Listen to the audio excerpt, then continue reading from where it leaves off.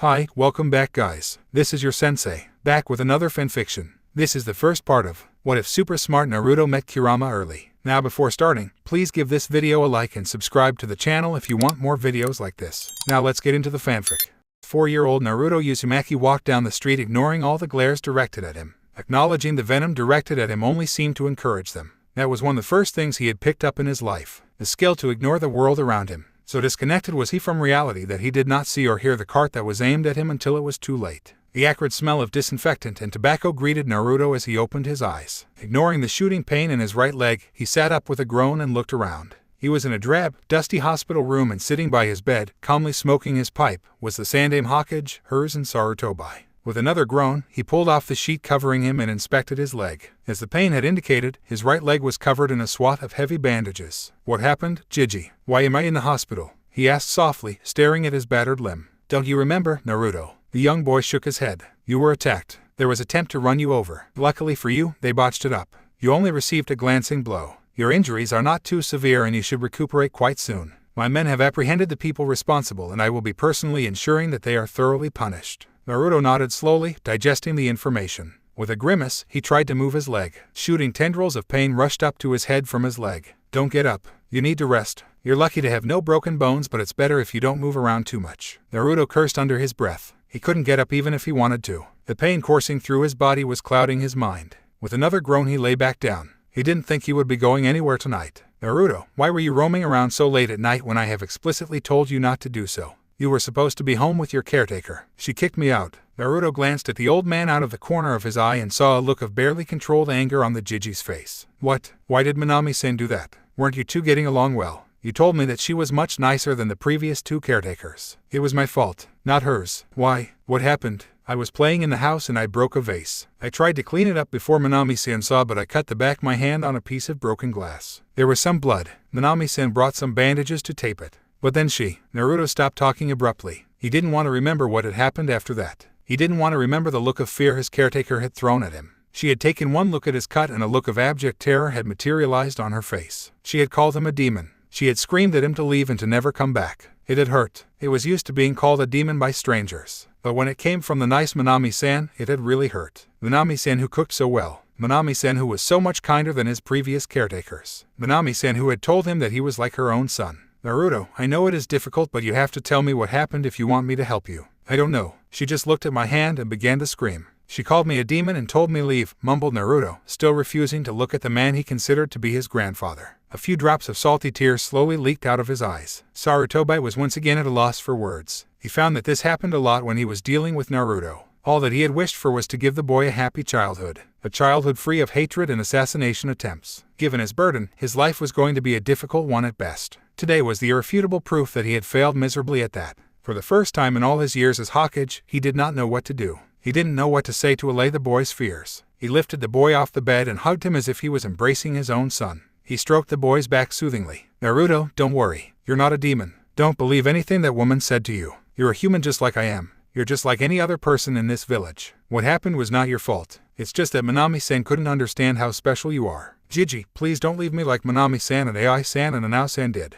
Minami-san said that I had fooled you somehow. She said you would come to your senses one day and see what I really was. I swear, Gigi, I am not playing any trick on you. I swear, I would never do anything like that to you. Please don't leave me like the rest of them. Please. The boy was shaking with sobs. He was going to flay that woman. How could she utter such insensitive words to an innocent boy like this? She had almost broken him. He pulled the boy's head up gently by his chin and looked into his eyes. Naruto, believe me when I say this. I will never leave you. I know that you aren't playing any tricks on me. I know what kind of person you really are. I trust you. Don't worry. I swear that I will always be there for you. Naruto pulled his head free, buried his face into Sarutobi's chest and continued sobbing. Sarutobi had never seen the boy cry before. Gigi, why does everyone hate me? Why do they keep trying to kill me? What did I ever do to them? How do I make them stop? Please tell me. I'll do anything and everything. Please tell me. Sarutobi hugged the boy tighter. Naruto, I can't tell you the reason now. You are not ready for it yet, but you will be someday and I promise to tell you then. However, listen to what I'm going to say to you now and never forget it. When you were born, you were chosen to be the hero who would protect this village. However, the villagers do not know that and they hate you for it. Instead of succumbing to your anger towards them, you have to overcome your hate. You must endure their anger and prove to them with your deeds that you truly are a hero. You must not give in to hate and lower yourself to their level because you are made of better material than them. You're better than them and I know it. Only if you work hard will you ever be respected by everyone. I know that it's not fair. I know that this path is very difficult, but that is why you were chosen. You're the only one who can do it. Because you are a hero. It's up to you if you want to go down the path chosen for you. Even if you don't understand what I just said, remember it. You will understand it one day, I promise you. Sarutobi slowly rocked the boy on his lap. With time, the boy's sobs faded away. After a while, Naruto pulled himself free and climbed back gingerly onto his bed. He wiped his face with the sheet and started staring out of the window. Sighing, Sarutobi got up to leave. Naruto, you stay here for a while. I'll try and find a new caretaker for you as soon as I can. Someone more trustworthy than the previous 3. No, Gigi, don't bother. She'll also leave me as soon as she can. I don't need a caretaker anymore. I can take care of myself. Let me be. It's better like this. It's easier like this. I'm sick of the betrayals. I don't need any more of them. Once again, Sarutobi didn't know what to say. Fine. I'll get you an apartment and open an account for you in the bank. Since your parents were shinobi, the village will give you a yearly grant. It's not much, but if you are smart then you will be able to get by easily. With that and a heavy heart, he left the boy to his thoughts. Naruto watched the man he considered to be his grandfather walk out of his room.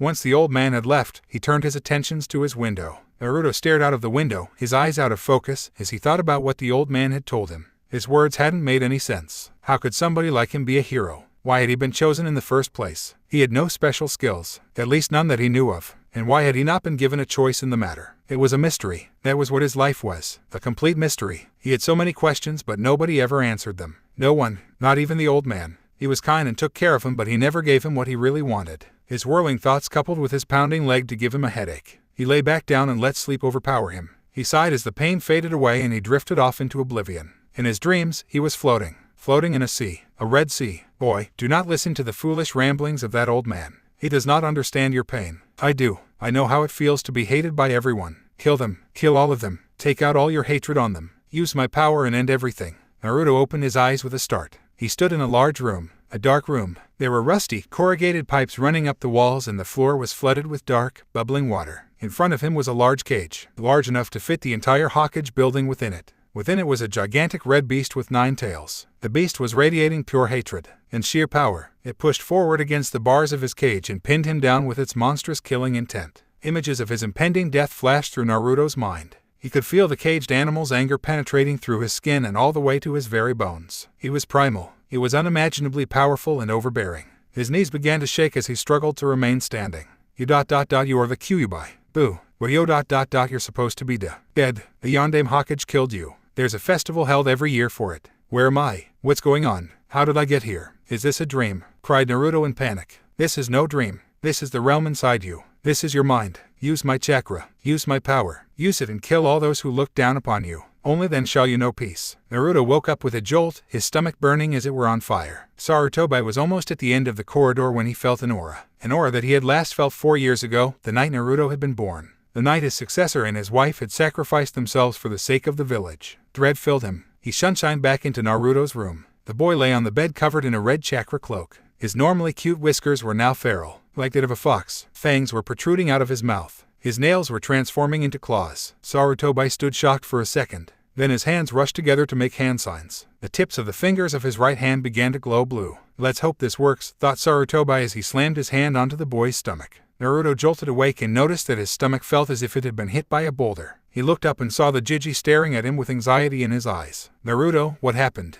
Are you okay? How do you feel? Naruto was confused. His mind was spinning. With a shaky breath, he slowly sat up. Had that been a dream? Had he been hallucinating? But it had felt so real. Was the Kyuubi really sealed within him? His head pounded with all the possibilities. He needed time to think. He looked up at the old man and was about to open his mouth but was interrupted before he could utter a word. 2 uniformed shinobi burst in through the door before he could answer. Simultaneously, an ANBU operative in a boar mask materialized noiselessly behind the Hokage with a hand on his tanto. Naruto stared at the intruders blankly, his confusion growing every instant. Hokage-sama, I fell started the ANBU in a toneless, modulated voice but was interrupted before he could say anything more. Yes, I know what you felt and it has been taken care of. Leave us and do not breathe a word of this to anyone, snapped Sarutobi, his eyes boring into Naruto. At their commander's order, the shinobi vacated the room as quickly and silently as they had entered. Naruto, are you okay? Asked Sarutobi gently. I'm fine, Jiji. Just some sort of weird dream. A dream. Indulge this old man and tell me about this dream of yours. I don't remember anything, lied Naruto. I can never remember my dreams. He could see that the old man didn't believe him. The old man stared at him for a few seconds and then turned around. Get some rest, Naruto. I will come back later to check on you." He watched as the old man walked out, thankful that he hadn't been pressed for an answer. He would have been hard-pressed had that situation arose. He waited for a while to make sure that the old man was really gone. The pain in his leg had receded to a gentle throb. He seemed to have healed up significantly in his short nap. He slowly got off the bed and gingerly stood up. His stomach rolled with nausea and his leg twinged as he put his weight upon it, but both were bearable. He was used to physical discomfort. He opened the window of his room and slipped out. Sarutobi stormed into his office with a vicious look on his face, glaring at the man waiting for him. "Explain yourself," he shouted at the top of his voice. The target was a silver-haired ANBU agent in a wolf mask. The man bent down and kneeled as his leader stormed towards him. "I gave you this responsibility because I trusted you. I had believed that you would protect your own sensei's son with your life. Yet, Naruto is in hospital now. Explain yourself," he roared. The room shook with Sarutobi's anger. "I'm sorry, Hokage-sama. He was in the marketplace and I was consigned to the rooftops. I was too slow in noticing the attempt and too far away to stop it. I have failed Sensei and I have broken the trust you placed in me. I accept all responsibility for my actions and am ready for any punishment that you see fit to mete out to me." Sarutobi's anger collapsed like a burst bubble and was replaced by deep sadness. Kakashi, Minato never wanted this for his son. He wanted his son to be known as a hero. But I could not keep that promise. Naruto's lineage had to be hidden to protect him. We have both failed in our duty to Minato's memory. I am no better than you. Keep a better watch on him. Do not fail your sensei again. The boy was lucky this time. His luck may not hold the next time somebody makes an attempt on his life. I am grateful, Hokage-sama. This will not happen again. If I may speak freely, sir. You may. Why do you insist on assigning him civilian caretakers? They know nothing about the Kyuubi. They think Naruto is the demon himself in human form. Why don't you give him to a shinobi family? There are many who are more than ready to accept the responsibility. He will be safer and he will be able to meet other children of his age and actually have a normal childhood. No, I have thought about but decided against it. By doing that, I would be compelling him to be a shinobi. That is something I do not want to do. If he wants to become a shinobi, it should be of his own choice. If he chooses to, he may remain a civilian. I will not force him to be a weapon for the village. That is your reason. You consign him to a childhood of hate just because you don't want him to feel compelled to become a shinobi. He is a Jinchuriki and that of the Kyuubi no less. He is destined to become a shinobi. Think of who his parents are. Yes, that is true. It is also true that he has been cursed to a difficult life without him having a say in the matter. He will never have a normal life and he will never be given the same opportunities which others will be given. I want to give him the chance to at least decide if he wants to die in a battlefield or of old age surrounded by family. His trusted shinobi was rendered mute for once. I believe it's time you got back to your duties. If I know him correctly, Naruto must have sneaked out of the hospital already. Without a word, the copy ninja melted away. As soon as he left, Sarutobi called in his secretary. Let it be known that today's attackers have received life imprisonment. If there is another attack on the boy, I will have the perpetrators executed. Hi, Hokage-sama. With a heavy heart, Sarutobi sat down and reached for his hidden stash of sake. He was going to need it when the civilian council arrived and demanded that he overturn his ruling. He thanked his lucky stars that he had placed the boy in an isolated wing of the hospital. If more had sensed the Kyuubi's chakra, he would be facing a riot. Naruto settled himself down on top of the Yondame's head. This was the place he went to whenever he needed to think, or a place to hide. The place had a calming effect on him that he never felt elsewhere. He was the Kyuubi's container. What he had seen could not have been a dream. It had been too real. He could still feel his bones vibrating from that fleeting meeting. His mind was still reverberating from the fox's voice. That was why everyone hated him. The Yondame had not sacrificed himself to kill the Kyuubi. He had sacrificed himself to seal the Kyuubi within Naruto. To the villagers, he was the one who had killed their kin, razed their homes, and taken away their beloved Hokage. Why had he been chosen? His birthday was on the same day as the Kyuubi attack. Was it because he had been a newborn? He might have been the only newborn available at the time. Could the Kyuubi only be sealed within newborn babies? Why not seal it within a strong shinobi like the Jiji? The old man's words suddenly made sense to him now. He realized why the old man had called him a hero. He understood what the old man wanted from him. For the first time in an eternity, his life made sense. He knew now why the village hated him.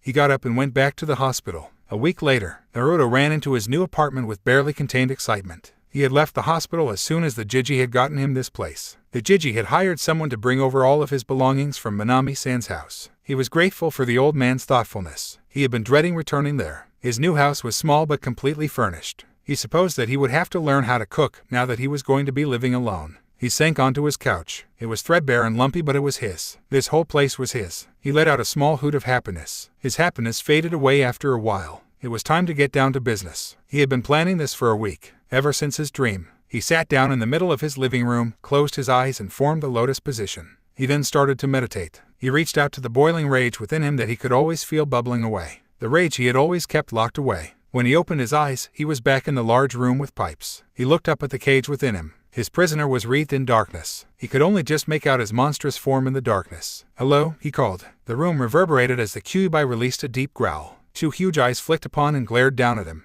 There was no killing intent directed at him yet. The Kyuubi moved forward into the light and settled down onto his paws. "You have come here of your own volition, mortal. You are stupider than you look but brave." Naruto stared back at his prisoner with no fear in his eyes. "Tell me, what do you want?" "Nothing. I just wanted to see the reason why my village hates me." Naruto opened his eyes and returned to his house. The next day, Naruto woke up with a grumbling stomach. He decided that it was not a nice way to start the day. He sighed. He supposed he would now have to go shopping for food. His caretakers had always taken care of that till now. Then it struck him that he had no clue what to do with the food after he bought it. He cursed himself for not learning how to cook from Minami-san while he could. His stomach released another loud grumble. Cursing his stomach, Naruto got up and decided to wing it. Naruto stared at the sheer number of vegetables, fruits, meats and dairy products arrayed before him. He had no idea what to buy or how to cook any of them. Now that he thought about it, he didn't even know if his apartment came with the utensils that he would need to make a meal. Not that he knew how to use them. In a daze, he wandered deeper into the store, avoiding the sullen gaze of the owner. His wandering eyes came to rest on the instant food counter. That was something he could handle. Instant pasta, instant pizza, instant ramen.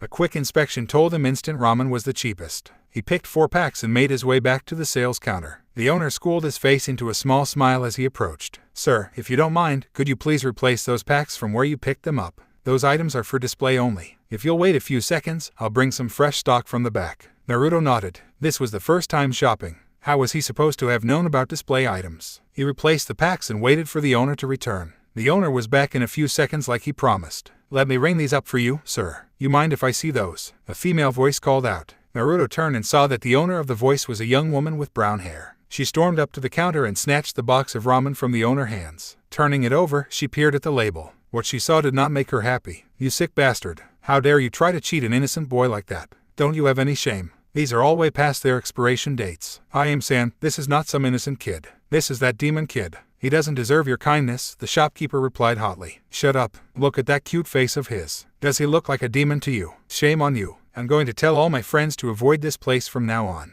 She walked up to Naruto, smiled at him and held out her hand. "Hi, I'm I.M. Come with me. I'll help you buy whatever you want." She grasped Naruto's hand and pulled him along behind her. Naruto stared up at the kind lady who had helped him. She had touched him. She was still touching him. Almost everyone avoided physical contact with him. Her hand felt warm and nice. "So tell me, what do you need to buy?" "Oh wait, that was so rude of me. I didn't even ask you your name." Naruto pulled his hand free. "Why are you doing this?" "Huh, what do you mean? You touched me." "Nobody touches me. People run away when I go near them. And you stopped that shopkeeper from cheating me." "Why?" I.M. frowned down at him. A vein appeared on her forehead. A very angry vein. "Young man, do you know how rude that was? I help you out and you insult me in return. Apologize now." Naruto backed away in fear. The woman looked scary as hell. He guessed that it wasn't a good idea to piss her off. He held up his hands in apology. "Sorry, Ni-chan," he said with trembling knees. "I was rude and stupid. Please forgive me." I.M. smiled, her anger disappearing in an instant, and bent down to his height. "Just because others aren't nice to you doesn't mean that I have to be the same.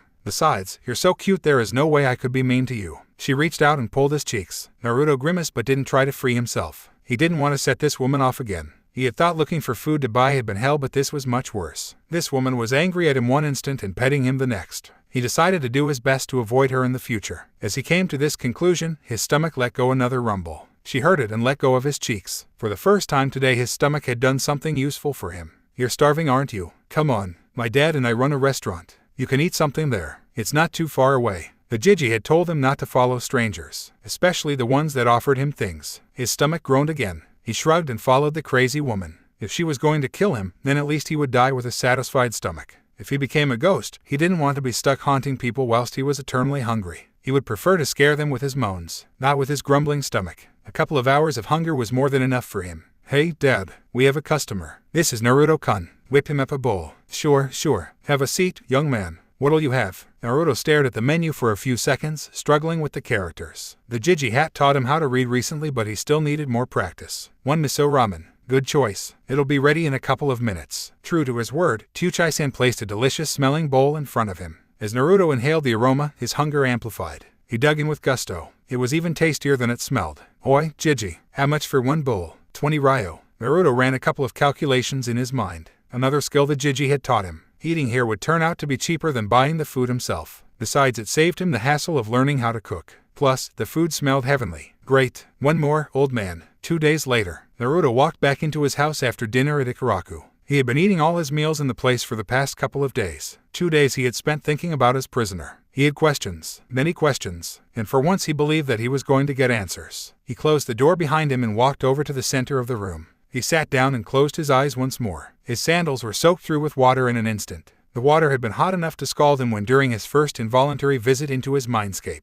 This time, however, the water pooling around his feet was cool, cold enough to feel pleasant against his skin. He opened his eyes and stared up at the Kyuubi once more. Back then, you offered to give me power. Why? One ominous eye flicked open and peered down imperiously at him. You wanted to kill. I offered you the power you needed to do so. I didn't want to kill anybody, said Naruto, shaking his head. I was angry at them, but I didn't want to kill anyone. I can sense your emotions, boy. I have been doing so for a long time. I know what hatred feels like. I don't want to kill them, repeated Naruto. Why not? Why do they deserve your mercy? They have tried to kill you on multiple occasions in the past. I've been watching. You have only survived so far because of my healing power. Why save me? Let me die. Then you'll be free. The Kyuubi growled and lifted his head. He opened both his eyes and looked at Naruto. Because if you die, then I die. I see. No, you don't. With time, I will reform. But it is a painful and time-consuming process. Even this sewer is preferable to that. The Kyuubi growled in distaste and settled back down. You didn't answer the question. Why did you try to give me power? The water began to bubble.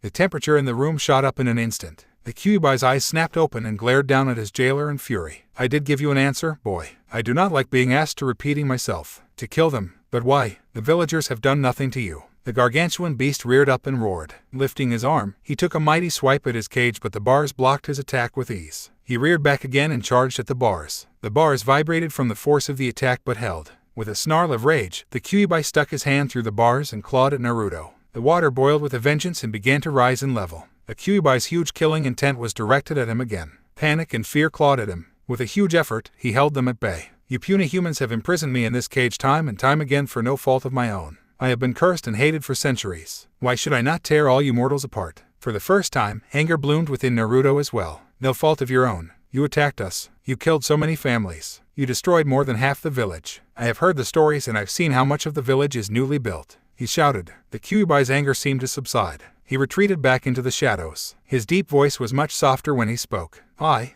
did not attack your village. Lies, screamed Naruto. It's true, boy. When I attacked your village, I was under somebody else's control. More lies. How can anyone control something like you? There is one who can do it. Who? Uchiha Madara, spat the Kyuubi. Naruto had never heard that name before. He would have to read up about this Madara person and find out if he even existed. If this man was powerful enough to control something like the Kyuubi, then he was most definitely famous. He snapped open his eyes and returned to the real world. He was going to have to ask the old man, and he really wasn't in the mood to talk to him anytime soon. Not after he had hidden something like the Kyuubi from him. The next day, Naruto walked into the Sandaime Hokage's office as the mission assignment shift ended. The old man looked up from the note he was reading and smiled at Naruto. Hello Naruto, how's your new flat coming along? He asked as he got back to reading his note. It's okay, said Naruto as he sat down. Good. What are you doing for meals? I'm managing, replied the boy evasively. I have something to ask. It's about a shinobi. Years of dabbling in politics had required that he be able to detect even an undercurrent of hostility. And right now, Naruto was generating quite a lot of it. He put down the note and turned his full attention onto his adoptive grandson. Not one for games, he jumped right in. You seem angry. Have I done something wrong? The boy's eyes widened on being caught out. No, I'm not angry. When you lived as long as Sarutobi had, you got quite good at detecting lies as well. Becoming Hokage at an extremely young age had just steepened the learning curve. He now had two options. He could either call Naruto out or he could let him simmer for a while. The boy would open up to him sooner or later. I see. Who did you want to talk about? He asked. Uchiha Madara. Sarutobi schooled his face with ease. Years as Hokage had helped him develop that skill as well. Madara was a name he had not heard in a while. Hearing it from a 4-year-old boy was even more surprising. Where did you hear that name? He asked softly, his voice level. I heard two Chunin talking about him in a restaurant. Another lie, and a rather bad one at that. He let it pass. I see. And what were they saying about him? Well, they were saying something about how he can control the Kyuubi. He said, his voice trailing away uncomfortably. Another obvious lie, and a troubling one at that, but it was too late for him to call him out on it now. Not how he can. How he could. Uchiha Madara is dead, and he has been so for many years now. He was defeated in battle by the Shot-Eye Hokage, said Sarutobi, pointing at his predecessor's painting with his pipe. So what did you want to ask about him? Well, if people can control the Kyuubi, then why did the Yondaime have to sacrifice himself to defeat the Kyuubi? Something was wrong and Sarutobi knew it right away. All these questions hit too close to home to be a coincidence. No, it is impossible to control a biju. 1. Wait, interrupted Naruto. You mean there are more like the Kyuubi? Sarutobi nodded. Yes, there are 9. They range from the Ichiraku to the Kyuubi. The boy stared at him, listening raptly. Yes, there are 9, said Sarutobi contemplatively. Anyway, back to your question. It is normally impossible to control a biju. However, an extremely few exceptionally talented people have managed to do so over the years. Uchiha Madara was one. The Shade Hokage was another. He looked up at the ceiling and thought, if you want to know more about them, then you should read the Academy textbook on the history of a shinobi. From what I remember, it is quite an in-depth description of the rivalry between Uchiha Madara and Hashirama-sama. I see. So the Yondaime had no choice. Yes, said the Sandaime gravely. Silence fell upon them for a while. Thanks, Jiji, said Naruto as he jumped off his seat and made to leave. Naruto, called the Sandaime. Be careful who you talk to about this topic. It's quite sensitive. You're welcome to come to me about it whenever you want. Naruto nodded as he left the room. Sarutobi stared at the closed door. The boy was definitely too intelligent for his own good. He was going to have to keep a closer watch. Once the door was closed behind, Naruto's face split into a tiny smile. He was making progress. The old man was definitely suspicious but had given him the information he wanted nevertheless. The next evening, Naruto burst into his flat with a gigantic scowl plastered on his face. He had spent the entire day in the public library reading up on anything and everything he could find on Uchiha Madara, and he hadn't liked what he had found. Uchiha Madara is dead. He has been dead for more than 50 years, he screamed at his prisoner. The Kyuubi released a hot breath of air as he stood up and looked at his jailer. I know, I was there. I saw him die. But the man who wrenched me from your mother had. My mother. What are you talking about? Your mother. My previous host. You were sealed within my mother. Asked a stunned Naruto. Yes, Kushina Uzumaki. Naruto didn't know what to say. The Jiji had told him that his parents had been shinobi. He had been told that his parents had died during the attack of the Kyuubi. He hadn't in his wildest dreams even considered that his mother had been cursed to the same fate as he was. He gasped as he returned to his room, his thoughts in a turmoil and his focus completely shattered. Why hadn't he been told about his mother? Why hadn't the Jiji told him about the Kyuubi? With a growl, he punched himself in the face to control his turbulent thoughts. It didn't help. Confused, he went out into the cool, dark night. He shivered as he walked aimlessly down the street, cursing himself for not wearing something warmer. Why had the old man not told him about the monster within him? Did the old man not trust Naruto? Was he afraid that he would use the power the Kyuubi had offered to kill others? Completely lost in his own thoughts, Naruto walked squarely into another pedestrian and they both crashed to the floor. With a groan, he cradled his head as he sat up. He had cracked it quite heavily against the pavement. Shaking his head to clear the lights dancing in his eyes, he looked up to see the man he had walked into glaring at him with barely concealed hatred. The man obviously knew who he was. What he was. You fucking bastard. The man snarled at him as they both scrambled up. How dare you attack me like that? Naruto didn't even blink. He was used to others twisting his actions. I'm sorry, he said, bowing his head to the man. I did not see where I was going. He brushed past the man and walked away briskly before he could say anything else. Why stoop your head? You have done nothing wrong. You don't deserve their rejection. Why apologize? Yo, because if I fight back, then I'm no better than them. Naruto closed his mind to the beast within him and walked until he couldn't walk anymore. 2 days later, Naruto stood in front of a grave with a bunch of flowers in his hand. Bending down, he placed the bouquet on the grave marker and sat down next to it. The flowers had cost him most of his month's allowance. It had taken him 2 days of persistent scouring to find his mother's grave. Hello, mother, he said, staring at the inscription. You probably don't recognize me, but I'm your son. Naruto. He paused for a while. I came to talk to you, you know. I guess that you might have wanted to know that I was doing okay. I'm fine, I guess. The Jiji got me a new flat last week. It's small, but I like it. It's just me in there and I like it that way. I'm 4 years old now. Should have told you that first, I guess. Only 3 minutes 4 attempts on my life in 4 years. So I guess it's been an okay 4 years for me, he said bitterly. He sighed as he stood up. That was sarcasm, in case you didn't realize. I don't even know whether you appreciate sarcasm or not. I guess that I'm never going to find out, he called over his shoulder as he walked home. A week later, it was raining very heavily as Naruto walked down the line of gravestones. Hello, mother, he said as he placed the drenched bouquet on the grave marker. Hope you don't mind wet flowers. I picked them myself. Can't afford to buy them again. I don't have an umbrella, so there's nothing I could do about it, he said as he brushed his wet hair out of his eyes. I just ate at Ichiraku's. They sell really awesome ramen there. Tuchai-san, the owner, is really nice. Not like the other villagers. He gives me a couple of free bowls every week. Says that I'm his best customer. I have to be his best customer since I eat there every day, he laughed. His daughter, Ayame-san, is nice too. She's scary but nice. She's also not like the other villagers. Did the villagers hate you as well? They must have, 'cause they definitely hate me. Did you hate them as well? He asked softly. He closed his eyes and looked up at the stormy sky. He could see the flashes of lightning through his eyelids. I used to hate them as well. I went out to the festival last year and they tried to kill me. An ANBU stopped them before they finished the job. I used to hate them, but it was tiring. I was angry all the time. It just gave me a headache, made my mind spin, so I gave up, stopped caring about them, made everything easier. What did you do? Did you try to kill them? Did the Kyuubi offer you his power as well? He sighed. Every time I come here, I curse myself for talking to a dead person, someone who can't talk back to me. Every time I go home, I get lonely, so I end up coming here. You must have had people to talk to. A father, a mother, a family. My father must have been nice. Hot tears mixed with the cold rainwater and ran down his face. Why me, mother? Why was I chosen? Why did you die and leave me with this thing inside me? Naruto's sneakers squelched noisily on his carpet. He pulled off his sneakers and lay down onto his couch, not caring if it got wet. He closed his eyes and focused on entering the world within him. Each time was easier than the previous one. With a sigh, he sat down in the water and hugged his knees. Don't you ever get tired? Of what? Of being angry all the time. Try being imprisoned alone for years on end, boy. I'm a prisoner as well. I can't leave this place because of you. And I'm alone. Nobody comes near me because of you. The Kyuubi stared at him intently but gave no response. I used to hate them as well, for how they treated me. The people in the orphanage. My caretakers. I was angry at them all the time,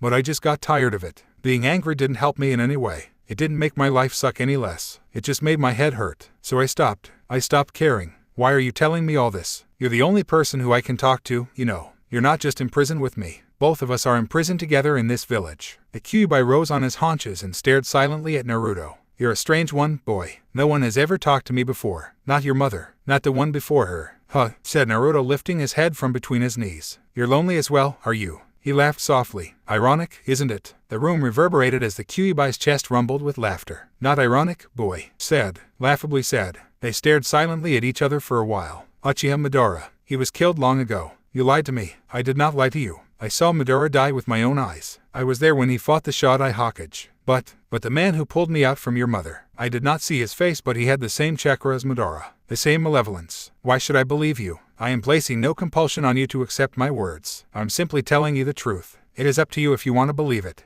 I can offer evidence if you need persuasion. The Kyuubi stood up, pushed his fist through the bars of his cage and held it out to Naruto. Naruto stared at the fist with a blank expression on his face. Then he stood up and started walking slowly towards the Kyuubi. Aren't you afraid that I'll kill you if you come any closer? You could, but I'm willing to take the risk. I'm curious about this evidence you won't show me. You trust the word of a stranger so easily. You're naive, boy. You'll die easily in this world. Naruto shrugged. The last time you tried to kill me, the water was boiling. It almost burned my skin off, he said, gesturing at the water as he walked. Look at how calm it is right now. Somehow I get the feeling that if you wanted to kill me, I'd know. He lifted his fist and pressed it against the Kyuubi's fist. You're lucky, boy. If you had come this close yesterday, I would have shredded you. Today I'm curious to see how you react. A rush of images and sounds flooded Naruto's mind. The image of a red eye with 3 tamo. The eye began to spin. A masked man with a red eye. Loss of control. A beautiful woman with red hair. The Kyuubi trying to kill the woman. A man with blonde, spiky hair just like his. A man who looked just like the Yondaime Hokage statue.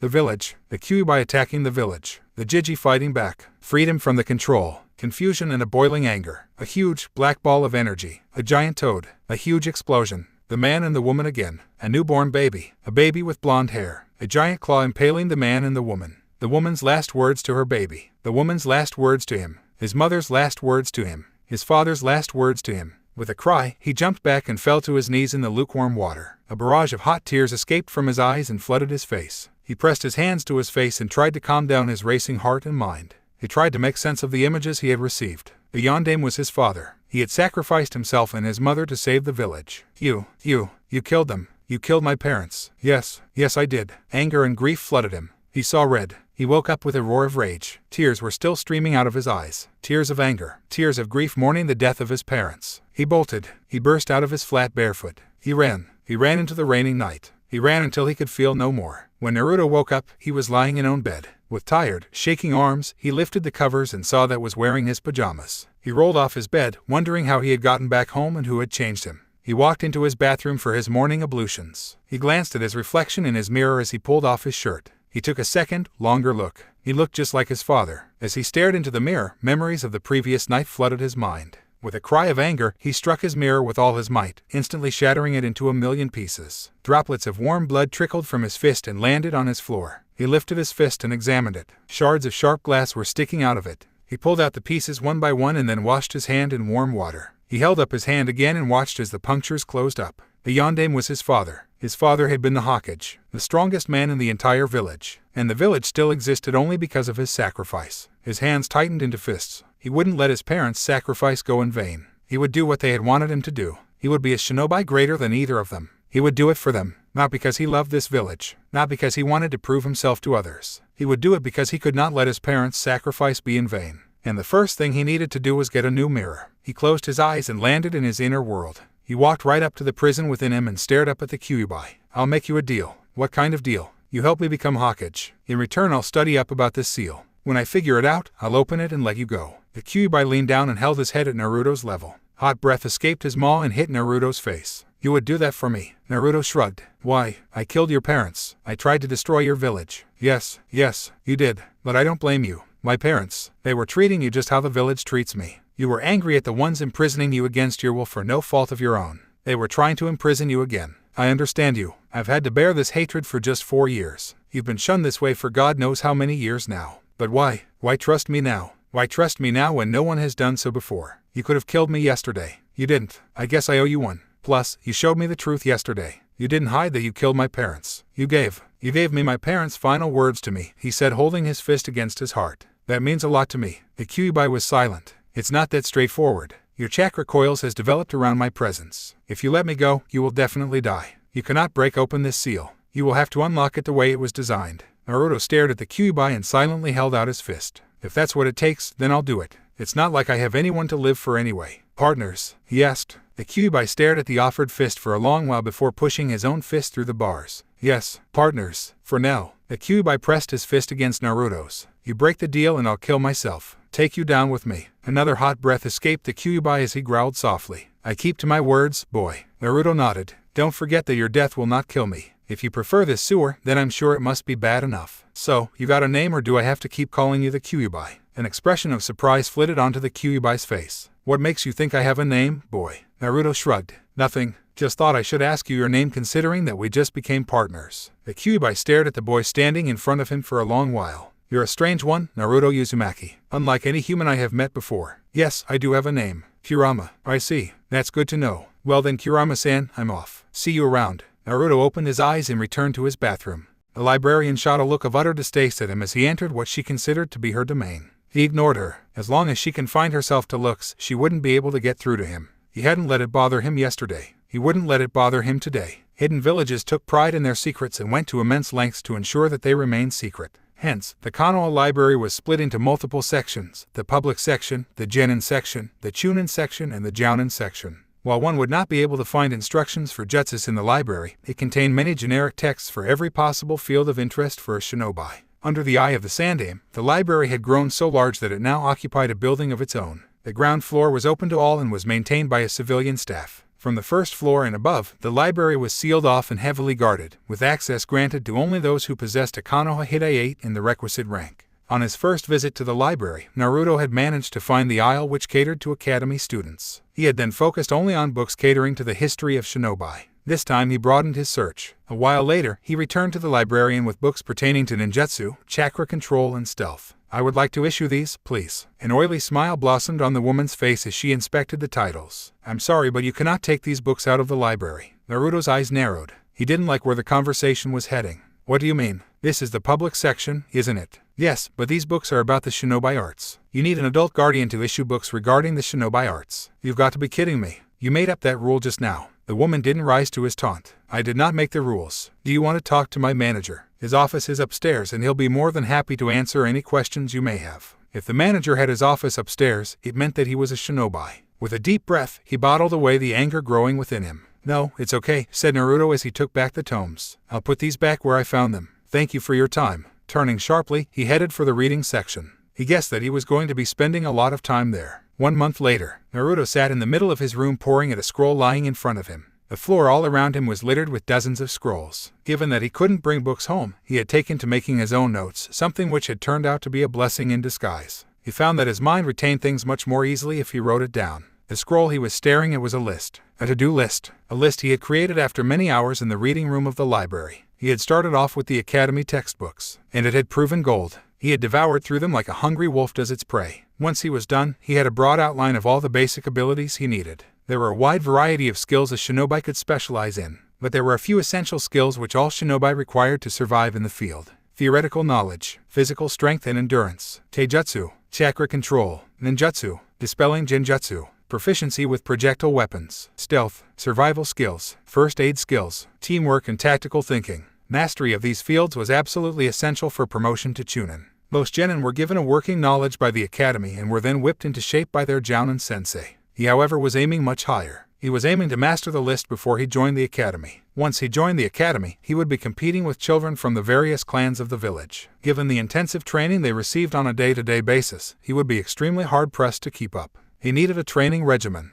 and a strict one at that. The academy textbooks outlined the basic aspects of all the fields he wanted to master. That would have to be his starting point. The problem for him were fields like taijutsu and stealth. These were techniques one could not learn from a book. They required hands-on practice and a guiding hand. With that in mind, he had pushed them down the pecking order. Physical training in the mornings, theoretical knowledge in the library in the afternoons, chakra control and ninjutsu training at nights. That was going to be his regimen for the coming few years. He grinned and shivered in excitement. This was going to be fun. He'd never had fun before. He was looking forward to it. The other stumbling block was Fuinjutsu. Fuinjutsu was an extremely arcane and niche field of shinobi arts. Most of the texts he had read had vaguely mentioned Fuinjutsu in passing, but try as he might, he could not find a single book which focused on it.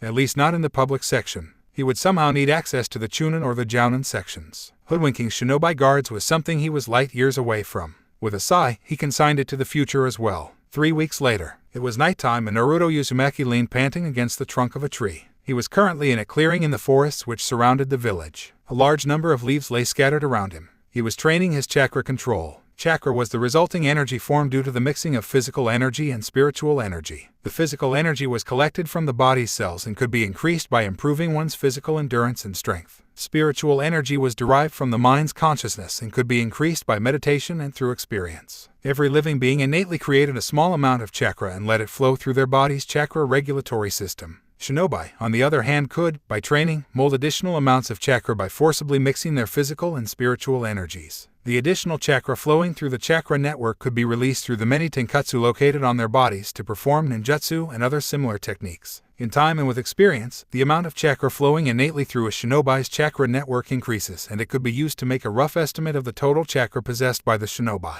The Academy network had outlined leaf concentration, tree climbing, and water walking as the basic chakra control exercises. After 2 weeks of consistent effort, Naruto had finally managed to successfully complete the first exercise. The task had been to stick a leaf to his forehead with the help of chakra. It was an extremely simple technique which most shinobi could perform even in their sleep. For a 4-year-old boy who had never molded chakra before, it had been a Herculean task at first. Just molding chakra successfully had taken him about a week. Focusing the molded chakra to the tenketsu on his palm so as to release it had eaten away another week. Modulating the amount of chakra he used had taken away the rest of the time. If he used too less, then the leaf fell away when he flipped his palm. If he used too much, the leaf folded onto itself and disintegrated spontaneously. Raising an exhausted arm, he wiped the sweat off his face with his sleeve. With a sigh of exhaustion, he closed his eyes and let his arm fall. He took deep breaths and waited for the tremors of exhaustion to subside. From what he had read, he believed that he had a mild case of chakra exhaustion. He wouldn't be moving for a couple of hours. In a few minutes, however, he felt the strength return to his body and his eyes snapped open in shock.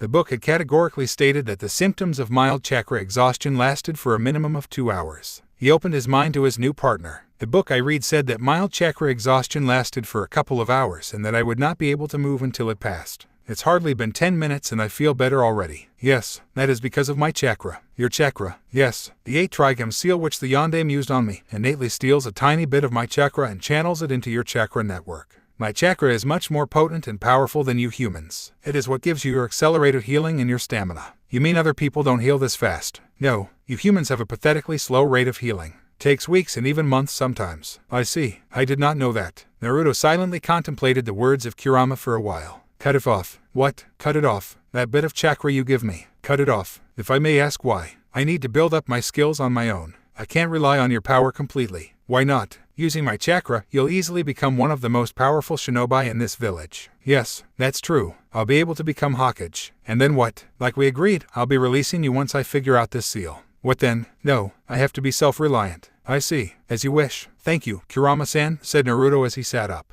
This tiny bit of chakra you mentioned. Is that all you can give me? No, I don't think so. This seal of yours is, how do I put it? Let's say that it is slightly open. I think I can give you much more. Be warned, however, my chakra is nothing like yours. What do you mean? My chakra is much more potent and powerful than yours. You cannot utilize it for minor tasks like sticking things to your body. It is not meant for techniques which require fine chakra control. I see. Give me some of your chakra now. I want to see if I can control it like I control my own chakra. Are you sure that's a good idea? There is a man who is watching you right now. We do not know how he will react to my chakra. There's someone watching me. Yes, there are two of them. They alternate with each other and keep guard on you at all times. And why didn't you tell me this before? He asked hotly. I am not one to initiate conversations unless it is extremely important. Given that the man seemed to be your protector, I didn't deem it to be of urgency. I see. For future reference, I would like to be told about things like this right away, said Naruto, a tad stiffly. I'll make a point of it. Thank you, said Naruto and lapsed into a thoughtful silence. You said that you sensed him, said Naruto after a while. What exactly did you mean by that? I am able to sense the chakra and negative emotions of those around me. Negative emotions. I am attuned to anger, hatred, vengeance, and similar states of mind. Why? My Creator created me as an embodiment of anger and hatred. Why he did so is an answer only he knows. Creator. That is a story for some other time. I see. And what is your range? Given that I am stuck in this cage of yours, my sensing range has been severely curtailed. I would say a few 100 feet at most. I see. That's going to be extremely useful, muttered Naruto softly. The next day, Naruto's eyes flicked open just as his alarm was about to go off. In a flash, he disabled it before it could let loose its jarring tone. He had been waking up early every morning to work on his physical training. After 2 weeks, his body had gotten used to the sleep cycle and had woken up of its own accord. With a grumble, he sat up and rolled off the bed. It was still dark outside. The sun hadn't even risen yet. He cursed his past self for forcing him to get up at this ungodly hour. With another curse, he got up and started to get ready. His ablutions done, he left his house via his window and made his way to the village gate. He stretched the different muscles of his body as he walked. He reached the gate and stretched a bit more. He was going to do 10 laps of the village and finish off his routine with 100 repetitions of squats, sit-ups, push-ups, and pull-ups each. His plan was to increase it to 25 laps and 500 repetitions at the end of the first month. He hoped to be able to do 50 laps and 1,000 repetitions by the beginning of the third month. From what he had read, this regimen seemed to be the basic muscle and endurance-building regimen most shinobi used when they got started. So far, it had been extremely grueling, but he was pleased with his progress. His time was improving day by day and he could perceive the improvements to his stamina. He nodded at Azumo and Kotsu, the gate guards, as he began his first lap. He had established a decent rapport with the laid-back duo who seemed to be consistently assigned gate duty. He was on his third lap when a man wearing a green full-body spandex suit materialized out of thin air to his right. Yosh, he shouted as ran alongside Naruto. It is not often that I meet somebody else up so early in the morning. Pray tell me what you are doing here. Training to improve my speed and endurance. Why? Because I want to become a shinobi. Yosh, the flames of youth burn brightly within you. Good luck, said the man with a thumbs up and a blinding smile. Naruto watched blankly as the man disappeared into the distance in a cloud of dust. In short order, Naruto completed his designated laps and collapsed against the gates in exhaustion and irritation. Being lapped 11 times per lap by a man wearing a green jumpsuit was really pissing off. It happened again the next day, and the day after that. On the fourth day, the man ran backwards and was still managing to lap him at the same rate. On the fifth day, he outpaced him again whilst running on his hands. That man is infuriating as hell. If he beats me while running backwards on his hands, I'll kill myself. How the hell is he that fast? Is he even human? It just means that you are dead slow. Thanks for your vote of confidence. Stop complaining then and get faster. I know, I won't stop until I'm faster than that guy. But even after a month, the gap between them was as vast as ever. 1 month later, Naruto was sitting exhausted by the gate, having done his quota of laps, when the man in the green jumpsuit materialized before him.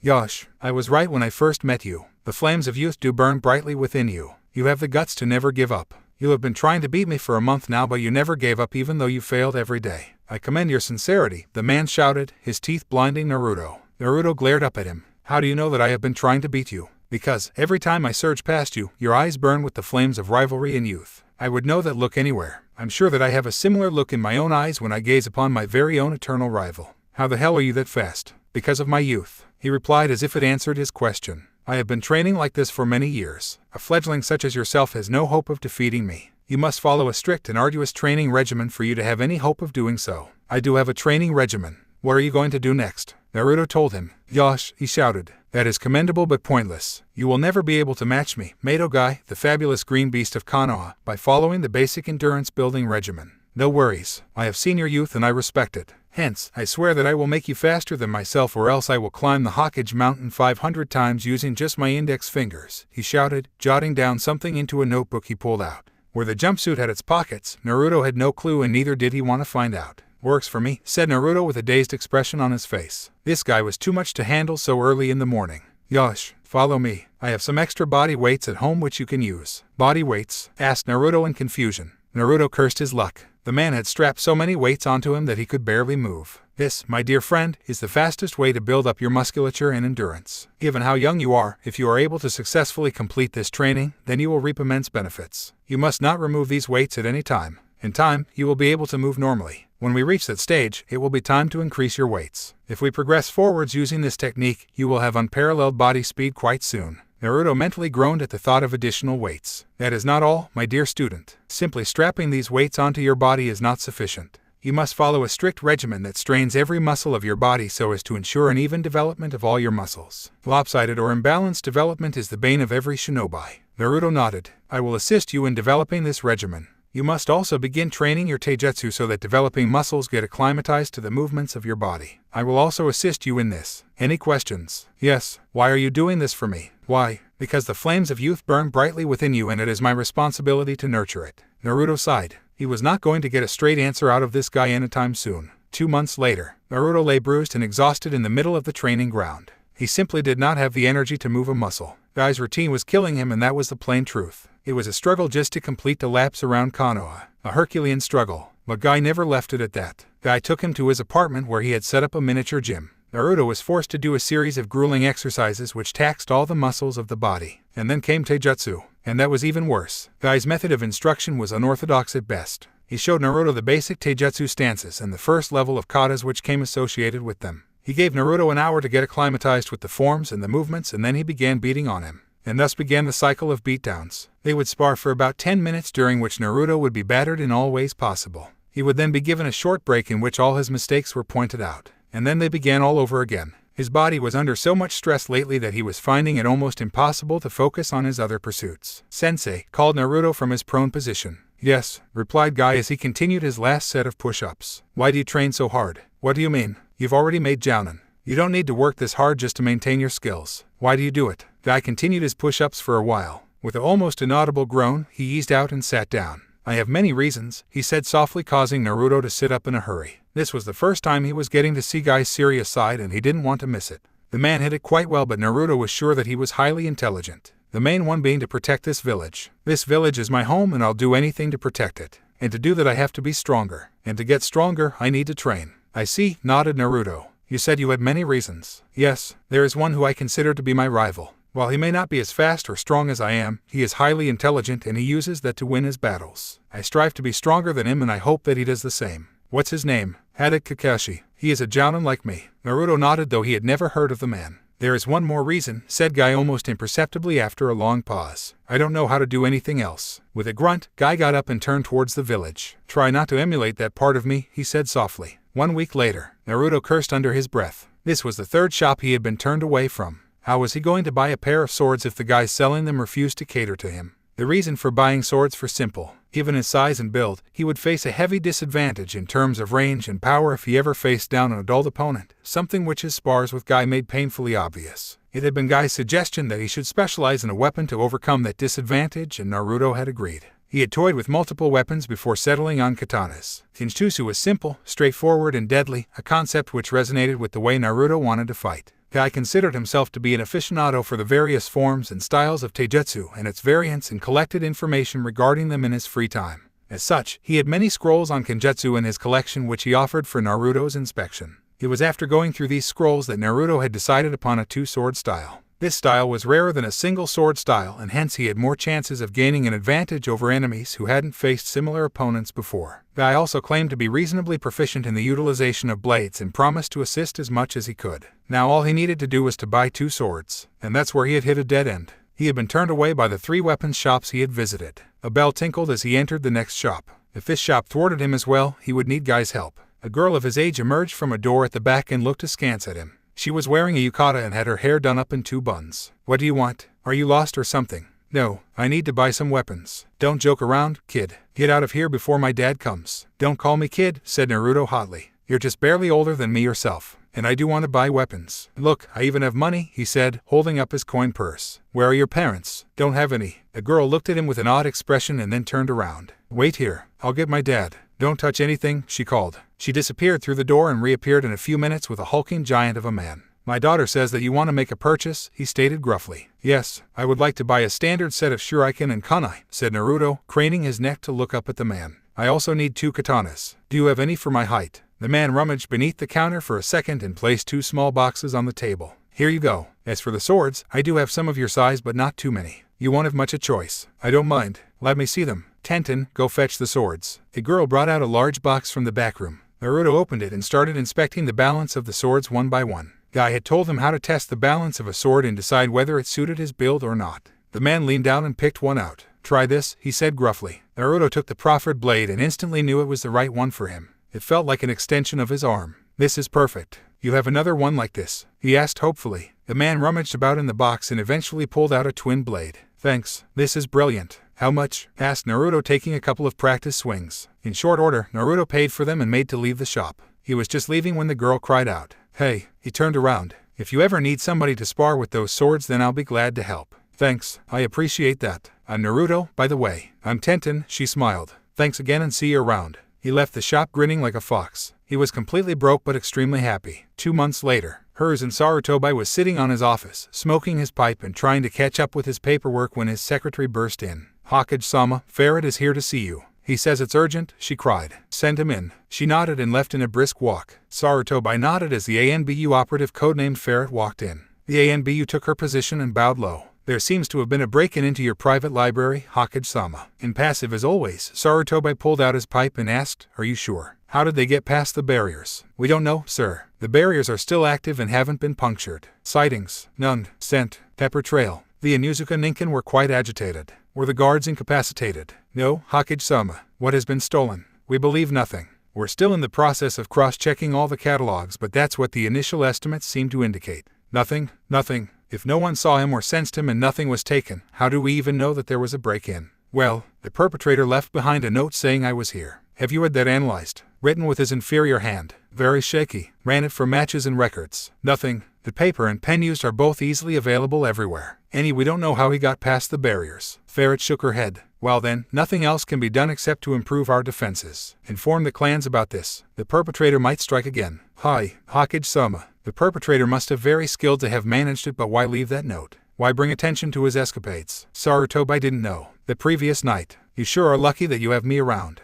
You would never have managed this otherwise. I know. I already thanked you. Stop showing off. I was not showing off. I was just reminding you of my contribution. Yeah, I know. I owe you one. I got it. Now shut up and keep sensing. Be polite or I might even let you get caught. If I get caught, I'm screwed, muttered Naruto as he lurked in the shadows, waiting for the patrolling guards to walk past his position. Calm down. You have me. It's highly unlikely that you'll get caught at his stage. Doesn't hurt to be careful. He is called the professor for a reason, said Naruto as the patrolling Chunin walked by. Putting on a burst of speed, Naruto ran forwards. He had abandoned his training weights for this excursion and his body felt amazingly light and fast. Where's the access point? Third door to the left. The Hokage library was housed in the basement of the Hokage building. Created by the Shodaime Hokage, it was used to store forbidden books and techniques along with other materials which the reigning Hokage felt is unsuitable for public consumption. The library was guarded by a number of roving guards running in random patrols and an ANBU-level barrier with a single access point. An access point whose location even the Chunin guards were not aware of. An access point which Kurama could sense. All barriers require chakra to remain active. However, ordinary sensory ninja cannot sense the chakra flowing through the barrier. Only extremely talented sensors are able to sense and locate barriers. Kurama was no ordinary sensor. Kurama could even sense negative emotions, something which almost no human sensor could do. For someone of his level of proficiency, detecting barriers was child's play. And by detecting the break in the flow of chakra, he could detect the entry point. Naruto padded down the corridor silently and entered the room before the next patrol arrived. The sheer number of books and scrolls amazed him. It wasn't a private collection. It was a private library of sorts. He started to inspect the shelves. He was here for books on Fuinjutsu. As he methodically scoured the shelves, his eyes locked onto a dusty tome titled A Basic Treatise on Fuinjutsu by Uzumaki Maido. Must be someone from his clan. He had traced his lineage to an extinguished clan from a now-defunct village in the land of whirlpools. He pulled out the tome and slipped it into his pack. As he walked back towards the entrance, his eyes fell upon a shelf marked Forbidden. The shelf was populated sparsely with around half a dozen scrolls. His curiosity overpowering him, he jogged over to the shelf and picked out a scroll. Most of the techniques in the scrolls were S-rank ninjutsu, fuinjutsu, and space-time techniques he had no hope of learning at his current skill levels. He did, however, come across 2 techniques he could learn. Pulling an empty scroll put of his pack, he quickly jotted down the descriptions and instructions to both. Erasing all traces of his intrusion, Naruto slipped out of the room, but not before leaving a note saying, "I was here. I don't see why you insisted on doing that.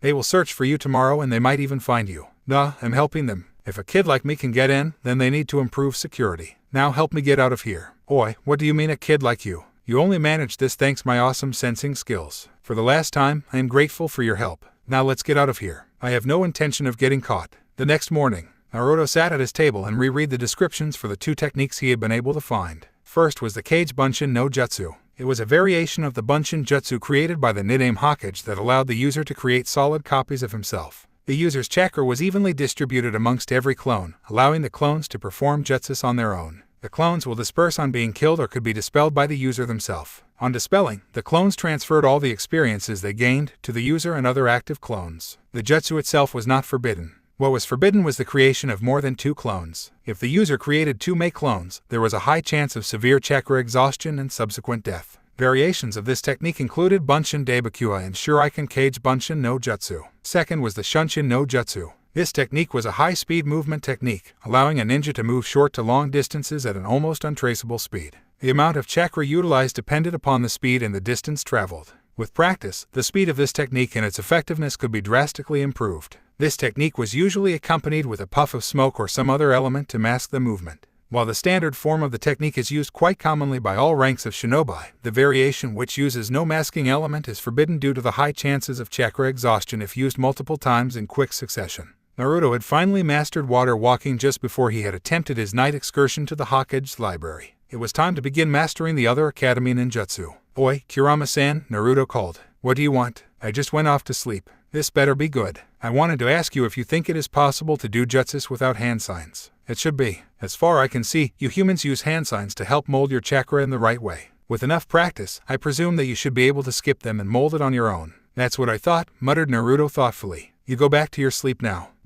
2 months later, Naruto slipped into his bathroom fully dressed. Making a hand sign, he created a Kage Bunshin. That done, he transformed himself into a rat using the Henge Jutsu. His clone bent down and gathered him up in his palms. Opening the small window in his bathroom, his clone placed him on the pipe running just below the window. With a nod of thanks, Naruto scurried off. He ran down the pipe and made his way through the back alleys of Konoha. Hiding behind a dumpster, quite a few blocks away from his flat, he opened his mind to his partner. "Is he still following me?" "No, he is still guarding your flat." Performing another henge, Naruto transformed into a boy of his age with a round face and brown hair. Sticking to thoroughfares, he made his way out of the village. He dropped the disguise once he was out of the village and took to the trees. He ran hard and in short order, he was once again in the clearing where he had learned how to climb trees and practice leaf concentration. He had adopted the clearing as his personal training ground of sorts. This was the practice he had been adopting to lose his tail ever since he had discovered that the ANBU kept a guard on him. He had no intention of showing them his ninjutsu training. They, most definitely, reported directly to the old man. He had been extremely surprised the first time he had attempted to lose his tail and the ploy had actually worked. From what he knew, the ANBU were high-level shinobi and should easily be able to read through the tricks someone of his level may employ. "Kurama-san, give me your chakra. There's no one anywhere near us. Nobody from the village should be able to sense it at this distance. Here you go. Be wise how you use it." Naruto gasped in shock as Kurama's powerful chakra rushed into him.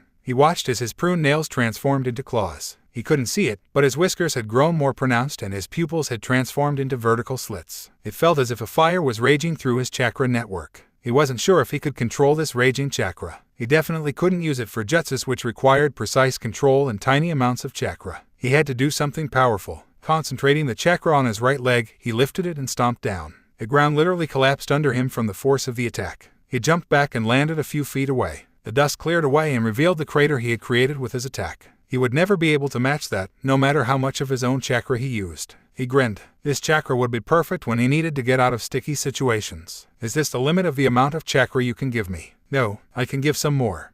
We'll have to try that out someday." 8 months later, Naruto and Guy were doing push-ups at a ferocious rate in Training Ground 27. 998.999.1000. "That's enough for today, Naruto-kun," said Guy as he stood up. Naruto, however, lay panting pathetically at his feet. How Guy managed to do their entire routine with even breaking a sweat was beyond him. The man was a fucking monster. The noonday sun was shining directly into Naruto's eyes, but he was too tired to move. Come on, let's go eat something, Naruto-kun. We have been at it since 4:30. You say that as if we haven't been doing it every day for the past 8 months, groaned Naruto as he slowly got up and stretched. You're growing more sarcastic day by day. That's not necessarily a good thing. By the way, I won't be able to come for a week. Why? You have a mission again. Yeah, a team of genin got killed in the Forest of Death during the Chunin exams. I have been tasked with returning them back to their village. Forest of Death. What's that? You don't know. That's the restricted training ground 44. Although why it's called a training ground, I don't know. It's filled with all kinds of giant beasts and poisonous plants. It's a very dangerous place. I can even think of a few jounin who wouldn't be able to survive the place. Then why the hell do you send genins in there? The genins have to avoid all the dangers and get to the central tower. That, in itself, is not too difficult. That's doable.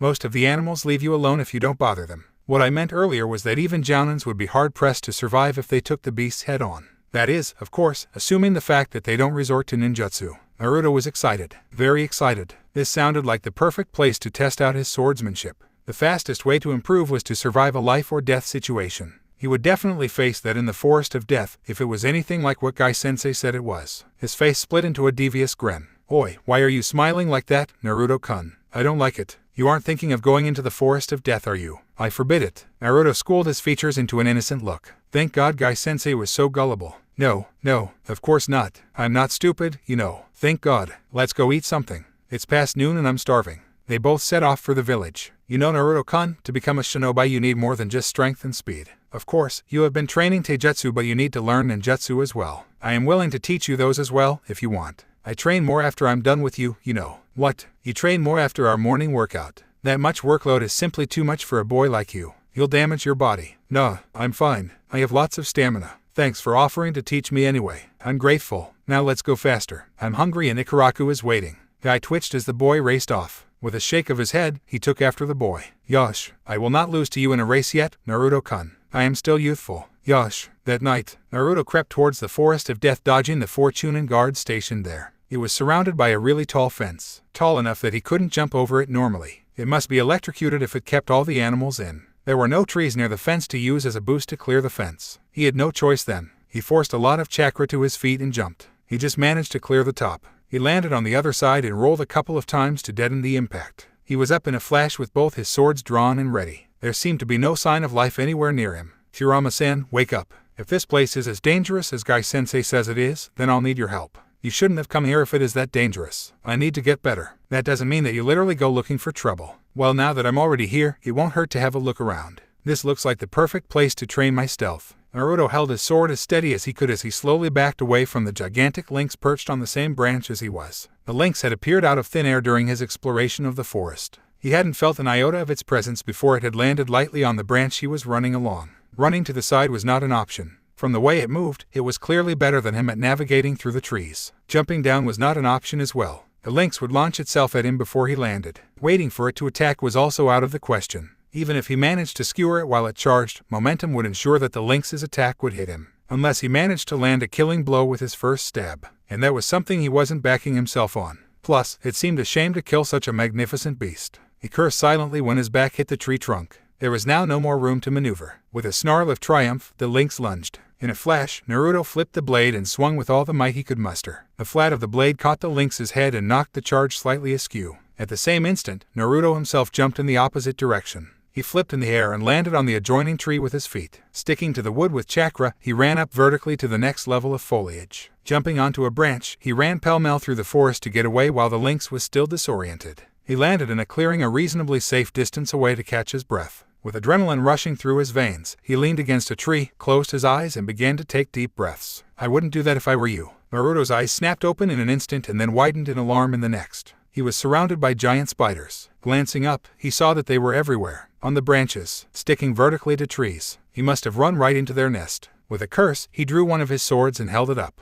With the other, he formed a hand sign. Tajukage Bunshin no Jutsu. Dozens of Narutos popped into existence all around him and burst away with loud shouts. The appearance of multiple new enemies confused the spider colony. Utilizing their distraction, Naruto forced chakra to his feet and burst through them with a cry of triumph. No, you fool. The other way. You're going deep. Naruto lost the rest of Kurama's warning as he ducked to avoid a face full of foul-smelling and smoking poison shot at him by a spider. He was more surrounded than ever as he ran. The spiders had the numbers to flank all of his clones and the speed to keep with him. They scurried along the treetops and the ground at a speed which easily matched his. Don't you get it? They're using chakra as well, and you're running deeper into their nest. Give me your chakra, then. Now's the time. With a deep, feral growl, Naruto put on a huge amount of speed and left his pursuers behind. 2 months later, Naruto took a deep breath as he scaled the fence bordering the forest of death. After 2 months of nightly trysts into the forest, he was finally ready to fly solo. Kurama-san, no sensing for you today. You sure? You've never been able to sense those leeches until it's way too late. I've got it covered, replied Naruto calmly as he made a hand sign and created 6 cage buncheons. Spread out. You know what to do. It had taken Naruto quite a while to discover the different uses of his cage buncheon. The fact that he took no damage on their deaths and the retrieval of their experiences was extremely useful. Tonight, he was going to use them for scouting and recon. With a shunshin, he jumped into the trees and headed towards the center of the forest. His clones dispersed and formed a perimeter with a radius of 100 feet around him. His goal was to reach the tower without resorting to combat or meeting any of the forest's deadly inhabitants. If he approached anything dangerous, his clones would let him know. 3 months later, Naruto jumped backwards off a branch and dodged the giant spider lunging at him. He landed on the ground and drew one of his swords as the spider launched itself at him off the branch. He waited until it was almost upon him before he slashed. His stroke cleaved the spider completely into 2. Panting, he sheathed his sword and started limping away. Never attack a spider nest again unless he wanted to die, he noted. He should have known better, especially after the previous incident with the spiders. As he moved, he looked around trying to get his bearings. Realizing that he was very near Gate 23, he made his way towards it stealthily.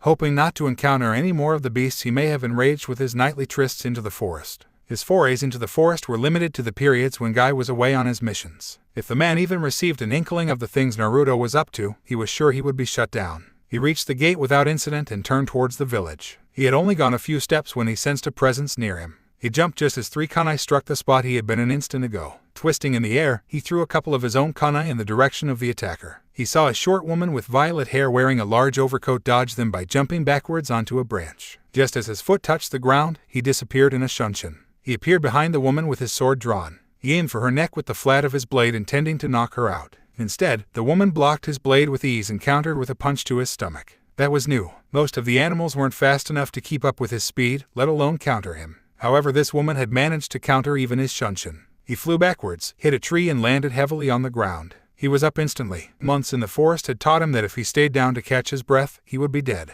He looked up at the woman and smiled. This was going to be fun. He was just about to make his next move when the woman began talking with a smirk. You're really good, kid. Are you the one who has been running about in the forest and making all the animals angry? Naruto held his swords up in a defensive stance. The woman was wearing a Konoha headband. She wasn't an enemy then and he could get into trouble if he attacked a comrade. He decided to reply, but he didn't let his guard down. Yeah, nice work, kid. Most people don't have the guts and more importantly the skills to do that. He waited for her to continue. Her smirk widened. She started walking towards the village. Relax, I'm not going to kill you. Come on, let's get back to the village. He sheathed his swords and joined her but remained wary. Good, you still haven't let your guard down. You don't blindly trust people. I like that, she said, glancing sideways at him. Naruto remained silent. Oi Brett, don't you have a tongue? I have no clue what to say to you. What am I supposed to say to a random stranger who attacks me out of the blue? You could start with your name, I suppose. I'm Anko. I'm Naruto Uzumaki. Her eyes widened slightly when she heard his name. She definitely knew who he was. Glares and unfriendly looks were directed at them as they walked through the village. The villagers seemed to be including her as well with their looks, something which Naruto found unfair. It was he they had their beef with. Why victimize someone just because they were associating with someone they found unsuitable?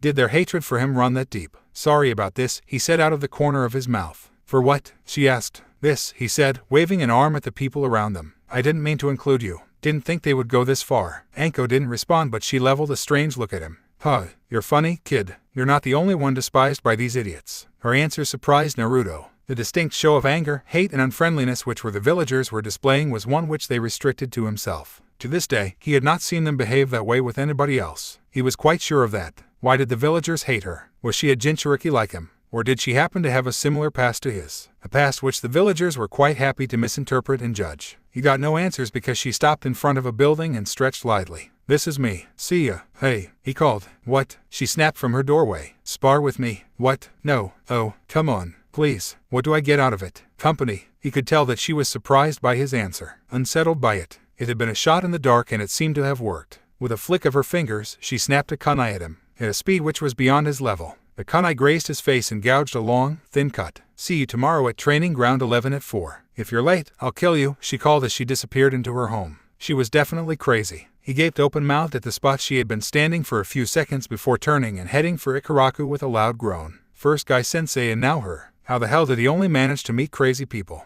Anko entered her modest home and leaned back onto the door she had just closed behind her. Closing her eyes, she analyzed the events that had just transpired. Her actions had been quite unlike her. The ease with which the brat had been able to manipulate her was shocking. On second thoughts, she realized that manipulate was the wrong word. It was quite clear to her that boy had no actual ulterior motives. In fact, it seemed to her that his answer was quite truthful. Company, companionship, that was clearly what the boy wanted. And coming upon a person faced with a similar fate to his, he had done the only thing he could and reached out. But why had she accepted? Was she herself so lonely that the offer of companionship from a 6-year-old boy was something she was taking seriously? With a curse, she pushed off the door and walked into her bedroom. She had never been good at figuring out emotions, and she wasn't going to get any better now. As far as she was concerned, she had a spar with a fellow comrade the following day, and that was the end of the matter. One step at a time was the approach she was going to use. 1 year later, Naruto's body shivered in anticipation as he completed the final strokes of his first attempt at creating his own seal. He was extremely excited. This was the culmination of many months of hard work. The first problem Naruto had faced when he began working on Fuinjutsu was his handwriting. The art of Fuinjutsu required extremely accurate and precise penmanship. His first task had been to practice his calligraphy and improve upon it drastically. Inaccurate strokes lead to inadvertent explosions. This was something he had learned the hard way. The book he had stolen described the method for the creation of many useful seals. Storage seals, explosive seals, chakra storage seals, movement restriction seals. He had been slowly but surely mastering them one by one. Replicating the seals themselves was an easy task. Understanding the theory behind them was another matter altogether and was something he had to do if he wanted to even dream of deciphering his own 8 trigrams seal. After many months of study, this was his first foray at creating his own seal. He was attempting to make a more powerful version of the standard issue explosive tags by increasing the amount of stored chakra. The standard explosive tags used by shinobi were classified as grade 2 explosives. They were relatively cheap and easy to manufacture. The seal Naruto had come up with could easily be classified as a grade 4 explosive. Increasing the amount of stored chakra was no easy task. He had to design new storage glyphs for the additional chakra load and design additional pathways for them to flow through.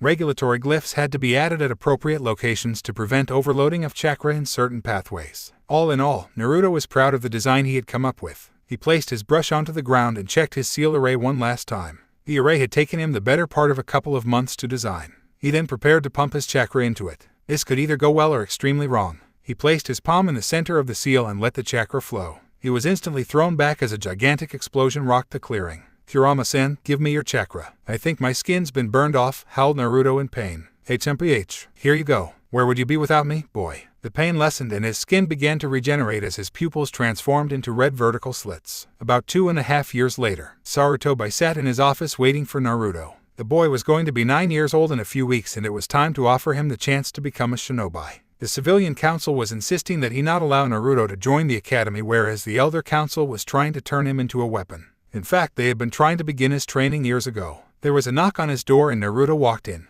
The boy was much taller and he had filled out quite a bit. That must be a consequence of training with Mato Guy. Sit down, Naruto. Sarutobi looked out of the window at Minato's statue and took a couple of puffs from his pipe. So Naruto, you will become 9 years old in 2 weeks, yes. Yeah, that is also the standard age for admitting children into the ninja academy. So do you want to be enrolled? Of course. Are you sure? Just because your parents were shinobi does not mean that you have follow in their footsteps. There are many useful professions for civilians in the village as well. Thanks, Gigi, but I want to be a shinobi. Good. Okay then, I will have all the necessary preparations made. You will start in 2 weeks' time. Naruto's face split into his trademark grin. Listen, Naruto, many of the children will be from shinobi families and may have received some training from their parents. You will have to work hard to keep up. Thanks for the advice, Gigi. I'll try my best. That's it then. You can go now. Meet me again in a couple of days. I will give you any additional details that you may require. Naruto got up and left the office with a giant grin in his face. His plan had worked. The old man did not know about his training or he would have definitely mentioned it. Plus, he was finally joining the academy. He was one step closer to his goal now. He would be able to meet other kids like him. This was going to be really fun.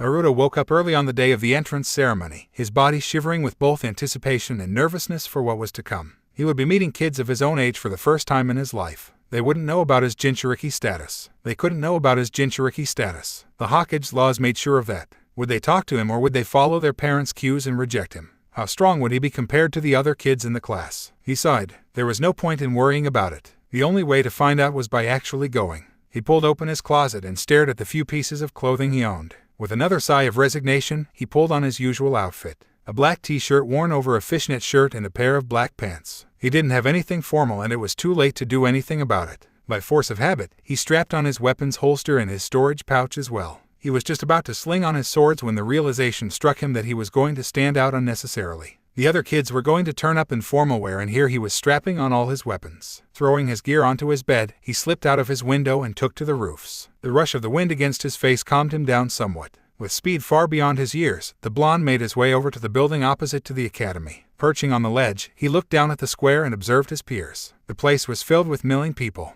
The crowd mostly consisted of children being accompanied by their parents. There were also a few shinobi in the standard chunin uniform milling about. He watched as a father held his son's hand and led him through the academy gate. The sight struck a chord of melancholy deep within him. That could have been him in some alternate universe. He stared at the sight for a few more seconds before shaking himself. If an enemy had attacked him just then, he would have been dead. With that sobering thought, he jumped down to join the people who were about to become his classmates for the coming few years. After a lot of jostling and shouting from a pair of shinobi, the crowd eventually organized itself. All the children stood in two lines in front of a large, makeshift stage while the parents bustled about at the edge of the compound. The Sandaime walked onto the stage along with 20 shinobi, all in the standard chunin uniforms of the village. Naruto guessed that they were the academy instructors. The Jiji started off into what was definitely going to be one of his boring and long-winded speeches. Tuning the old fart out with ease, Naruto turned his attention to his classmates. He could count around 100 of them. He had no idea how many would actually make it through. All he knew was that he would definitely be one of those. His thoughts began to wander back to his training as they usually did. His training kept all unnecessary thoughts out of his head. Now that he had classes to attend at the academy, he would have to cut back on the morning training sessions with Gai-sensei. He could still train with him on the weekends. His Fuinjutsu sessions would have to be cut short as well. The time spent on ninjutsu would have to be reduced so as to accommodate Fuinjutsu.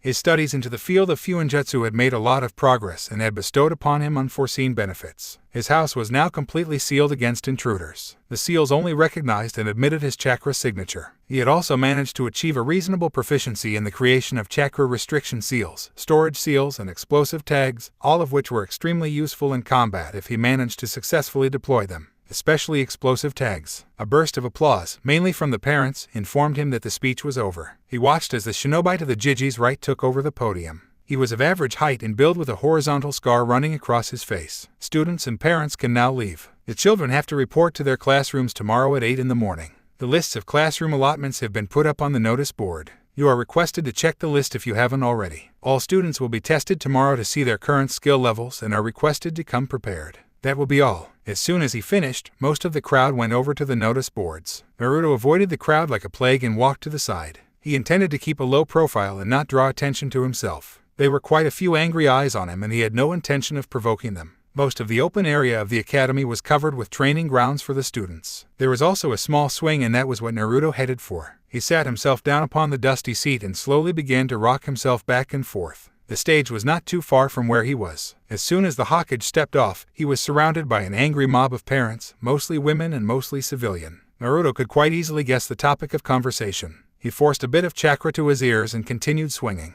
Could you let that boy join? I will not let my son be in the same classroom as the demon. And thanks to your ridiculous laws I can't even warn him about that thing. All I can tell him is to avoid the demon but my son never listens to me. Who knows what that thing will do to him? So they were talking about him. He guess had been spot on. He's right. What if he corrupts my daughter? I will not accept this. He must be removed from the academy at once. Enough. As you can see, none of the shinobi parents have a problem with Naruto. So I don't see why you do. Besides, my decision is final. I have already overruled the civilian council. Your petty arguments are not going to make me change my mind. Now leave me. I have better things to do than listen to your pointless complaints, growled Sarutobi with unrestrained menace in his voice. An angry Hokage was not what they had expected. They got the hint and hastily backed away. The old man turned and looked right at him. Naruto calmly met his eyes. Naruto was far enough to be considered out of earshot even by shinobi standards. However, the blonde could see that the old man knew different. The old man knew that he had overheard the conversation. Maybe he hadn't been as good at hiding his skills as what he had initially thought. Naruto dug his heels into the ground and brought a halt to his momentum.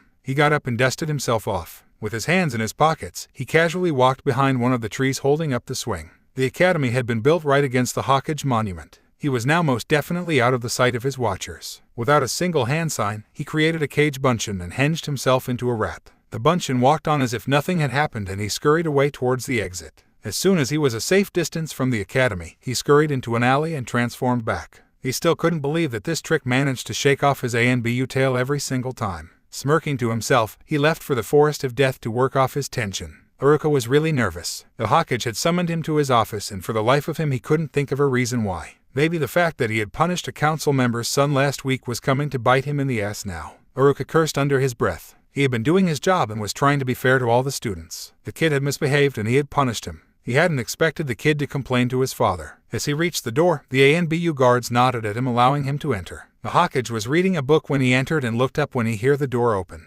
With a smile, he motioned to him to take a chair. Uruka's apprehension lessened. As far as he knew, the Hokage wasn't a sadistic person. So if he was being smiled at, then he was most probably not going to get screwed. Uruka, I called you here to talk to you about Naruto. Naruto? You mean the... His voice trailed off. The Hokage nodded at him. I made sure that he was in your class. Uruka had already noted the presence of the Jinchuriki in his class the week before. He was simply being thorough and was brushing up on the backgrounds of all his students. What he had not known was that the boy had been specifically placed under him. And he could quite frankly not think of a justifiable reason for such an action. Why? Because I know that you would never let personal feelings come before your duty. You would have treated the boy fairly even if you hated him. I don't hate him. I'm a shinobi, not a civilian. I know about seals. The boy is at no fault for what happened to my parents. The Hokage smiled again. Most shinobi know that, but despite that they still shun him. That is what I wanted to talk to you about. Naruto is strong. Very strong. He might even be past Chunin level already. That level of strength was almost unheard of for a boy of his age. Of course, there were always exceptions, but those occurred so rarely that they could quite easily be discounted. Haddock Kakashi, Uchiha Itachi, Minato Namikaze. Such shinobi only appeared once a generation. What? Impossible. He is only 9. How could H? Yet that is the truth. However, strength isn't everything. He has been alone all his life. He has no friends. He tries to fend off the loneliness by training. This is not good for the boy. I want you to help him. You understand his feelings better than anybody else. He has all the reasons to hate all of us and seek revenge on us. Instead, he trains hard and strives to prove himself to us. I will not let his sacrifice go in vain. He does not know how to trust others and have faith in his comrades. He believes only in his own strength. I want you to change that. I want you to teach him how to have fun and be happy. When a shinobi represses emotions, it always has consequences later. How am I supposed to do something like that? You are the best teacher I have. I have faith in you. You'll figure something out. Uruka looked up at the ceiling and was lost in thought for some time. He then nodded to himself and got up to leave. I'll try my best, Hokage-sama. Oh, by the way, Uruka, don't tell Naruto that I know how strong he is. He thinks he has pulled the wool over my eyes. I want to see his expression for myself when he finds out how wrong he is. The Hokage let out a few amused chuckles. Uruka walked away shaking his head. Naruto woke up late the next morning.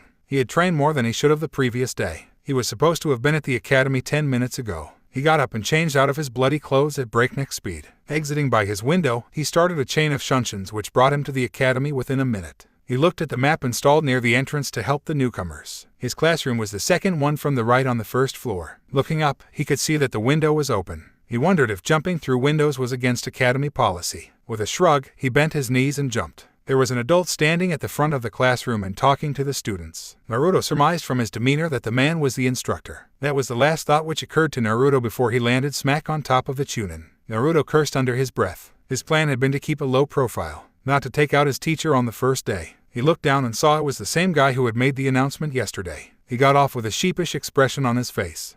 Sorry, didn't see where I was going. The man got up and glared down at him. And would you mind telling me why you chose to come in from the window in the first place? I was late and I saw the window was open and so. The man sighed. Late on his first day. Kids these days. Uruka's voice trailed away as he shook his head. Never mind. We had just finished with introductions and were about to move outside to test taijutsu. Why don't you introduce yourself and then we can go outside? He said with a smile. All the kids were looking at Naruto with an expression of shock on their faces. To be fair to them, his entry had been quite boisterous. Naruto scratched his head nervously and stared blankly at his peers. What am I supposed to say? Why don't you tell them your name, your likes, dislikes and hobbies and such, and your dream for the future? My name is Uzumaki Naruto. Likes ... Well, I like ramen. Dislikes ... Don't really have any. Hobbies ... None, I guess. Dream for the future ... My dream is to become the Hokage. The whispers died down. Most of the kids were still staring at him, but a few broke out into laughter. A kid with red hair laughed the loudest. You, the Hokage, please. My dad told me that you were trash of the worst kind and you would never be able to accomplish anything. There is no way someone like you can become someone cool like the Hokage. Naruto looked at the kid and raised one eyebrow. Well then, too bad for you that I don't give a flying fuck what your father thinks about me. That's my dream and he can't do jack shit about it. You can tell your father that I dare him to say that to me face to face. Gasps spread out among the room. Naruto cursed under his breath once again. He had let the idiot's insult get to him. His plan to stay out of the limelight was up in flames in the first 5 minutes itself, and now he was going to be chewed out by the instructor. He cursed Anko for teaching him so many cusses. Isano-kun, I will not have words like that spoken in my classroom again. I am going to talk to your parents about this. And you, Naruto, I will not tolerate such filthy language again, you hear me? This is your first and final warning. Now class, let's move, thundered Uruka. Naruto looked up in shock. The man had taken his side and defended him. He'd only gotten scolded for his language. Shaking his head in disbelief and cursing Anko again for corrupting him, he followed the rest of class out, while keeping a close eye on Uruka. The man was not what he had expected. Uruka led them to one of the many training grounds of the academy. Okay, listen everybody, I am now going to test your taijutsu. You see this circle? You have to fight your opponent inside it. You win if you score more hits or force your opponent outside the circle. Each spar will last for a maximum of 5 minutes. Understood. He received a series of nods in response. Good. Now those of you who have received training in the art of taijutsu before, please raise your hands. A quarter of the group raised their hands. From their clothes, Naruto could deduce that most of them were from one of the village's many clans. Good. That's more than I expected. Let's begin. The rest of you will have to watch, observe, and learn. Taijutsu will be one of the first things we're going to teach you. Now, who volunteers for the first spar? Naruto hung back in the crowd to watch the first spar. His muscles were tingling with anticipation as the two took up their stances. A second later, he let out a breath of frustration and relaxed his muscles. The instant the match had begun, he had known from their movements that they were no match for him. They were slow and their forms were full of openings. Guy-sensei would have cried if he had seen them. The second pair was no better. One of the third pair didn't even know a proper stance. What the hell had he been worried for? They all sucked. It would be extremely tiresome for him to even bother fighting at their level. He sighed and began to mentally berate himself for listening to Anko. That woman could just not be trusted. She seemed to go to great lengths just to make his life miserable. With a start, he broke out of his reverie and refocused on the proceedings as a series of gasps escaped the kids around him. A boy with the Uchiha symbol on his back was beating the crap out of his opponent. And in Uruka, many girls cooed at him and whispers of Uchiha genius started flitting amongst the children. Naruto sighed again. The Uchiha was so full of openings, he could have beaten him with his hands tied and his eyes blinded. He slipped out of the crowd and walked up to a tree and looked at it for a few seconds. Then he banged his head against it 3 times. He didn't deserve this. Not after all the work he had put into his training. Sensei, he called out. I quit my match. Then he sat down and feigned sleep whilst ignoring all the looks he was receiving. His plan had been to stay in the middle of the class and not draw attention to himself, but these guys were so weak he couldn't even do that. He was going to sleep through every class and test. He had already learned all the things the academy could teach him a long while ago. Now all he could do was to wait. He cursed the Jiji for passing the law that prevented early graduation. The only positive from the clusterfuck that was his life was that he could train longer into the night if he managed to catch up with his sleep in the academy. It was time to begin elemental manipulation. He opened his eyes when he sensed a presence in front of him. He looked up and saw a kid with a spiky ponytail. Sensei, the kid called out. I was his opponent. With that he sat down next to him and closed his eyes. Naruto shrugged and closed his eyes as well. Uruka watched Naruto as he walked off. He couldn't really blame the kid if the Hokage was correct about his strength, but was banging his head really necessary? His eyes widened as another kid joined Naruto. Wasn't he a Nara? Sensei, the kid called out. I was his opponent. The kid sat down and went to sleep. He tried very hard not to hit himself. The Nara were famous for their lackadaisical approach to life. Oi, you two, get up right now and get back here. Sensei, everyone is too strong for me. I can't win against them and I won't become better by watching them, so let me sleep, said Naruto. Uruka twitched. The Nara just slept on. Both of you back here now, he roared. He twitched again. His shout had worked, but both of them were dragging their feet as they walked back. This was going to be a long 3 years. A stampede of sorts jolted Naruto from his sleep. All the kids were leaving the classroom. He looked up at the time and guessed that it was lunch. A kid with the spiky ponytail was waking up next to him. Where's Chaoji? He asked. Who? Chaoji, the guy who was eating chips throughout class. Went out, I guess. Troublesome. Help me find him. Sure. Don't have anything else to do anyway. Don't you want to eat lunch? He asked as he pulled out a lunch bag from somewhere. Didn't bring any. Besides, I never eat at this time. The kid turned around and looked at Naruto. Why, I'm an orphan, he shrugged as if it answered the question. The other boy, surprisingly, nodded in understanding. Lucky you. Here, you can share with me. My mom gave me too much. Name's Shikamaru, by the way. Naruto. No, it's okay. Your mom packed it for you. Not for me. Troublesome. I told you there's too much. Have some. If I don't finish it, my mom will eat my head when I get home. Okay if you say so. They walked out into the park and almost ran into Chaoji. There you are, Shikamaru. I thought you would be still waiting for me in classroom. I went to get my lunch from mom. She was waiting at the gate, he said, holding up a huge bag. It's okay. This is Naruto. He forgot his lunch, so share some of yours. Sure. Hi, I'm Chaoji. Now let's go eat. How about that tree? Works for me. Shikamaru just grunted. Naruto got up as the bell signaling the end of classes rang. He made his way to the window and was just about to leave through it when he felt a hand on his shoulder. It was Uruka-sensei. What is with you and windows? Come on and use the door like a normal person. Uruka led the way out. As Naruto neared the gate, he saw parents gathered there to take their children home. That is why I wanted to use the window, muttered Naruto. Uruka-sensei seemed to have heard him and looked down at him with an odd expression on his face. Somehow it seemed as if he understood. Come on, let's go somewhere to eat. My treat. I noticed that you didn't eat a proper lunch. You must be hungry. Do you like yakiniku? Never eaten it. You'll like it then. Come on. Naruto stared at the delicious food placed on front of him. He had never even smelled something that good.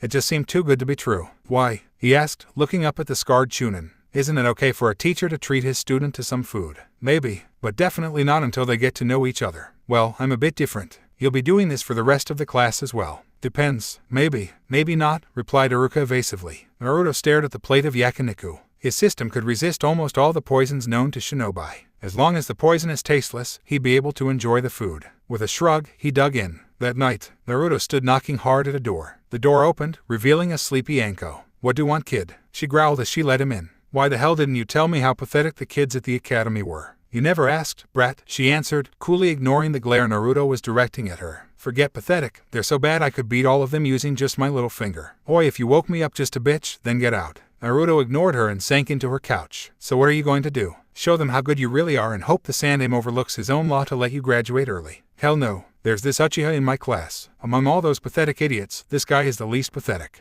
Everyone is calling him a genius and most of the girls flock around him as if they want to marry him or something, said Naruto with a shudder. There's no way I want that. I'm going to scrape through every test and exam graduation. Wait, you're saying the girls in your class are after this Uchiha? Weren't you listening? Yeah, why? A devious grin slowly spread over Anko's face. Naruto started sweating when he saw it. He knew that smile and it definitely did not signify anything good. Naruto-kun, I think it's time Anko Nichin gave you the talk. 2 weeks later, Uruka-sensei, Naruto called as he demolished his 7th bowl of ramen. Yeah, what? Why are you doing this? Doing what? Taking me out for dinner and spending time with me. Because I want to. Huh. A faraway look came into Uruka's eyes and he was silent for a while. Naruto, I'm an orphan like you. I know what it feels like to be alone. I don't want you to make the same mistakes I made. He put some money down on the table and got up to leave. Which were? Uruka sighed. He had almost managed to wing a cool exit. He didn't get the chance to do that very often. To grow up to become a characterless, boring person whose only hobby is his work. Come on, you're not that bad.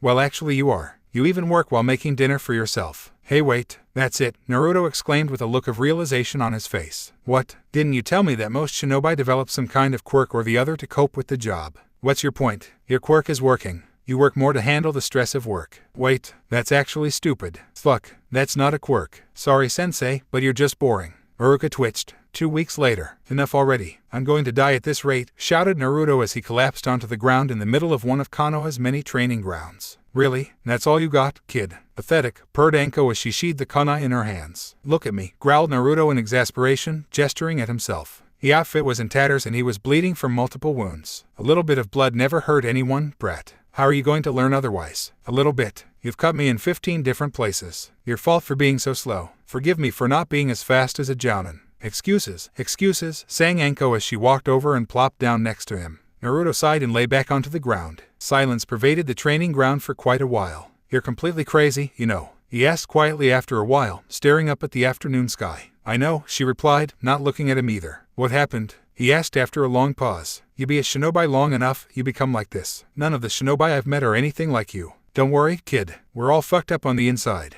It's the only way to cope with this job. Sooner or later, you'll have to see and do things which you're too ashamed to talk about. Look at Guy, for instance. Then why do it? Because it's the only thing I know how to do and it's the only thing I've been doing my whole life. And I also happen to be quite good at it. I'm having second thoughts about my career choice now. If you want a long and happy life, then quit now. You're doing a really good job of selling the career to me. I'm not. You shouldn't do it if you're not cut out for it. That's just another early death for the village. And am I cut out for it? You? She asked, turning her head and facing him for the first time in the conversation. Yeah, I think you'll do well.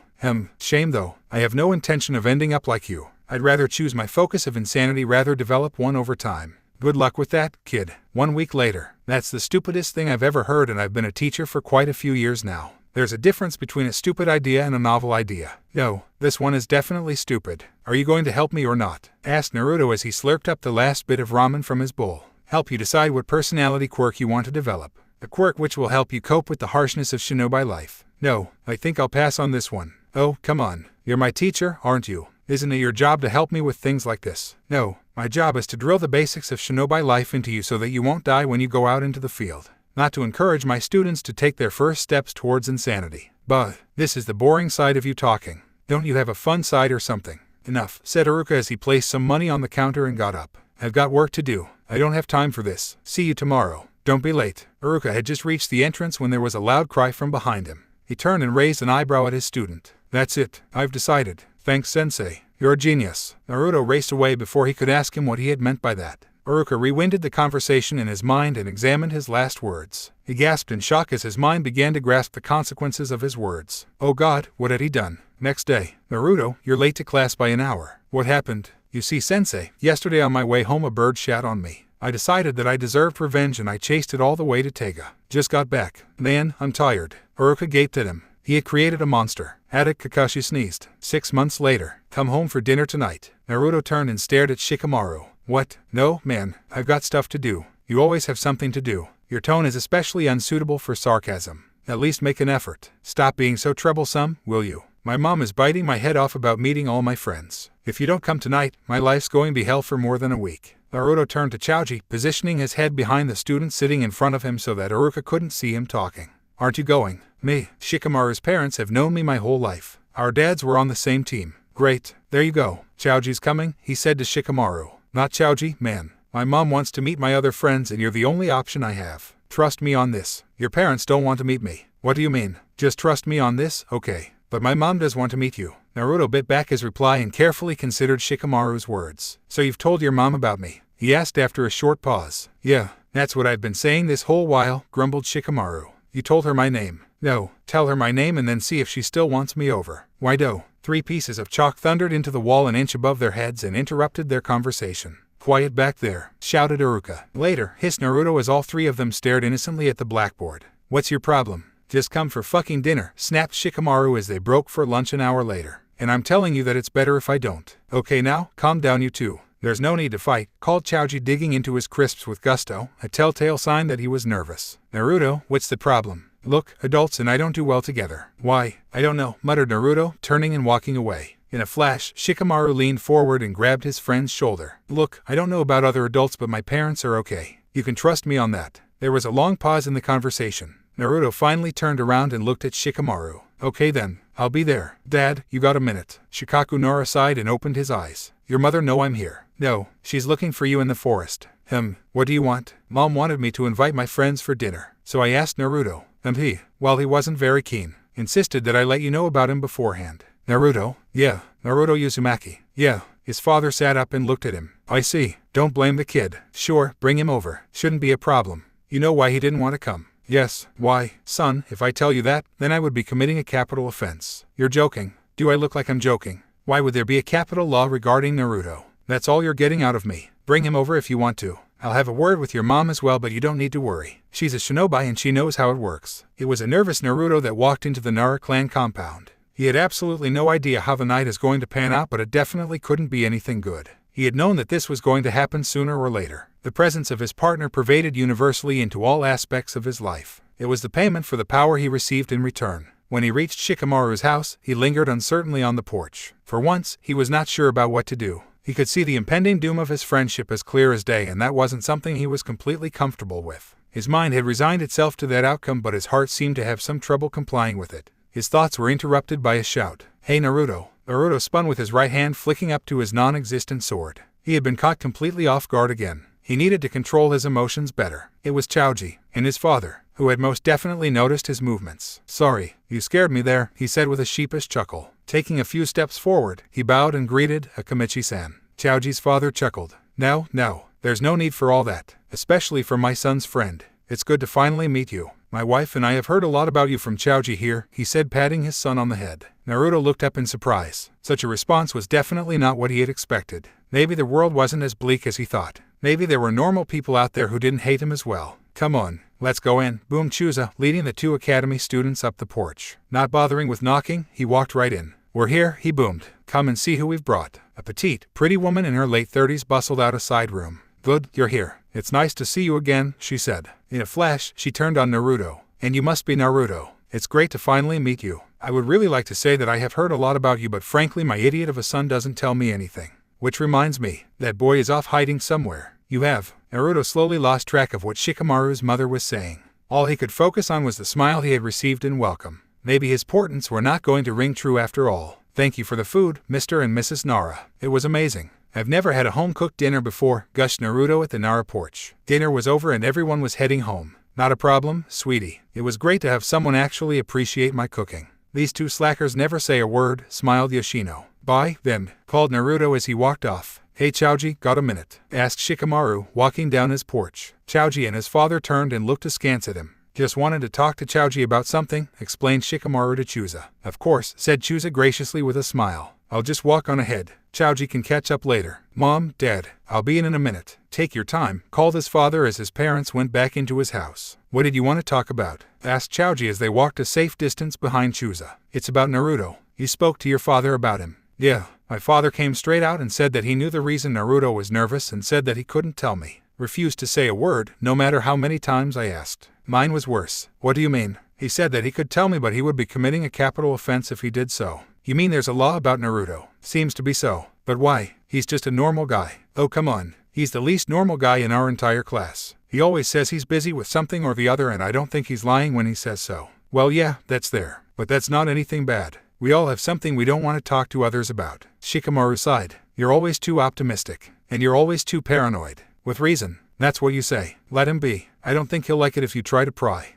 Wasn't intending to. Too troublesome. I don't think I would find out anything if I tried anyway. He's much smarter than he lets on. HMPH. As if. I know you. Once you can't figure something out, you can't let it go until you solve it. I can. If I know I'm invading someone's personal space by doing so. Which in this case, it seems I am. Relax, will you? You're overthinking things as usual. Just let him be. Shikamaru sighed once again. I guess you're right. He hasn't even done anything yet. 6 months later, Uruka walked into the Hokage's office to see the old man hard at work on his paperwork. The Hokage set down his pen, got up and walked to the window as Uruka sat down. Uruka, I called you here about Naruto. I haven't had the chance to talk to Naruto in recent times. The boy seems to have forgotten me now that he's joined the academy. Just wanted to ask you about him. How's he doing? Well, I don't really know how he was before he joined the academy, so I really can't comment on that. Other than that, he's pretty much a normal kid. Generally keeps to himself and doesn't interact much with the other students, but that in itself isn't anything alarming. Many students are quite shy at that age. He has made a couple of friends and he spends all his time with them in the academy. I have no idea whether he meets them outside the academy. Frankly, I have no idea what he does once classes are over, but he always gives off the impression of being busy with something.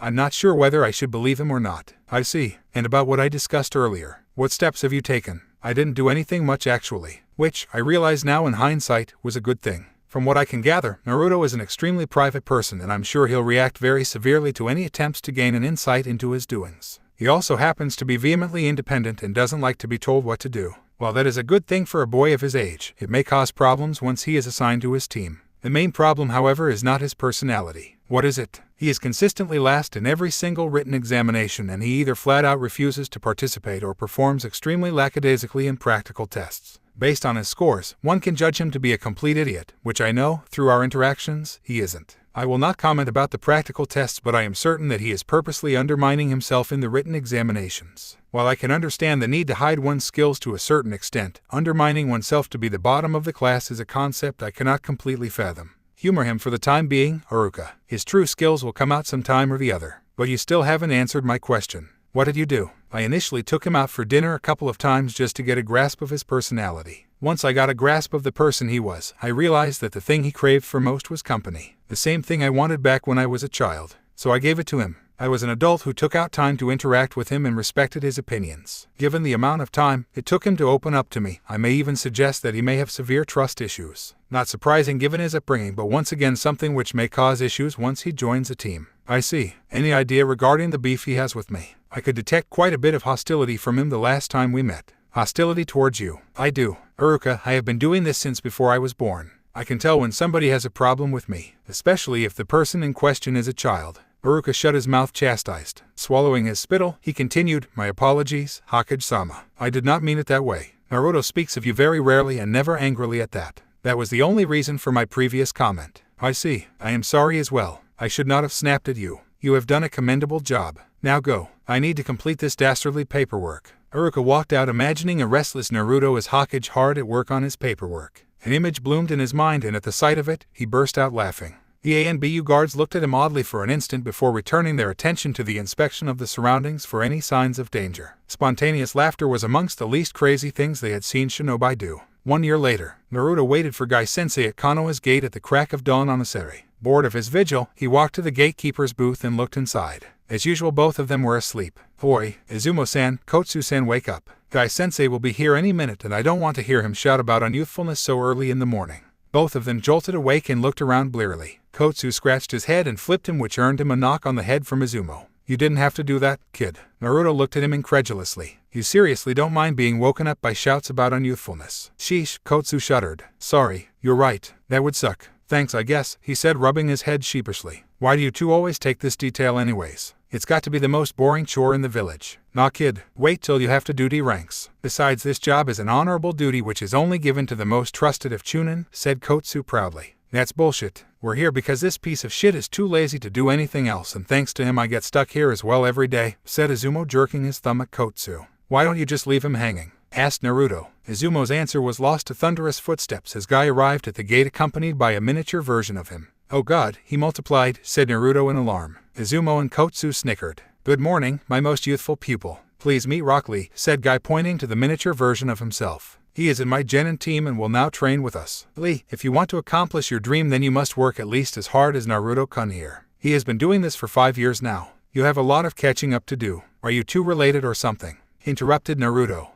Yosh, I am honored that you consider me worthy enough to be Gai-sensei's relative, but the answer to your question is in the negative, Lee shouted. Yosh, Naruto-kun, it is an honor to meet you. Gai-sensei has told me a lot of boo. At that moment, Naruto made one of the biggest mistakes of his life. He tuned out Lee and began to compare his appearance with Gai's. They had the same eyebrows, the same hair, the same clothes, the same voice. How could they not be related? He only belatedly realized that Lee had stopped talking and was looking at him as if he was expecting an answer. Refocusing himself to the conversation, he asked, You said something. A deep silence fell amongst them as the wind began to blow loudly and a crow flew past them cawing loudly. Naruto could not have seen the long-drawn consequences of his slip-up. Yosh, Naruto-kun, what an unbelievably cool and hip attitude you have. I henceforth proclaim you as my eternal rival, Lee shouted. Naruto began to sweat. He did not deserve this. Guy alone was too much to handle. Izumo and Kotsu's snickers transformed into full-blown laughter. That's enough, Lee. It is good that you have found an eternal rival, but you are way too early to challenge him. Now let's begin. Yosh. Guy disappeared, leaving behind a cloud of dust, a confused Naruto, an excited Lee, and a laughing Izumo and Kotsu.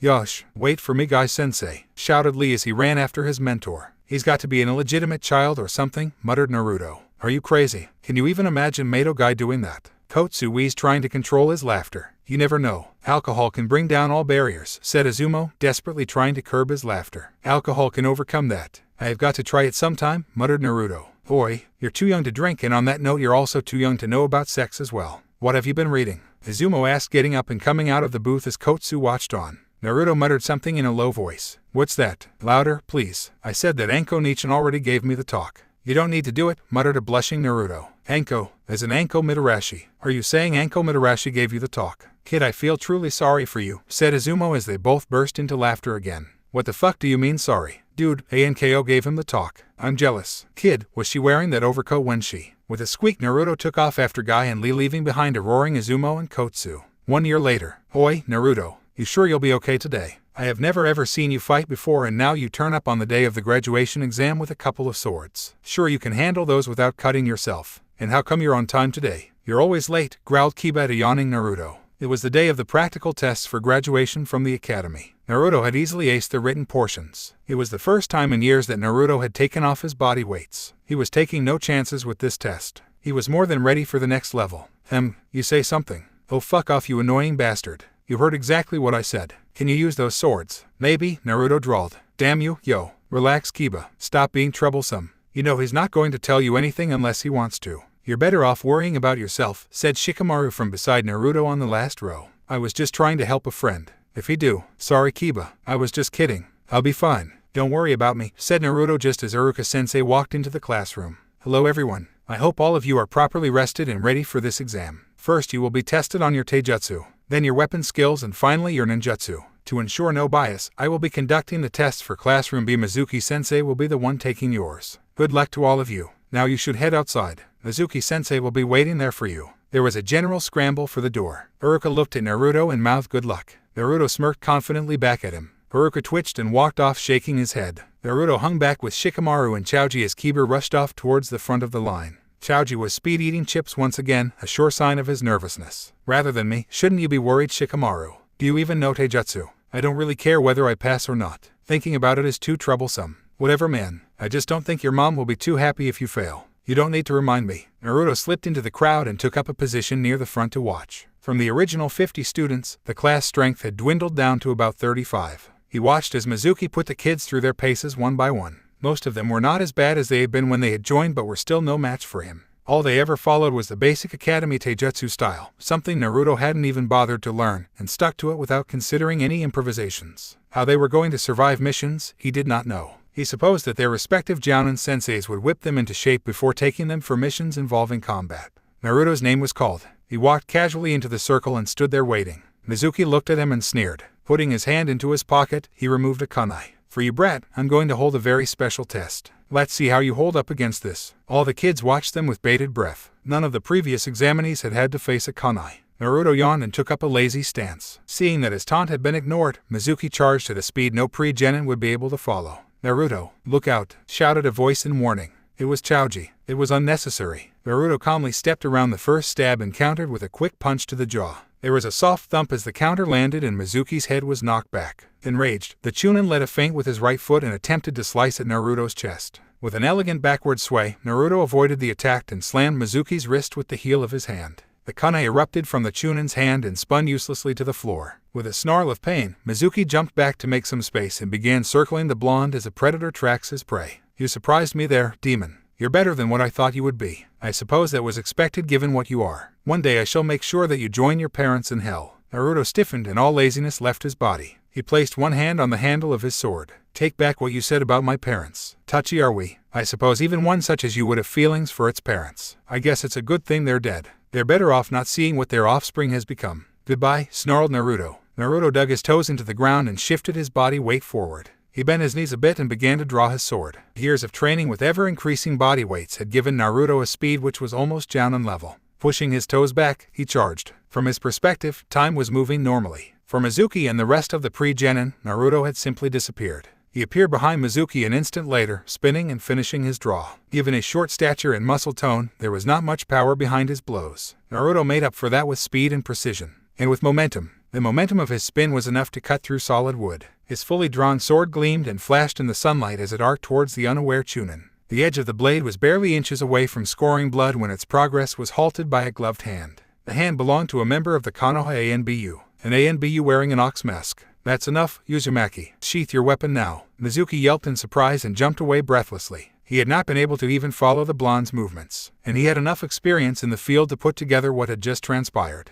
Ox-san, I'm warning you. Get away from me before I do make you do so, Naruto growled in anger. Boy, I have been watching you since you were 6. I know the limit of your abilities. Now sheath your sword before I'm forced to do it for you. Wrong. You know only what I let you see. I have been slipping away from your watch to train for years now. I'm warning you again. Ox tightened his grip on Naruto's sword. With a curse, Naruto streamed a burst of Futon chakra into his blade. Ox let go off the sword instantly and stepped back in a hurry, slightly off balance. And that was all Naruto needed. Given his lack of power and the lack of speed due to his training weights, the only way he had managed to survive bouts with Guy and Anko had been by developing the skill to deal precise and sharp counters and by mastering the art of utilizing the opponent's openings. He spun in an instant and hit the off-balance Ox with the butt of his sword with all the force he could muster, knocking him back a couple of feet. Continuing his spin, Naruto drew his second katana and was about to leap towards Mizuki when 3 more ANBU appeared around him. His blade was blocked by a tanto and 2 kunai were held against his throat. That's enough, Uzumaki. Stand down. Mizuki stared at Naruto with fear in his eyes and with shaking knees. He could clearly see that he had just scored a lucky escape.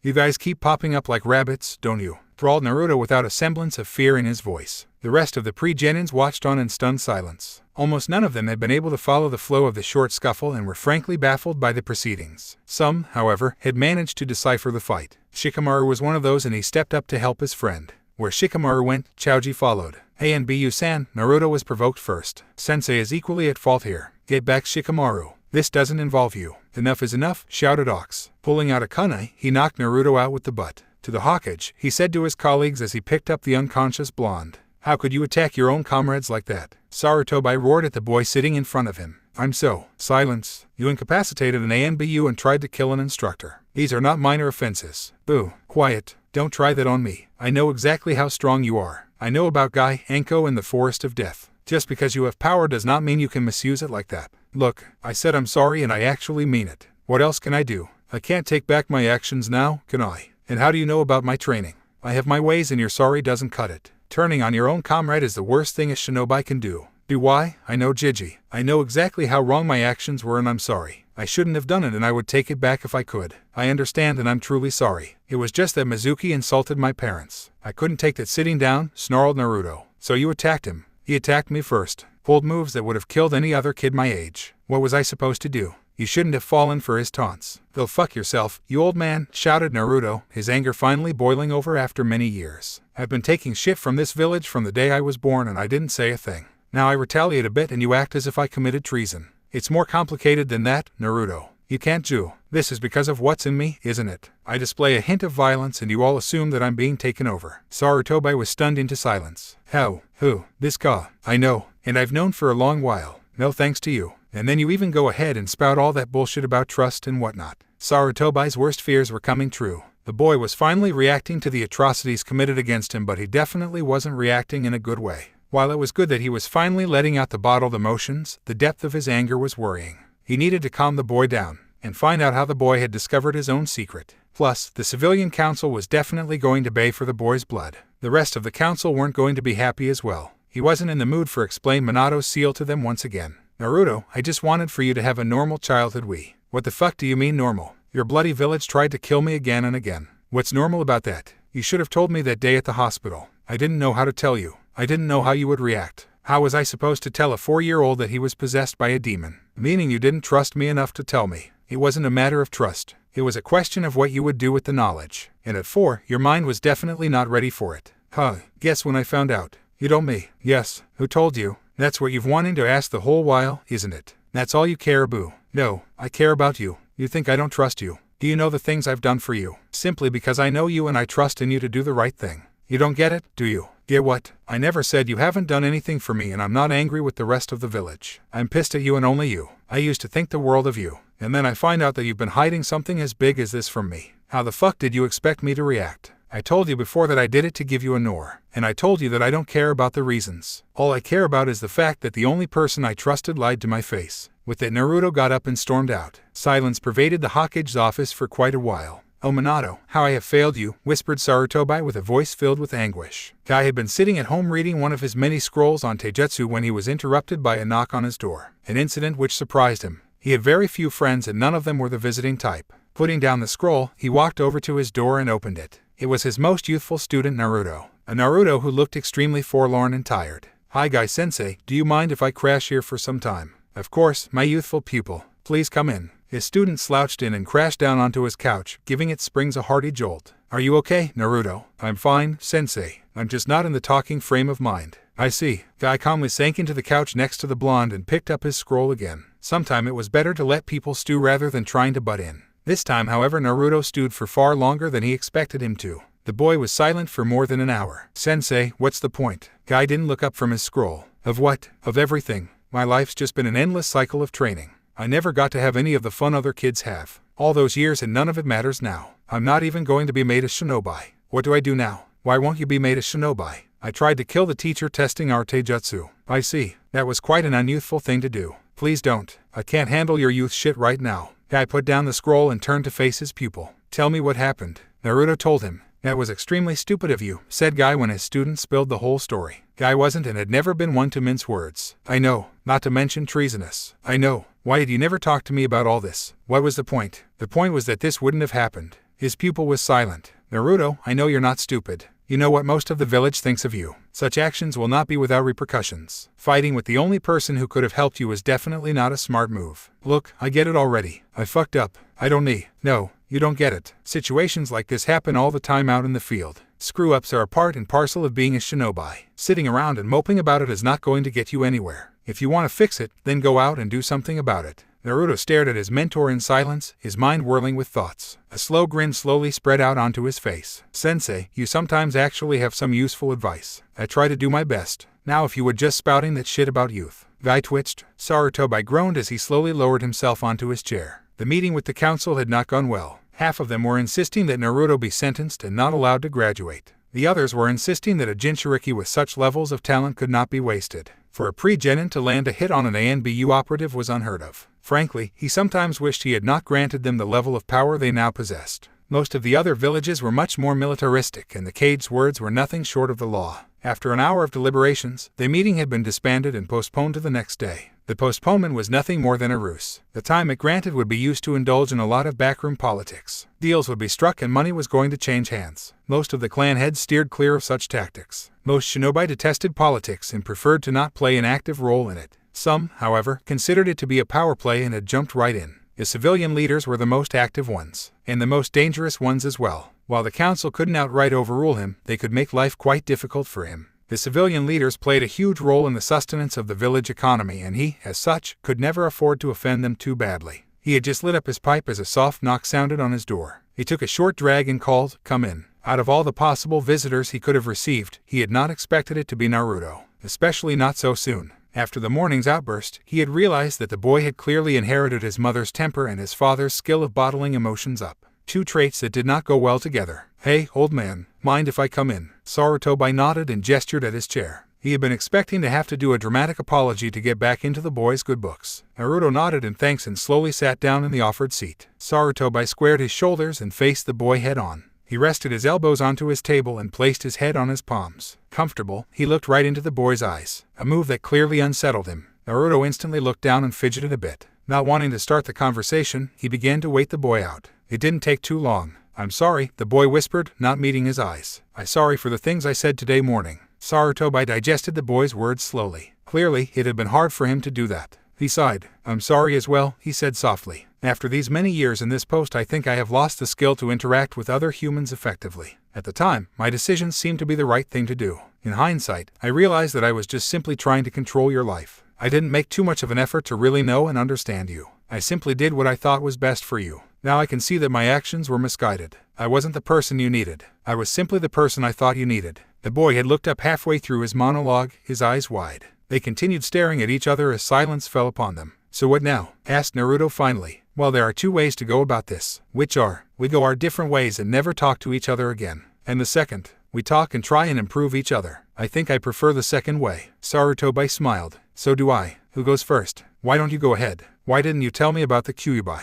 "Because I knew that your life would be overshadowed by it, and I wanted to give you at least a few years without that pressure. But the villagers ruined any chance of that. I see now that I should have told you this much sooner, but I simply did not have the heart to lay that heavy a burden on you. A mistake you should learn from. Never let your emotions cloud your judgment. And I did try to improve their treatment of you. Do not think that I didn't. A law that prevents anybody from mentioning the Kyuubi was put in place so that people could not ill-treat you. But it is impossible to stamp out emotions such as hatred from people. Without a focus for our hatred, our emotions just begin to eat us away. I tried my best. Barring arresting every person who mistreated you, there was nothing I could have done." Naruto nodded. "Does my answer satisfy you? Why didn't you tell me about my parents?" Sarutobi suppressed his surprise. His turn would come soon. "Because they had many enemies, and I did not believe that a 3-year-old had the skill to keep a secret. I planned to tell you when you graduated. You may believe that to be a convenient excuse, but I have no proof to offer you, and it is up to you to accept it or not." "No, I believe you." "Why?" "Because I refuse to believe that you would lie to me after all this." "You're not that bad," said Naruto with the hint of a smile. Sarutobi chuckled. "My turn. Who told you about your parents and the Kyuubi?" Naruto once again bowed his head and looked lost in thought. "Do you really want to know?" he asked when he finally looked up. "I'll tell you if you insist. Are you trying to protect someone?" "No, you just won't like the truth. I've held this position longer than you can imagine, boy. I'm used to unpleasant truths." Naruto nodded and took a long pause. "The Kyuubi told me himself. He showed me how they died." This time Sarutobi did not even bother hiding his surprise. Out of all the possible answers, this had been one he hadn't even dreamed of. In his mind, he had been cross-referencing all those who knew about the identity of Naruto's parents and crossing them of one by one after gauging their loyalty. The fact that the boy could communicate with his Biju was startling. While it was not unusual for a Jinchuriki to commune with his or her Biju, to do so at such a young age was stunning and deeply unsettling. Counseling his emotions, he barked, "Stand up and take off your shirt. Channel some chakra for me." Ignoring the boy's confusion, he got up and gestured for him to hurry up. The boy did as asked and Minato's seal materialized as clear as day on his stomach. Bending down, Sarutobi carefully inspected the markings. While he was nowhere near a master of Fuinjutsu as Jiraiya, Minato or Kushina, he had a level of knowledge which surpassed almost the entire shinobi world. He was known as the professor for a reason. After a few long minutes of careful inspection, he judged that the seal was perfectly intact. With a sigh of relief, he pushed himself up and sat back into his chair. The seal is still intact. You can get dressed. He waited for the boy to retake his seat. Tell me all, from the time you first spoke to him to now. The boy told him. That was foolish. Suicidal, he said with a shake of the head when the whole tale was out of Naruto. Why didn't you come to me after the first time? I was angry at you for not telling me yourself, shrugged Naruto. Sarutobi sighed and rubbed his face. Remember Naruto, never let your emotions cloud your judgments. The sanctity of that seal is not something which just concerns you. The safety of the entire village depends on you. Do not act so rashly again. Then you're not going to like the next part, muttered Naruto sheepishly. A growing sense of dread began to develop in Sarutobi's heart. Hearing the rest of the anecdote did nothing to allay it. His anger getting the better of him, he jolted up from his chair and slammed his hands on the table. Open the seal and let him go. Are you just stupid or do you keep doing these things just to irritate me? Why not? Why not? Why not? Do you even know how much trouble that would cause? The Shodai Hokage captured all the Biju and then distributed them amongst all the villages. Do you know why? To maintain the balance of power. Losing the Kyuubi will cut back the village's power. If another village gets their hands on him, then the balance will be completely destroyed. War will almost certainly break out again. A cold look appeared on the boy's face. You're no different than the rest of them, he said, gesturing towards the village. What are you talking about? The way you talk about the Kyuubi and the rest of the Biju. You consider them to be objects of power, objects to be used and thrown away, just like the village thinks of me. His words hit Sarutobi like an arrow. The boy was definitely wiser than he gave him credit for. He sat down again with a sigh. That is simply human nature, boy. When humans discover something they cannot understand, they do only one thing. They control it. I talk about the Biju the way I do because that was the way I was taught, and I have never encountered anything or read any literature which ever suggested that the Biju are anything but forces of destruction. And unless you have something to offer, then I'm afraid I'm not going to change my views. Didn't you hear what I said? The Kyuubi was being controlled. He didn't attack the village. Madara did. Madara, who nobody but the Kyuubi saw. How else could he have arrived in the middle of the village without anybody noticing? Without you noticing. The boy's riposte was difficult to counter. That was a question that had bothered him for many years now. Who had gotten through their barrier? Who had killed his beloved wife? He had soon deduced that it had to have been a Kuchios. There was no other way that none of them had not noticed a chakra as large and malevolent as the Kyuubi's. The summoner must have been the one to pierce the barrier, and Madara was the only known summoner of the Kyuubi in recorded history. Sarutobi sighed. While I can't disprove you, neither can you prove your theory. Why can't you trust me on this? Trust on you on the fact that the creature that almost completely destroyed my village is not a psychopathic monster of destruction, and that the strongest Uchiha to have ever lived is still alive. Yes. Why do you trust him? Because I gave him the chance to kill me and escape and he didn't take it. Because he showed me my parents' last message to me. Because he told me himself that he was the one to kill my parents. Because he is a prisoner as much as I am. And because I have offered him what he wanted most. Freedom. He has no reason to lie anymore. Sarutobi stared at the boy. The boy with wisdom beyond his years. The boy who held a burden no one else did. The boy who had a deep sadness in his heart. The boy who was the son of two of the best people he ever knew. The boy whose words held a conviction he did not think he could waver. He decided to trust that boy. Something he hadn't done in a long time. Being a Hokage so long had stolen some of the base emotions from him. It came with having to send his own people to their deaths again and again. He also could not bear to fight with Naruto anymore. Fine, he said after a long time. I will trust you. The boy was even more surprised than he was of his own actions. But know this, if are wrong, then the lives of all the innocent lives in this village will be upon you. I would rather die than let that happen, the boy replied resolutely. Good, that's the kind of conviction I like to see. Now about today morning. Ideally, you should be punished for your actions, but I'm letting you go this time with just a warning. A final warning. I will not tolerate any more such incidents. The boy nodded. Good. This is going to cause a lot of irritation for me, but I'm willing to accept it this time. Secondly, I pronounce you to have graduated the academy as of this instant. The boy stood up in part excitement and part shock. Really? But how? I didn't give the rest of the tests in. I have spoken to Ox. You displayed exemplary levels of taijutsu and skill in ninjutsu in today's encounter. Plus, you managed to land a hit on an ANBU agent. That is proof enough of your skill. That is more than sufficient to graduate. But I only did it because he was underestimating me. That was his mistake, not yours. It takes away nothing from your feat. Boo. Do you want to graduate or not? Snapped Sarutobi. I do, replied a startled Naruto. Then stop complaining and get out. I have a lot of work to do. All thanks to you. We'll talk more later. Naruto bowed low and disappeared from the room as fast as he could. Naruto reached his apartment block and stopped at the entrance. He closed his eyes and channeled chakra into his ears and nose. Finding what he wanted, he shunshined the roof of his apartment. "Hello, Hawk-san," he said to the ANBU station there, hiding in plain sight. "Yo, kid, really sorry about today morning. I know it's not an excuse, but I had really lost my cool. It's okay, no hard feelings. Besides, I'm the one who should be thanking you. You reminded me of the cardinal rule of combat. Do not underestimate your enemy. Now that I'm going back to active duty, it's a good thing it happened. I don't think I really want to die yet, so my guard is being changed." It wasn't a question but rather a statement. "No, the Hokage decided that you don't need one anymore now that you're a shinobi. He told me to stay until you apologized. Now that that's over with, my mission is done." That old man moved fast. He had left his office barely 15 minutes ago. "Wait till I apologized. That manipulative old coot." Ox chuckled. "Yeah, I know. He hides it pretty well, but he sure does know how to bend people to his will." "Well then, before I go, tell me how you gave me the slip," Ox said as he got up. "I used to create a cage bunchin in the toilet and then henge into a rat." Ox was silent as he stared blankly into nothingness. He then started banging his head against the tree. "Fuck, how could I have missed something that simple?" he said, punctuating every word with a knock. He stopped his actions and made to leap away. "You owe me dinner, by the way. Your stunt has made me the laughing stock of the ANBU. Sorry, I guess," said Naruto, smiling sheepishly. "No, it's okay. I'm leaving the village in a couple of days anyway. These things die down pretty soon. Wait, at least tell me your name." "Tenzo," Ox called as he jumped off. Naruto watched him leave and then jumped into his own apartment through his window. He walked over to his bed and fell into it. He started staring at his ceiling and was soon lost in his thoughts. In a while his thoughts turned into dreams. He started when there was a loud banging on his door. He looked up at his clock and saw that he had been out of it for quite a while. He pinched himself to make sure that he was actually awake. As far as he could remember, no one had ever come to his house before. It must be someone with the wrong address. He walked up to the door, took a calming breath and opened it. Waiting for him on the other side were Shikamaru and Choji. "Where the hell have you been for the whole day?" asked Choji. "We have been looking for you everywhere." "Yes, everywhere. You have no idea how troublesome it was," grumbled Shikamaru. Naruto stood with his mouth agape staring at them. Shikamaru reached out and closed his mouth. "Mind if we come in?" Naruto nodded feebly and moved aside, allowing them to enter. He rubbed his head sheepishly as they took in his messy living room. The room was filled with his scrolls. Since nobody ever visited him, he never bothered cleaning up. Naruto created a few clones who set about collecting them. Shikamaru grabbed one before a clone could grab it and opened it. It was filled with his notes on the chakra restricting seal.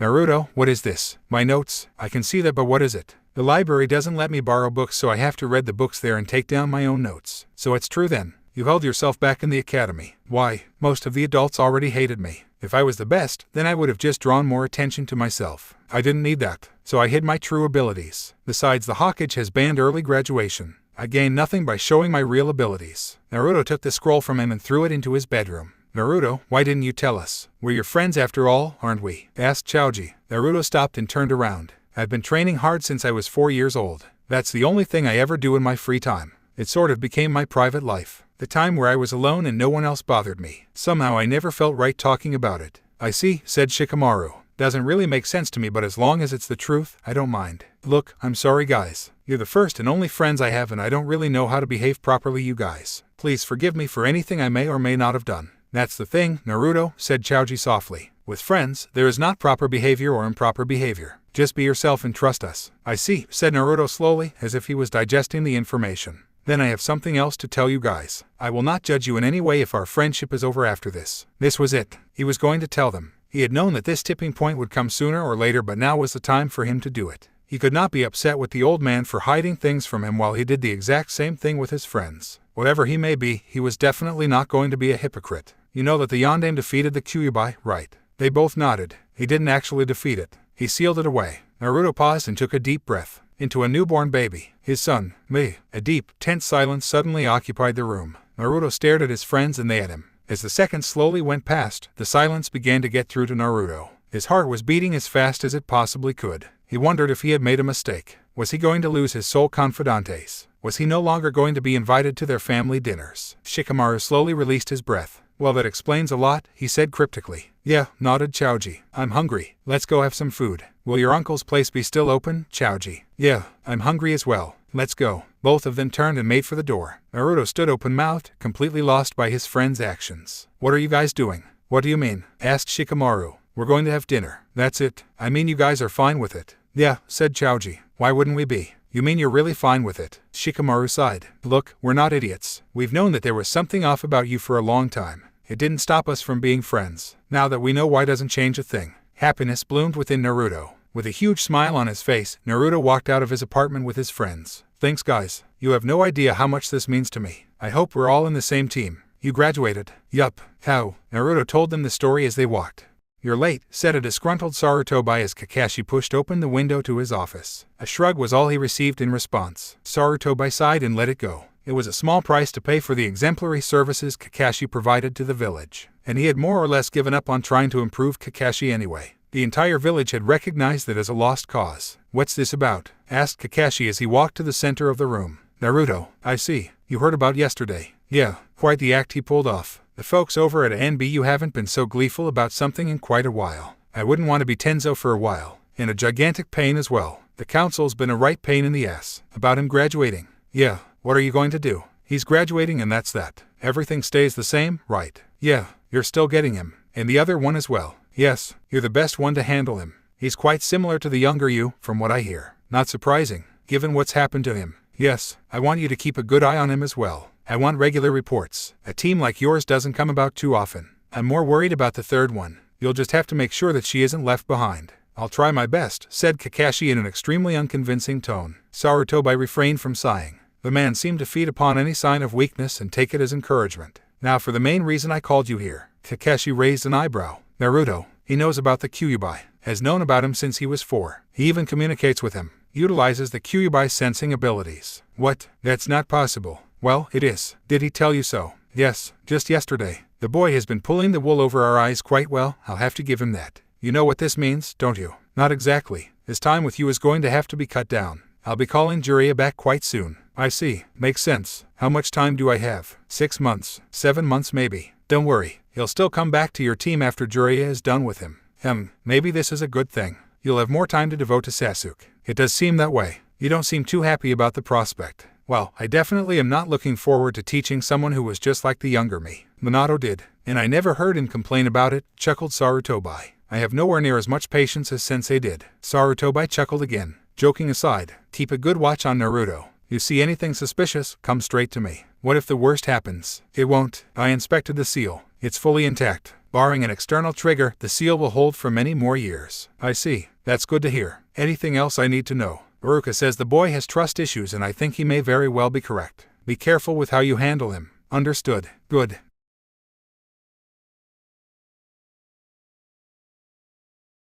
Tomorrow morning. You're in for a surprise then, chuckled Sarutobi. What do you mean? You'll see. I don't think I will. I'll be paying a visit to Tenzo. That boy trained like a monster even when I was guarding him. Who knows what else he gets up to these days. And I don't intend to find out the hard way. Sarutobi chuckled. Tenzo was just finishing up a late breakfast when a light knock to his window caught his attention. It was Kakashi. Not that it surprised him. He had been expecting this visit. Teicho, he greeted respectfully as he opened his window and let the silver-haired shinobi in. It's been a while. How have you been? Not bad, replied Kakashi with a shrug. Vague as usual. You're never going to change, are you? Why fix what ain't broke? Asked Kakashi. He pulled up a chair at Tenzo's dining table. Naruto? He asked as he set about clearing up his meager breakfast. Yeah, Naruto. How did he manage a hit on you? Simple. I severely underestimated him. I thought I knew the limits of his abilities. Turns out the kid had managed to hide a lot from me. Like what? Futon techniques. Really? Asked Kakashi with a raised eyebrow. Already, seems to be. That's how he got me. And I was stupid enough to go and hold his katana. Futon jutsu and guy like speed. That's one scary kid. Yup. Who knows what else he managed to hide from me. Kakashi sighed. I'll have to go visit Guy as well. Don't forget Anko. Anko Madarashi. Yes, the kid spars with her a lot. Kakashi sighed again. This keeps getting better and better, doesn't it? Why are you getting so upset about it? The better he is, the less work you have to do. The better he is, the more lopsided my team gets. Ah, exclaimed Tenzo as realization struck. There's it as well. I presume they gave you the Uchiha as well. Kakashi nodded. He's good. Not anywhere as good as Naruto, but definitely the best of the rest. At least it's what I could make out from the times I watched him in the academy training grounds. Talk to Cage if you want to know more. He's been on the Uchiha detail for a couple of years now. No, I'll pass. He's good, but not beyond genin level from what I hear. That is, he's not another Itachi. Kakashi nodded. Yeah, and that's a good thing. Given his history, I wouldn't think it's a good idea for him to get too strong too fast. Tell that to the council. This isn't war. As long Hokage-sama stays in power, what we went through isn't going to happen to the current generation anytime soon. I don't know about that. Innocence doesn't help us shinobi. Just gets us killed. Innocence lost, the earlier the better. Yes, but how early? Look at us both now. Doesn't seem to have done us much good. Tenzo chuckled. Hardly a good way of judging my point, given how fucked up both our childhoods were. Kakashi chuckled as well. Can't argue with that. With a wave, he got up. Thanks for the information. I better go hunt down Guy. The faster I get that done, the better. Naruto's alarm clock woke him up that morning. He had lost track of time chatting with Choji and Shikamaru the previous night and had slept really late. He sat up blearily and turned it off. He tried to form a cage bunshin, but in his bedraggled state his chakra control was nowhere near perfect. Putting his hands together, he made the required hand sign and created the bunshin and sent it off to the academy. He then promptly crashed back into his bed and fell asleep again. As Uruka walked into the room, he could sense the palpable excitement and the suppressed tension in the room. Today was the start of their lives as shinobi, and he hoped that he had taught them enough to make sure they survived. He was followed by a group of jounin. He clapped his hands and called for silence. From now on, all of you are shinobi. I wish you luck in your careers and hope that you all will become valuable shinobi to this village. Now I will announce your teams and your instructors' names one by one. When your name is called, get up and leave with your jounin. They'll handle it from here. Understood. Now let's begin. Uruka scanned the classroom and bit back a groan. Naruto was late as usual. At this rate, if that kid ever became Hokage, he was going to be late to his own appointment. Clearing his mind of thoughts of Naruto, he opened his list and began reciting the teams. Team 7, Uchiha Sasuke, Sakura Haruno and Uzumaki Naruto, he eventually intoned. The clone hiding in the tree outside the classroom resisted the urge to hit something. Although the odds were against it, he had been hoping to be in a team with Shikamaru and Choji. He created another clone and dispelled it. A rush of information into his head broke Naruto's sleep once again. He calmly digested the news, handling it much better than his bunshin had. With a sigh, he closed his eyes again. Kakashi sighed as he stood in front of the green apartment door. It had been a while since he had visited Guy. In fact, he hadn't been around since his friend had received his own team. Guy had been extremely busy ever since he had received the personal project that was Rock Lee. He knocked. The door opened an instant later and his friend beamed out. It's good to see you again, my youthful friend, he boomed. Years of being in Guy's company had gifted Kakashi with eardrums stronger than most. Brushing off the loud greeting, he entered Guy's abode. Just made some tea. Would you like some? Sure, sit down then. I'll be with you in a minute, called Guy as he made for his kitchen. Kakashi, instead, followed him into the kitchen and leaned up against one of the walls. How's it going? Pretty well. Just got back from an escorting mission. Your student? He's showing a lot of improvement. Still no match for Neji, but he'll get there sooner or later. Is it wise to play up rivalries within your team like that? Guy shrugged. I don't see the harm. Gives them a goal to work towards. It worked for us. Don't compare us to them. We grew up in wartime. We had to get better or we'd be dead. Everyone needs a motivating factor. It's very easy to lose sight of your path in this lifestyle of ours, said Guy, handing Kakashi a cup of tea. Nodded Kakashi. Years of partnering and friendship had ingrained Kakashi's habits into Guy. In the midst of battle, the only way to survive is teamwork. And teamwork requires understanding your partner. Guy promptly turned away and gave Kakashi the opportunity to take a few sips of his drink. He sat himself down at his kitchen table with a cup of his own. I just came from Tenzo's. You heard. Not much, just a vague rumor. That's what I wanted to talk to you about. What exactly? His skill levels. So he's been given to you. Kakashi nodded. That's good to hear. What do you mean? He's a tough one to handle. Not everyone would have been able to do it. Kakashi sighed. What? If even you're saying that, then the kid must really be complicated. He's not complicated, just different from the others of his age. Understandable given his upbringing. I know. That's not what I meant. Yeah, I know. You were whining. It's too late for whining, my youthful friend. If you wanted an easy way out, you should have never agreed to take on a team in the first place. I didn't really have a choice in the matter, did I? Muttered Kakashi.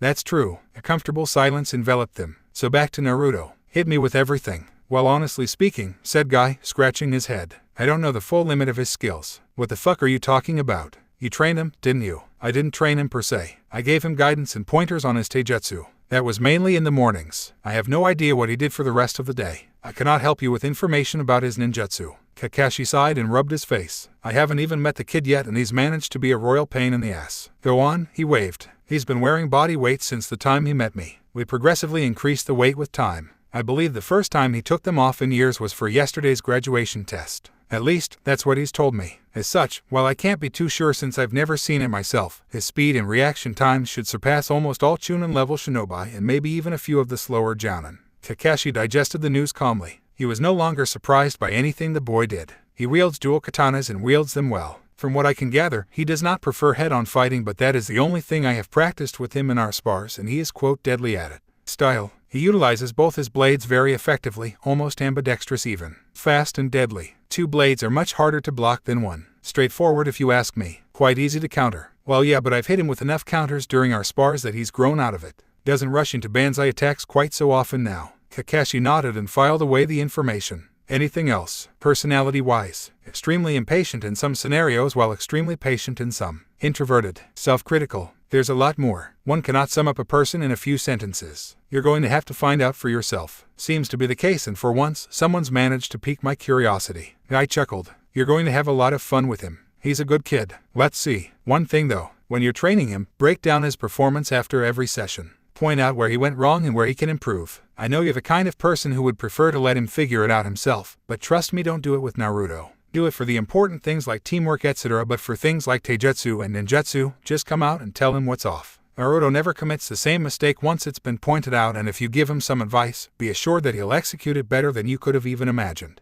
I see. This I'll have to think about. Waving goodbye, Kakashi got up and exited through the window. Uchiha Sasuke waited for his Jounin instructor impatiently. On the outside, he looked calm and composed, but in reality his mind was a raging tempest of anger. Anger at being made to wait. He was the top of their class, and yet here he was waiting for his mentor while all the other students had already met theirs. To exacerbate the issue, he was not happy with the composition of his team. The prospect of having to spend time in close quarters with one of his most irritating fangirls just made him shudder. That and the mystery that was Naruto. He had never considered the blonde worthy of his time. That had changed after yesterday's events. Firstly, he had even been surprised that Naruto had been allowed to graduate. Shinobi villages did not take to attacks on comrades kindly. Secondly, the array of skills the boy had showcased had been unquestionable. With extreme revulsion, he had had to accept that he may not definitely be the most skilled of the graduating students. The speed of the fight had been beyond his current skill level to comprehend. All that he could conclude was that the blonde was extremely good, and he intended to find out how, and then become better as fast as he could. His stomach churned at the thought of being fooled so easily. He had been confident in his own skills and the profiles he had developed for the rest of his batch. If someone had told him a week ago that there was someone strong in his class, he would have scoffed at the very thought. And yet here he was, a fact which made his blood boil. By this age his brother had been in the ANBU. His eyes flicked over to the clock. His instructor was more than 3 hours late, and so was the blonde. He wasn't surprised at Naruto's lateness, but he had expected the Jounin to be punctual. The only upside was that Pink wasn't trying to jump him. She seemed extremely nervous. The only silver lining from yesterday's events, he supposed. He perked up when he felt a presence outside the room. Naruto's clone felt the presence as well and dispelled to let his original know. Naruto sprang out of his bed once again. Taking up his weapons, he moved towards his trusty window. Kakashi walked to the room in which his Genin team was waiting for him. He hoped they weren't too pissed off. He was actually early by his standards, as they would soon learn. He paused outside the room for a second. He was finally going to meet Minato-sensei's son properly in just a few seconds. In preparation, he had decided upon his opening lines last night itself. Preparing himself, he walked in, ignoring the girl's shriek of indignation. My first where's Naruto? He's late. He's always late. I can't imagine what ridiculous excuse he'll come up with today, said Pinky. Kakashi blinked in surprise. Naruto was late. Always late. Kakashi sighed. This was the first time in a long time that he was waiting on somebody. And why hadn't he been told about this particular personality trait? Well then, we'll just have to wait for him, won't we? He said with a crinkled eye, pulling out his trusty book of porn. Sakura watched as her sensei pulled out a book which could easily be considered as porn and began reading it. He was most definitely a pervert, and a weird one at that. Why did her sensei have to be a weirdo? Well, as long as he didn't get between her and Sasuke-kun, she didn't really care. She glanced at her crush and considered approaching him, but was too nervous to do so. Her thoughts were fixated solely on Naruto. He had been so strong yesterday when he had attacked Sensei and the ANBU guard. She hadn't even able to see his movements. She wasn't relishing the prospect of being teamed up with a psychopath. She had been most surprised when his name had been called out. She had assumed that the blonde had not been allowed to graduate. It was only later that she realized that her teammate was simply late as usual. What was she going to say to him when he finally turned up? Naruto walked into the room 15 minutes later with a sheepish expression on his face. You see, I was in the bathroom when I noticed that there was no toilet paper. Had to wait for 3 hours before my roommate got home. Sorry, Sensei. He was late as well. He got here just now, informed Sakura disdainfully. Really? Why were you late, Sensei? Me? Well, you see, I got lost on the road of life. Naruto twitched violently. That excuse blew his out of the water. Looks like he was up against a professional. Kakashi 1, Naruto 0. Shut up, you mangy furball. Okay, you 3. Rooftop. Now, said Kakashi before sunshining away in a whirl of leaves. Kakashi analyzed the 3 genin in front of him. Sasuke seemed to have the typical snobbish, elitist Uchiha personality, which was surprising given that he hadn't had any live Uchiha about to influence him. He would have to get rid of that attitude if he wanted to perform well on a team. The girl seemed to be a typical fangirl, not surprising given that she came from a civilian background. Most civilians mostly calmed down after their first mission out in the field, or they died. Either way, their personality issues generally sorted themselves out quite soon. In case that didn't work out, he'd have to ask Kurenai for help. He had no idea how to handle a girl of her age. He then considered his third student. His meetings with Guy and Tenzo had been quite illuminating. He had managed to get a good grasp of the kid's skills, and from what he had heard, he was quite impressed. Not that he was going to tell the kid that. The girl had said something about him being always late. He hoped that the blonde wasn't as bad as he himself was. He definitely did not want a team in which two people who were always late. How was that going to work out? He wondered what excuse the kid was going to come up with next time. Why don't we introduce ourselves to each other? We are a team now after all. We need to get to know each other very well in order to survive out in the field. Why don't you go first, Sasuke-kun? My name is Uchiha Sasuke. There are lots of things I dislike and I don't really like anything. And, I can't really call it a dream, but I have an ambition. The resurrection of my clan and to kill a certain man. Kakashi restrained himself from sighing. He had forgotten about the kid's revenge obsession. The pink-haired girl almost seemed to be swooning at the boy's words. He wondered if it was a bad sign that he couldn't even remember her name. Next to Pinky, Kakashi resisted the urge to bang his head on something. The only thing he got from her words was her name and that she was Sasuke's ultimate fangirl. Forget asking Kurenai for pointers. He was going to loan Pinky to Kurenai until she had it beaten out of her. Naruto, you're up. My name is Uzumaki Naruto. I like ramen. My dislikes are, not much really. My hobby is training and my dream is to become the Hokage and to have my name in as many bingo books as possible. Kakashi twitched. Was this kid intentionally trying to annoy him? I see. My turn, I guess. All you need to know about me for the time being is that my name is Hadek Kakashi. Now listen up. You guys passed the graduation exam, but you have one more test left. I will take one more test tomorrow, and only if I think you guys are good enough will I take you on as my team. He held up a hand to silence Sakura's protests. Come to training ground 17 at 5 in the morning tomorrow. Make sure you do not eat breakfast. Kakashi I smiled and shunshined away before they asked any questions. He landed a few rooftops away and paused to take out his book. He was definitely not expecting someone to land beside him. Some of his surprise was alleviated when he saw that it was Naruto. How had he managed to catch up? Your wolf, right? Kakashi waited for a few seconds before replying. He had just met the kid and he was already surprising him. Other than the one time he had rescued the boy, he was quite sure that the boy had never seen him or sensed him. How did the boy know? Yes, thanks for saving my life back then. No need, I wasn't supposed to let you get hurt in the first place. An awkward silence stretched between them as they both distinctly avoided each other's gazes. How did you guess? The hair. Kakashi digested and stored this piece of information away for later reference. Naruto couldn't have gotten anything more than a glimpse of him. Plus, the boy had been in extreme pain at the time.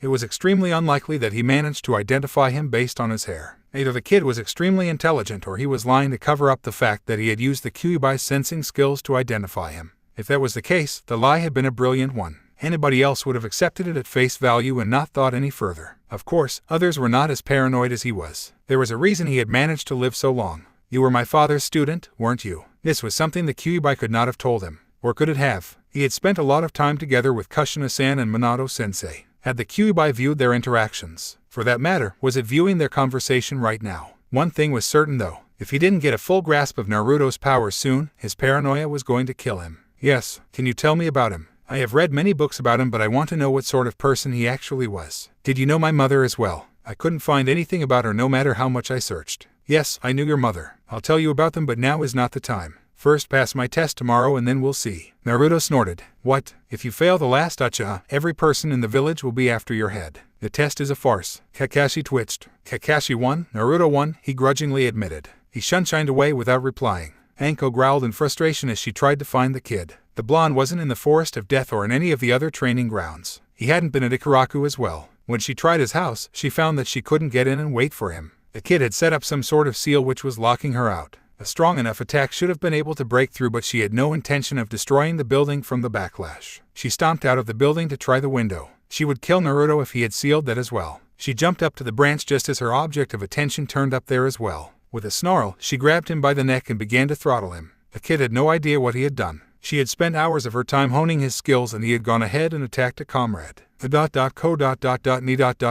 he gasped. She dropped him onto the branch and gave him a hard knock on the head for good measure. What the fuck? He wheezed out as he massaged his throat and struggled for breath. You moron. Do you have any idea what you have done? What? Useless piece of shit. I've spent a shitload of time helping you and this is how you pay me back. She asked, glaring down at him with her hands on her hips. What are you talking about? You attacked an academy teacher. Oh that, said Naruto in a tone of realization. Yes, that did happen. As soon as the words were out of his mouth, a veritable rocket slammed into his stomach. He was thrown back with force and slammed hard into the building on the opposite side of the street. He fell to the ground with a groan, the wind well and truly knocked out of him. That was uncalled for, mumbled Naruto as he lay in a prone position. It wasn't, threatened Anko as she stood above him and glared down. Given that she had put in time into his training, any wrongdoings on his part reflected poorly on her. Her standing in the village was poor enough as it is. She intended to get that point across, with extreme force, if necessary. No, my bad. I'm sorry. I deserved it. Please, pleaded Naruto. Satisfied that her point had gotten through, she squatted down beside her protege. You need to be more careful, kid, she said quietly. These people are always after our blood, she said, gesturing with a wave of her arm. You and I can't give them more opportunities. Look, I'm sure you were provoked, but that doesn't give you the license to cut loose like that. What you did was serious. The kid sat up slowly and looked carefully at her. I know. I'm sorry. I shouldn't have let him get under my skin. Good. As long as you realize that. Since when did you become nice and helpful? Grinned Naruto. This isn't a joke, brat. Look, I'm only going to say this once. You've managed to worm your way into my life. Now don't go doing about stupid things and fucking it up. The brat looked stunned. Wow, Anko-Nisan. You actually have a heart. I thought you ran on pure spite. Trust the kid to fuck it up. She punched him one more time. You need to stop taking stupid risks, kid. That's rich coming from you. That's the point. If I'm the one saying it, then you really need to change it up. Relax. It may seem like I'm crazy, but most of the things I do are calculated. That's there, but every once in a while you, quite literally, seem to lose it. The kid had the grace to look sheepish. Well, yeah, that's there. Haha. Anko sighed. The brat wasn't going to listen to her. He did exactly what he wanted to do and nothing was going to change that. Next morning, Sakura watched Sasuke as they waited for their teammates, both of whom were currently running over 2 hours late. He was leaning against one of the 3 stumps in the training ground.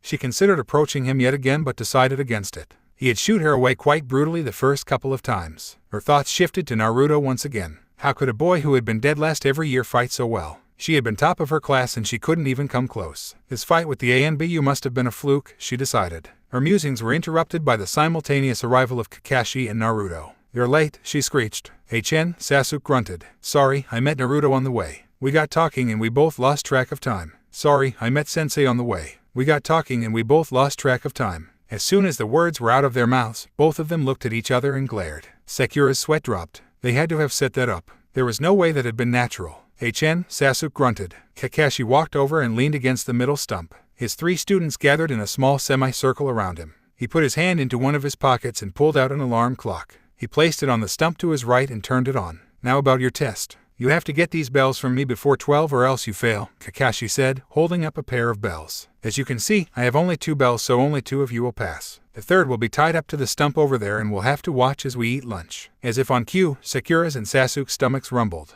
With a sigh, Kakashi looked at Naruto. You had breakfast, didn't you? Naruto nodded and smiled sheepishly. Kakashi sighed. There wasn't anything he could do now. The breakfast thing had just been his inner sadist talking anyway. He wondered if he could fail them just to make a point. He sighed. The Hokage would kill him if he did that. With a shake of the head, he walked over to the center of the ground. Anyway, the person who doesn't take a bell from me will also be sent back to the academy for another year. Come at me with the intent to kill or you will never be able to get a bell. Don't worry, I'm a jounin. I can take it. Besides a couple of cute kids like you will never be able to get a hit on me anyway, he said, pulling out his trusty book of porn. Turning the pages to one of his favorite sections, he began reading. Without looking up, he said, Now, we begin at the count of 3. Hold on, interjected Naruto. What? Asked Kakashi. That's your test. What? Taking the bells from you? Yes, really? You have a problem with that? Well, yeah. Do I really have to? You know, asked Naruto, his voice trailing away but articulating his point by gesturing at his teammates with an airy wave of his hand. Kakashi was impressed. The kid had figured out his test.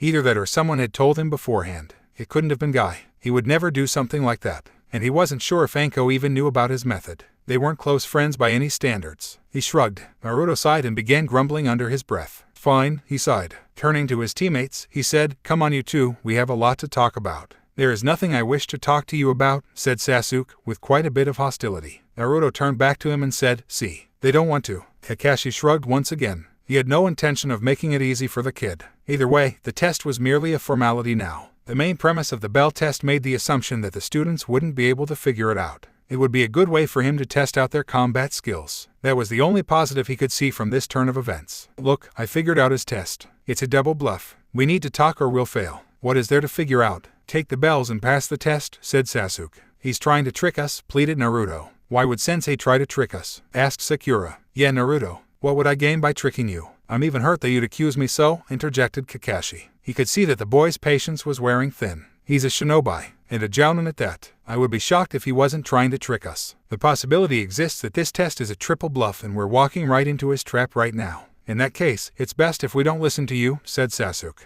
Naruto sighed. No, it would be best if you listened to me first and then decided for yourself. If this test is a double bluff, then we're shooting ourselves in the foot right. Besides, what do you have to lose by listening? If you think I'm full of shit, then just attack him like you originally intended to. Sasuke stared at Naruto in silence. Kakashi could see that the blonde seemed to have convinced the Uchiha. Sakura was almost definitely just going to go along with what Sasuke did. The Uchiha shrugged. Naruto nodded and led them off into the trees. Kakashi stared at what was now his new team. There was no going back now. They'd even passed his test, albeit thanks to Naruto's intelligence. He sighed. Looks like his days of peace were over. Naruto led his teammates into the forest and walked for a couple of minutes. He wanted to make sure he was out of Kakashi's earshot. He didn't put it past the jounin to attempt eavesdropping them. He forced chakra to his nose and his ears and strained both his senses to his limits. As far as he could tell, their sensei was still back on the training ground. His instincts seemed to be in agreement and he tended to trust his instincts. He whirled about and faced his teammates. If they had to survive out in the field, they would need to be a cohesive unit.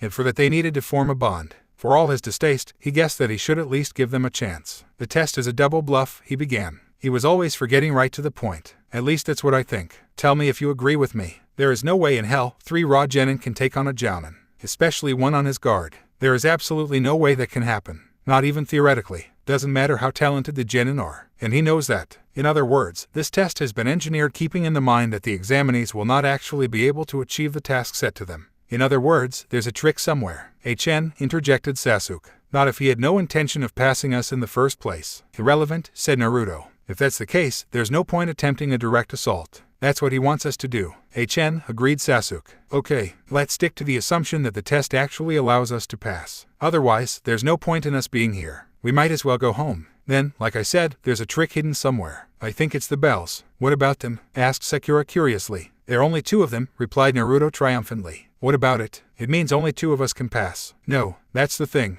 Have you ever heard of a 3-man team? The village regulations categorically state that each and every team must have 4 members. Not more, not less. It doesn't make sense for them to pass only 2 of us. They might reallocate us later. I don't think so. That's no wasteful. The probability that the number of people who manage to pass the test will be a multiple of 3 is relatively lower compared to the other options. And they can't assign a raw genin to a team with experience. Similarly, they can't assign an experienced shinobi to a team with raw genin. Waste of personnel and resources. I think the fact that there are only 2 bells is to make us turn on each other, which is the worst possible offense for a shinobi. Bit rich coming from you, sneered Sasuke. That may be so, said Naruto, brushing off the jibe. But isn't that the point? They want us to work with each other. This is a test of our teamwork. If we work individually and somehow manage to get the bells, I don't think he'll pass us. Remember the amount of bullshit they spouted about teamwork back in the academy. They tested our ninjutsu and our taijutsu in the graduation test, but they didn't test this. Why spend so much time and effort on one concept and not even bother testing it? Asked Naruto hurriedly. Sakura looked doubtful. Sasuke grunted.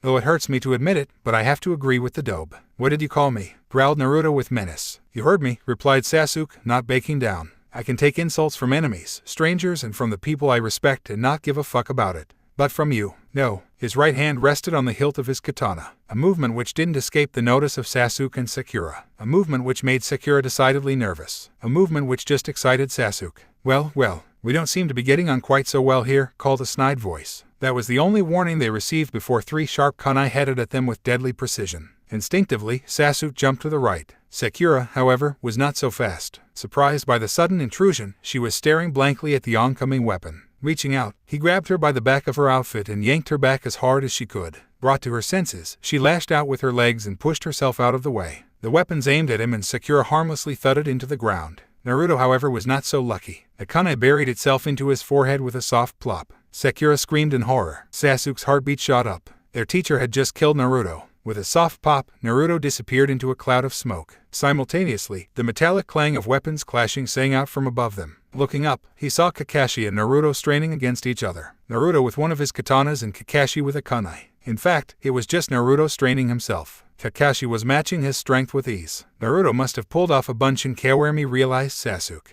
How he'd managed that, he had no idea. He had neither noticed Kakashi approaching nor had he the time to react the way Naruto had reacted. And that irritated him immensely. You're going to have to do better than to sneak up on me, snarled Naruto. and you should realize that strength is not your strong suit. At least, not right now. Oh, don't worry, I definitely know that. Especially with these weights on me. I'm just holding you in place. As silent as a ghost, another Naruto appeared out of nowhere on the branch above them and swooped down on Kakashi, his blade drawn. Kakashi backpedaled with ease and avoided the attack. The second Naruto landed lightly on the branch. As one, both the Narutos attacked Kakashi. Stupid move, smirked Sasuke. Kakashi already knew that the first one had been the real Naruto. There was no point in the both of them attacking. For that matter, Kakashi hadn't even needed to dodge the airborne assault. Two metallic clangs sounded as Kakashi blocked two blades. So they were solid clones. He had definitely not expected that. Naruto was pissing him off even more with every passing moment. Given that he'd figured out my test, I thought I'd surprise the three of you. Ambushes are quite the norm when you're out in the field, said Kakashi listlessly as he attacked the two Narutos. Ambushes are also generally conducted by more than one person as well, said another voice from behind them. Sasuke whirled around as fast as he could. There were two Kakashis behind them as well, one for each of them. A punch came speeding at him. In a flash, he leaned back as far as he could and let the punch fly over him. Sakura wasn't so lucky. The punch caught her square on her face and instantly knocked her out. Leaning forward, he sent a punch down the same way Kakashi had sent his. Kakashi grabbed his fist with ease. Using his superior strength, Kakashi held him in place. In his other hand, he produced a kunai and slashed at Sasuke. Using his hand to pivot, Sasuke spun vertically and avoided the slash. Using his momentum, he aimed a kick at Kakashi's neck, confident that it would land. There was no room or time for the Jounin to maneuver. That was when the world went black. The second clone stood staring at the first as his fist landed on the back of Sasuke's head and knocked him out. That was quite underwhelming, he drawled. Up on the tree, Naruto and the original Kakashi stared down at their teammates and agreed. Yeah. Now what? Asked Naruto after a few seconds of silence. Kakashi looked at him and raised an eyebrow. When Sakura woke, she couldn't move. Not surprising as she was tied to a stump. Looking to her left, she saw that Sasuke was faced with a similar fate. Kakashi and Naruto stood in front of them. Kakashi looked really disapproving.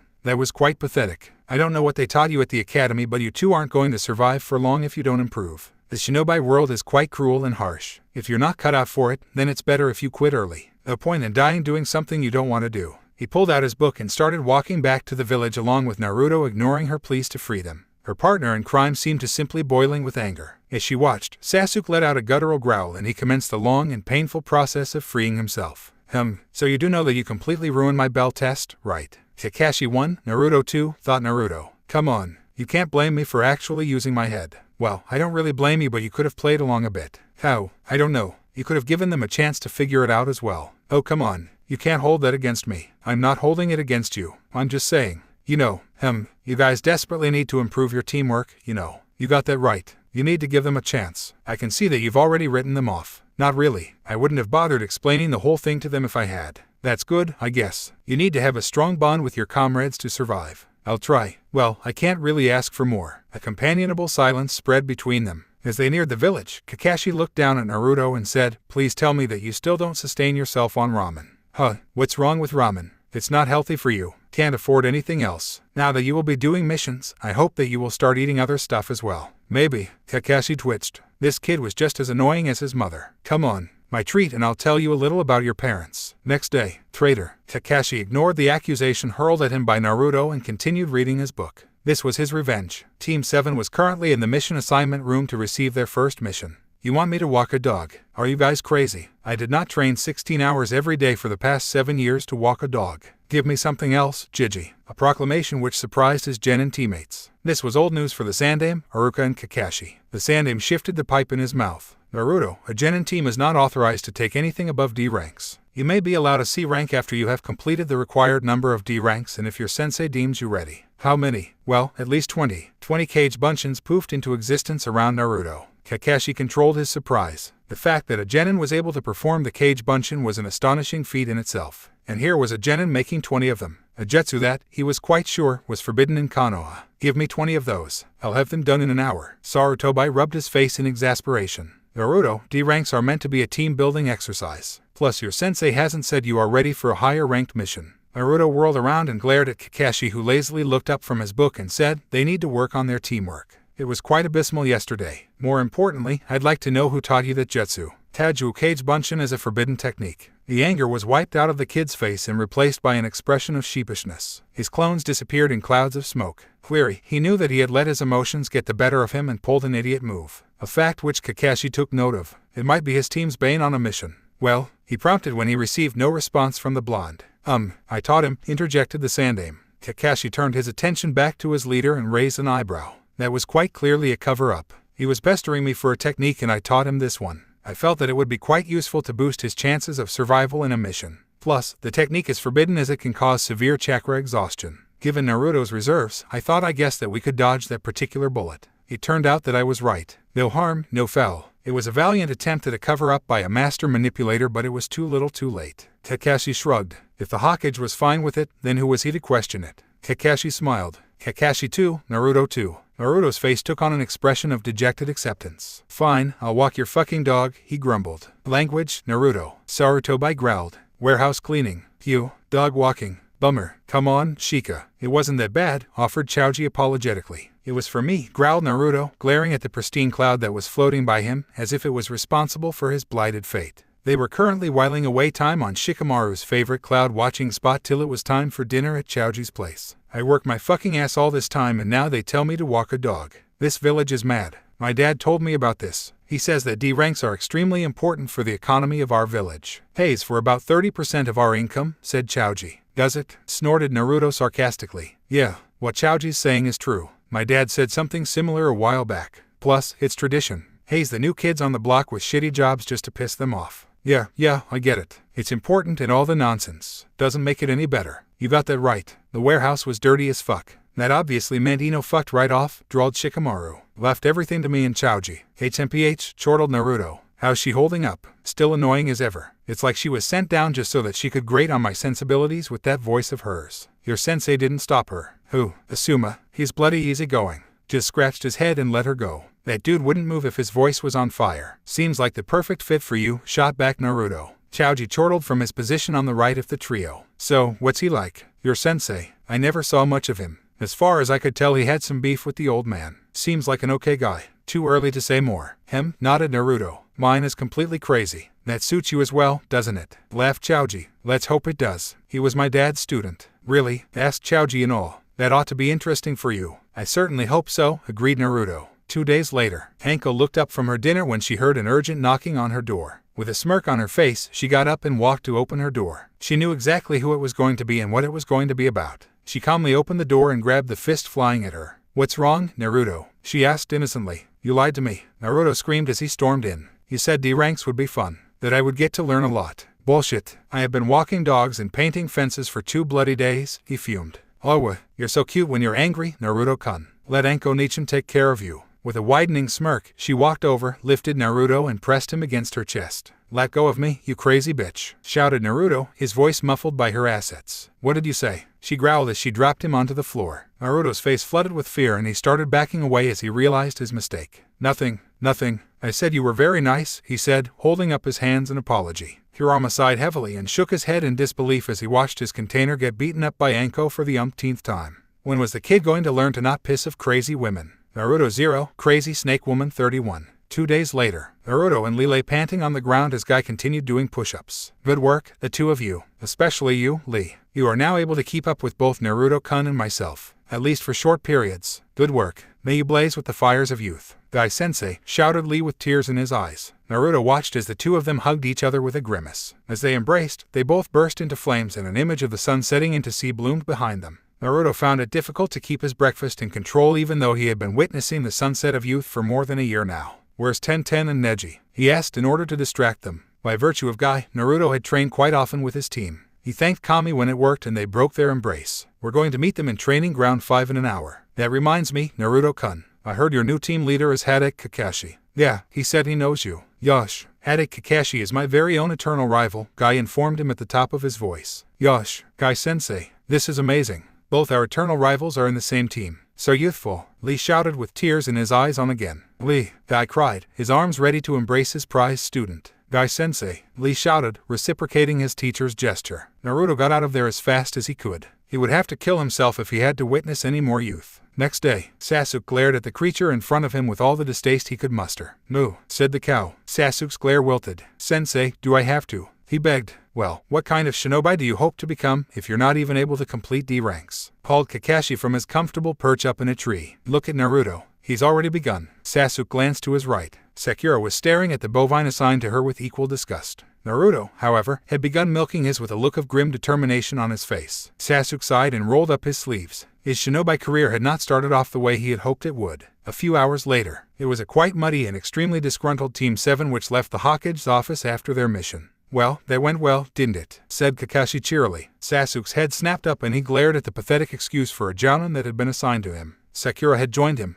Naruto, however, seemed too dejected to even care. "I'm off. See ya," said the blonde with a turn and a wave. "Not so fast, Naruto," called Kakashi. "It's almost been a week since we began doing D ranks. I think the team is sufficiently acquainted with each other." That was an absolute lie. The three of them had barely spoken a word to each other since that disastrous incident in the forest. An incident which Sasuke wanted very badly to forget. He hadn't been humiliated that badly in his entire life. Shown up by Naruto and tied to a stump together with the likes of Sakura. He was going to have nightmares about it for the rest of his life. "I think it's time we had a training session. We need to establish team roles and attack patterns. What to do in case of an ambush and whatnot. For that, you guys need to have a proper measure of each other and of me as well. Combat is very instinctive. If you don't know what your teammate is going to do, then you aren't going to last long. Follow me." Sasuke's mood perked up. Finally, something useful. They followed Kakashi to the same training ground. Kakashi stared impassively at his three students. They were back at the training ground they had used a couple of days ago. No matter which way he looked at it, this wasn't going to end well. Sakura was absolute crap. Sasuke was way too full of himself and Naruto thought he was God.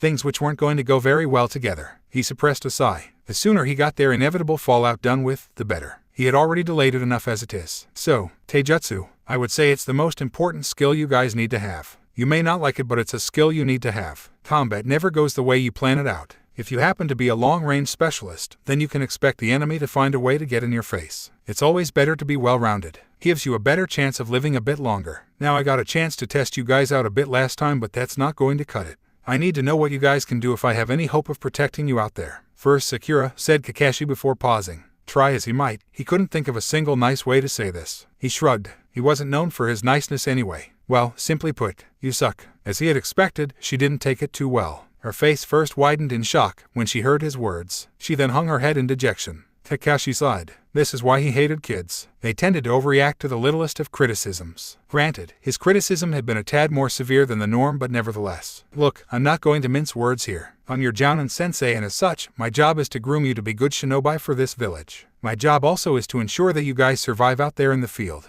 I saw your scores, Sakura. You graduated from the academy solely on the strength of your theoretical scores and your ninjutsu. You scored really poorly on all the practical tests. Shinobi life is not a schoolroom test. It's real. If you're not prepared, you die. Somehow, I get the feeling that you're not really serious about this. If you're not, then I suggest that you quit now. No point in risking your life needlessly. If you want to continue, then I suggest you buck up. This is not going to be easy. She was staring at him open-mouthed but seemed to be listening. That was a good sign, he supposed. That said, your scores also indicate that you have excellent chakra control, which is an excellent skill for a shinobi to have. If you work properly, you can branch out into genjutsu or even into the healing arts. Her expression buoyed by the compliment he had paid her. Kakashi refrained from sighing again. Just add a compliment at the end and she was going to listen to each and everything he said. It just couldn't be that easy. Now, he knew how the Hokage felt. You two, on the other hand, he continued, turning his gaze over to his other two students. You two do seem to have some potential and you weren't too bad the other day. But you guys seem to be missing one important fact. He had their attention.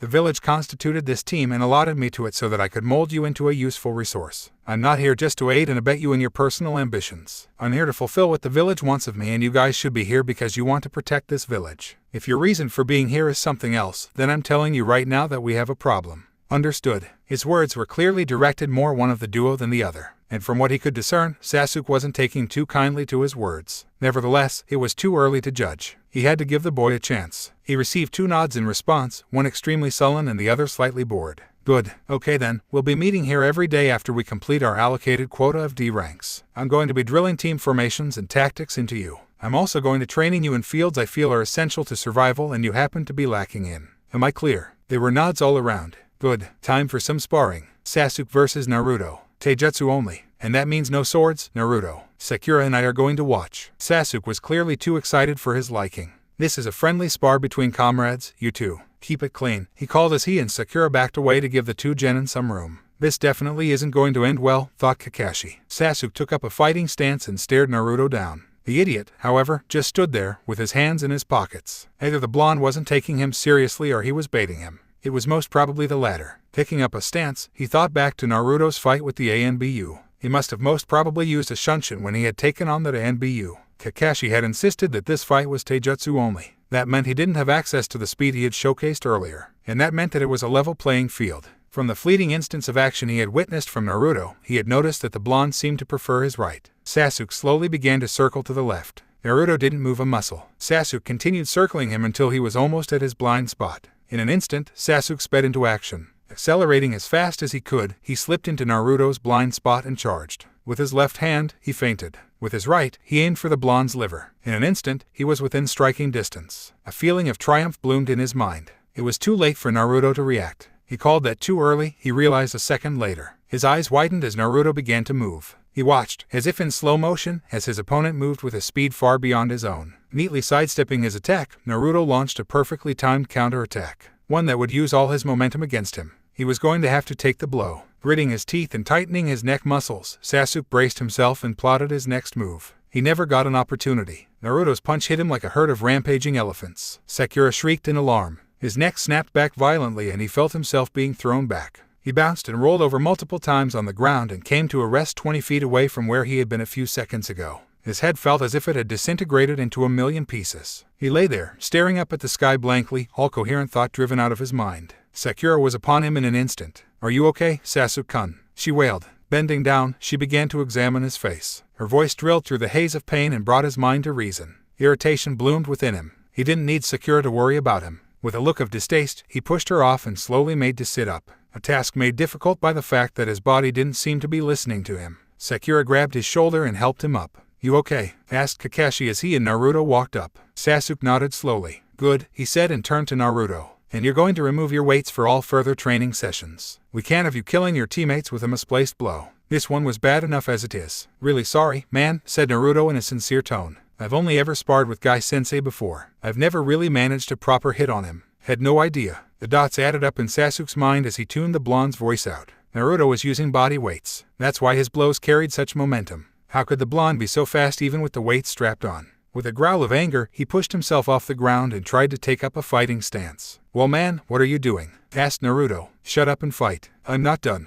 "No, you can't even stand up properly. Don't tell me what I can and can't do. Just fight." Silence reigned upon the clearing. "Look man, if you've got a problem with me being better than you, then you're going to have to deal with it. I've worked my ass off to get to this point and I'm not going to lower myself to your level just because your pride can't take it." Something snapped within him. He took a fast step forward and launched a vicious jab at the blonde. His attack didn't get anywhere near to landing. Kakashi had stepped in and grabbed his fist. "Calm down, Sasuke," he ordered in a serious tone. Shinobi Rule 7, a shinobi must never let his emotions dictate his actions. Naruto is right, Sasuke. The point of this spar is to get a measure of each other's skills. It has no room for ego. Sasuke just glared up at his Jounin sensei, his brain seething. Pulling his hand back, he whirled about and stalked off without a word. Kakashi shook his head as the Uchiha stormed off. "You two are dismissed," he said to Naruto and Sasuke. "I'll see you tomorrow. Same time, same place." With a wave of goodbye, he started off behind his errant student. Slowly gathering pace, he caught up with Sasuke in a few minutes. "Sasuke," he called as he got within earshot. His student simply increased his pace in response. At least he hadn't taken off running.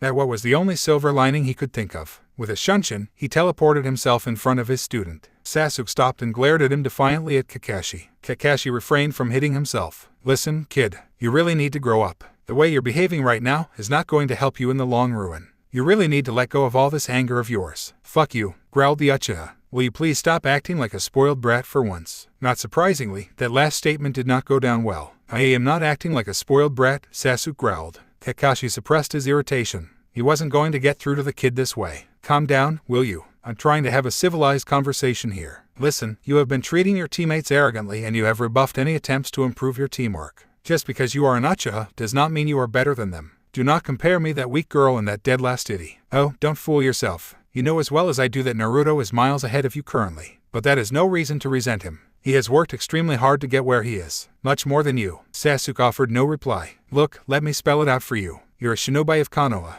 All this, me, the academy. We don't exist just to help you satisfy your revenge fantasy. We're here to train you to be shinobi of Konoha, to serve the village's interests. If you have no interest in that, then the shinobi life is not for you. You have no idea what it feels to lose what I have." "Listen, you self-centered moron, you aren't the only person in this world to have lost someone," Kakashi shouted. Every person who was important to me is dead because of my mistakes. I know about revenge better than anybody else. Revenge eats away at your soul and kills you from the inside. Death is irreversible. Even if you do manage to kill Itachi, the pain isn't going to go away. The dead remain dead. So are you saying that I should let Itachi go free? No, hunt him down if you wish, but not for revenge. Hunt him down for justice. Hunt him down as a shinobi of Konoha. Justice for all the lives he took. To do that you need your comrades' assistance. If you follow the path you are currently on, you will end up being no better than Itachi. 1 month later, Kakashi watched his team as they walked into the mission assignment room once again. Not that he could even call them a team. The three of them hadn't said a word to each other. They just worked out his orders in sullen and obedient silence. In fact, Sakura seemed to be the most positive of the three, having made massive progress in her taijutsu.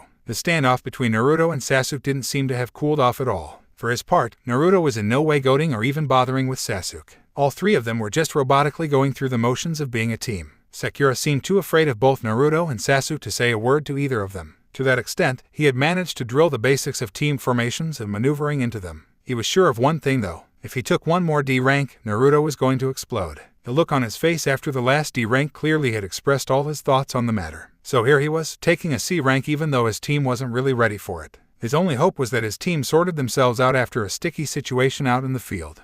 Sarutobi looked up in surprise when he heard a knock on his door. Nobody called on him at this hour unless it was important. Enter, he called, clearing his desk. The door opened and the end of a cane appeared. The cane was followed by Shimura Danzo. Sarutobi remained seated and watched as his old friend made his way to the chair in front of his desk. It has been some time, Danzo. What do you want to talk about? Can an old man visit a friend to talk about the old days and pass some time? Sarutobi raised an eyebrow. Fair enough. I'll get to the point, then. I gather that you assigned a C rank to the Jinchuriki earlier today. He is scheduled to leave the village tomorrow morning, isn't he? Sarutobi placed his pipe in his mouth and lit it. He took a couple of breaths before looking askance at his guest. I assumed that was a rhetorical question. Danzo tightened the hold on his cane. Sarcasm doesn't befit you, my friend. Get to the point then, Danzo. I am in no mood for games. Very well then, as you wish. I do not think it is wise to let him out of the village. Not without proper protection. I suggest that you remove him from this mission. Sarutobi was silent for a while. I am sure that you have kept tabs on the boy. Yes, came the quiet answer after a few moments. Then you know of the boy's growth. You know that he has inherited his father's talent. I will not stunt his growth by confining him to the village. I do not intend to turn him into a weapon to be used only in wars. I believe that he will become one of the greatest and trusted shinobi of this village. Danzo stared at Sarutobi silently for a while before standing up and walking to the door. He paused at the entrance and glanced back at his nemesis. You and I have disagreed on the path this village should follow on many occasions. I believe that this is the final straw. Do not expect any cooperation from me in the future. This is as foolhardy as anything you may have done before, but the timing could not be worse. We have seen a troubled peace for the past 20 years. Things are simmering or soon going to come to a head. Do not regret your actions when we arrive at that point. I disagree. You and I have always had a different perception of strength. You always saw it as brute power, but I tend to think of it as something else. Your foolish belief in the will of fire, I believe, Danzo sneered. Yes, like you said yourself, things are simmering. Your methods should definitely not be used in times like this. Rather, they would be detrimental to this fragile peace we have. Sarutobi stood up and looked into Danzo's eyes. Danzo, I wish that we could work together once again. Our paths been diverging for many years now. My time is nearing its end. I can feel it in my bones. I do not wish to die with one of my oldest friends as an enemy. Well then, you will have to die with your wish unfulfilled. The time for us to work together is long past. Sarutobi watched as the door slammed behind Danzo. He sighed. It was at times like this that he hated being old. Things were so much simpler when you were 20. Naruto glanced at his clock and put down a basic treatise on Fuinjutsu. It was time for him to get going. He stood up and strapped on his weapons in his holsters. Shouldering his pack, he turned to his window. Putting his hands together in a single seal, he created 9 cage buncheons. You guys know what to do, he said. His clones nodded and filed out of the window. He calmly followed. Tazuna, Sasuke and Sakura waited at Konoha's gate for their other 2 teammates. Sasuke and Sakura were standing quite a way off from Tazuna so as to avoid the stench of alcohol reeking from the man. Tazuna, quite oblivious of the team's displeasure with regards to his alcoholism, was tapping his foot impatiently. Where are those 2?